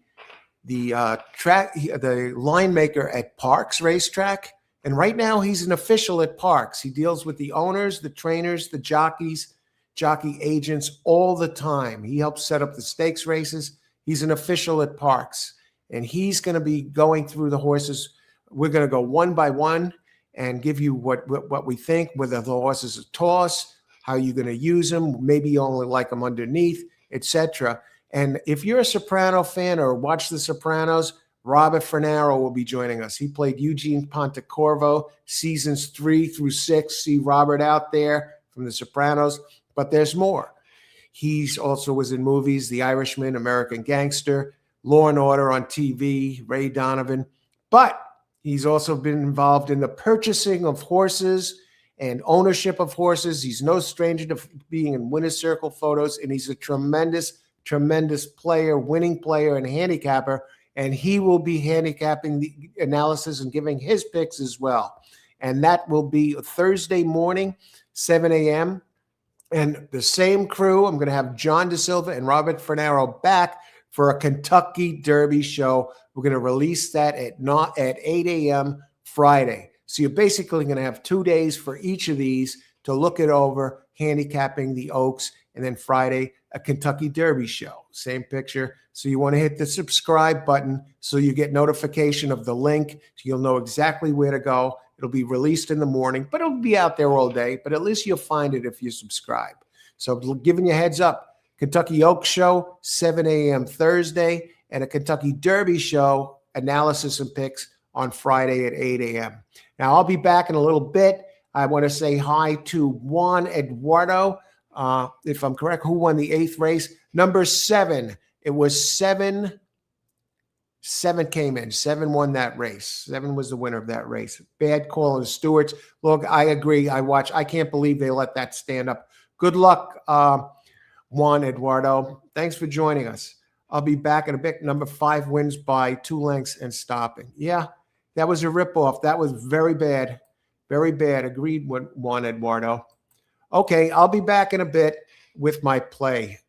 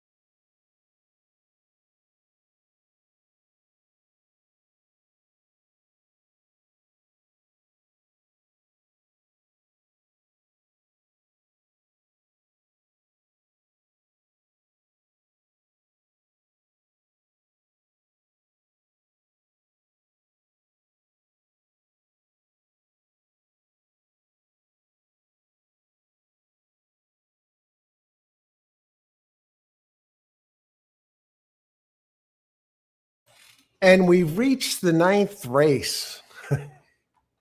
Number 9. Where's the time go? All right, what do we got here? I want to catch up on the chat. There's not too much going on. We're approaching the 9th race. 7 win race 8. Okay, James White. Yeah. Bad call on the stewards. I watched the replay too, Diane. I'm scratching my head about this one. 6 minutes to post. My 2-horse, my big 30-1 shot, bet down to 8-1. 10 got to be about 8-1 too, right? 10 is 5-2.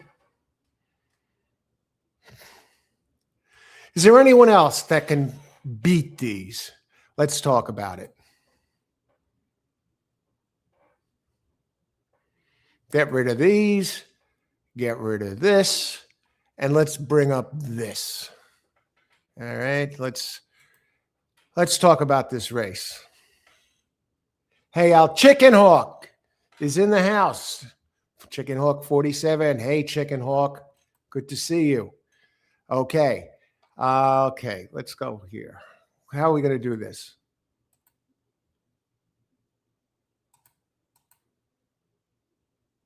These are my picks, and I'm going to figure out how to play this. I think I might just try and hammer an exacta straight, maybe a 4-2. What would that pay? $6 probably. Let's see. Okay, let's talk about the race first. First things first.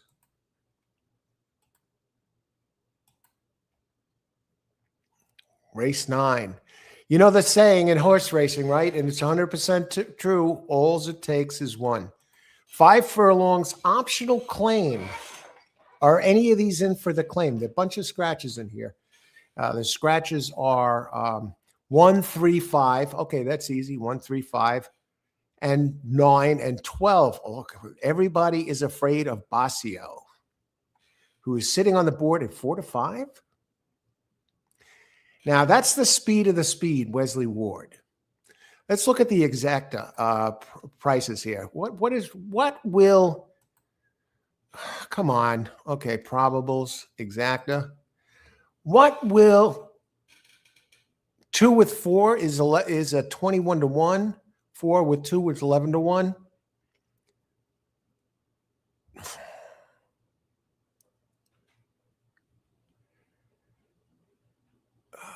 10 with 2 is 27-1. 2 with 10 is 40-1. 10 over 4. 10 over 4 is only $6. Let's look at win, play, show. You know 4 is crushing it in the place pool, right? Not exactly. Number 7, Stimulate, is taking some money, and I didn't really like that one. But let's go down. 2, the 30-1 shot. Here's the problem with the 2. He hasn't won in ages. He's an 8-year-old. He's a $646,000 earner. He's a closer. Brittany Vandenberg, the trainer, 11% trainer, Brittany is, and Christopher Amig, the jock, 10% jock,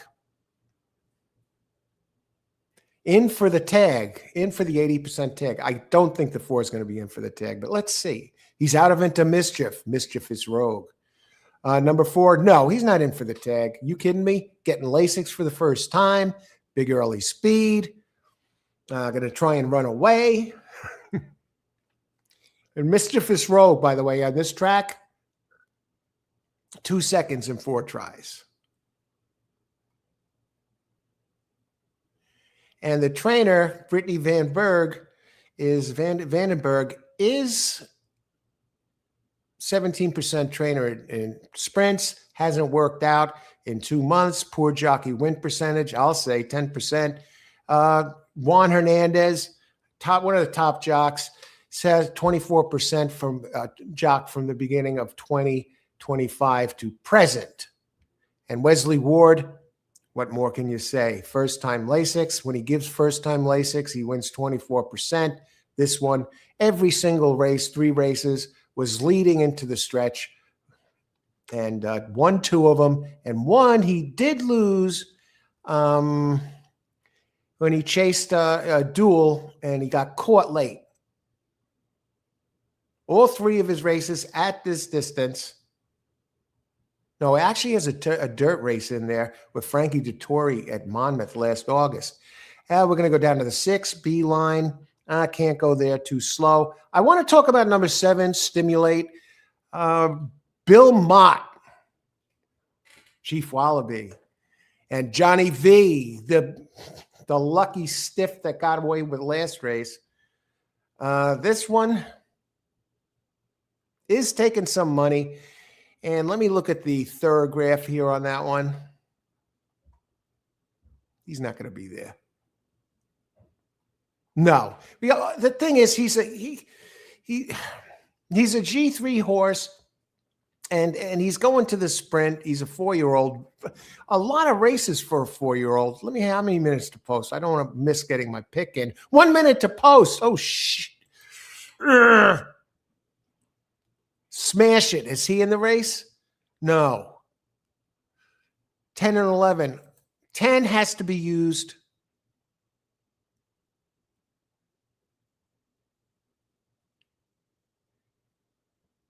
Oh, boy. 11. Let me look at 11. Let's go down. I'm back and forth between Brisnet and Thorograph. Gregory. No, he's too slow. Here's what we're going to do. Very simple race. $2 exacta. What are the odds on the? Let me see the 4-2 exacta. What the hell does that pay?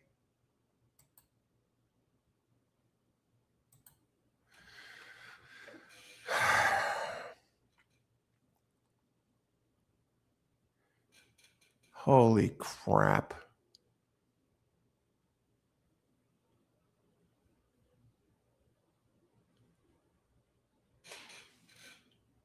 All right, let's do it.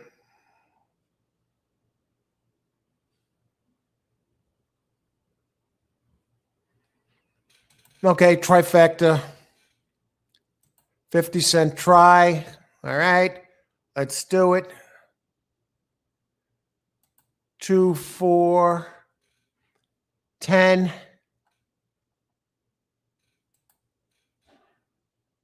2, 4. This is shit. Excuse me, I'm sorry.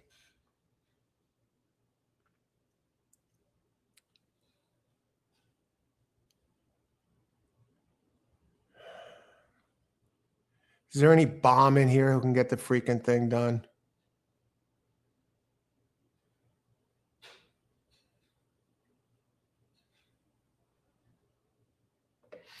Let's just do it this way. Let's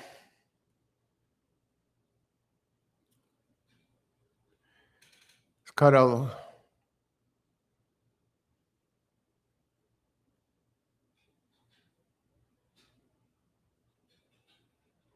Does anybody else have speed in this race? That's the question. Anyone have speed at all that can question the 4?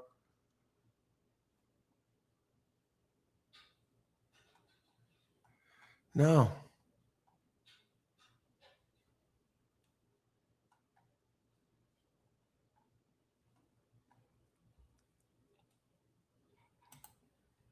Fuck it.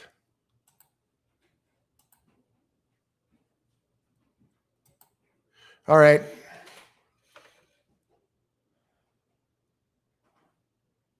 Exacta.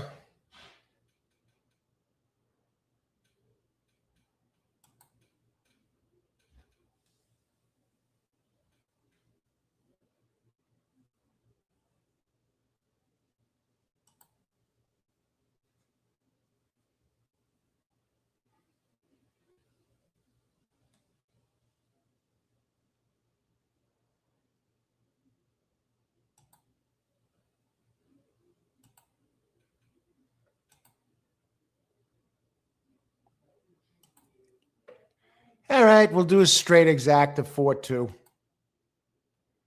right. Slightly against my better judgment. And I'll go with $2 exacta 2-4. $5 2-4. $5 for 2 and $2 2 4.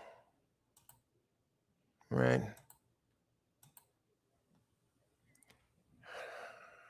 All right. My play is $5 exacta for 2 and $2 exacta 2 4. It's all between those two, all right?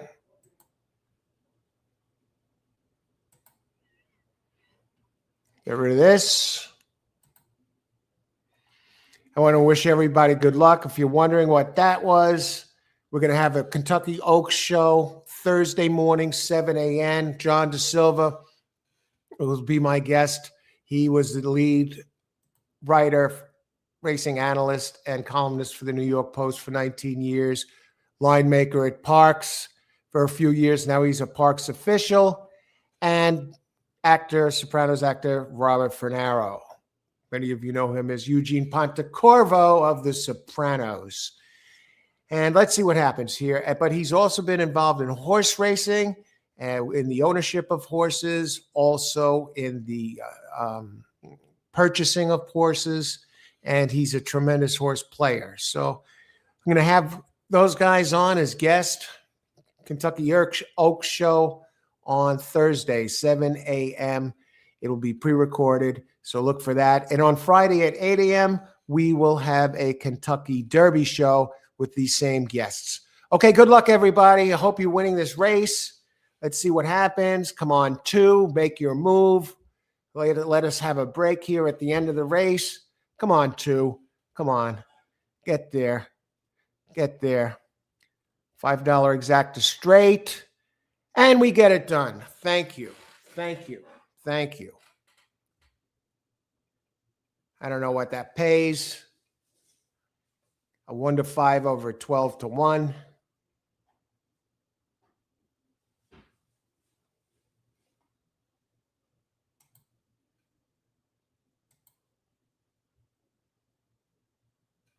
Shit. Huh. I'll get back $20 for the $7 effort. At least we won one. Can you believe that? All right. We end on a winning note. How'd I do for the day? I'll tell you.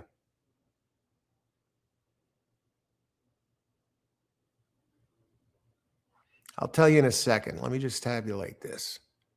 Oh, I know what I put in. Let's see. Whatever this pays, I'll tell you after the payoff's up. But I can give you a roundabout idea.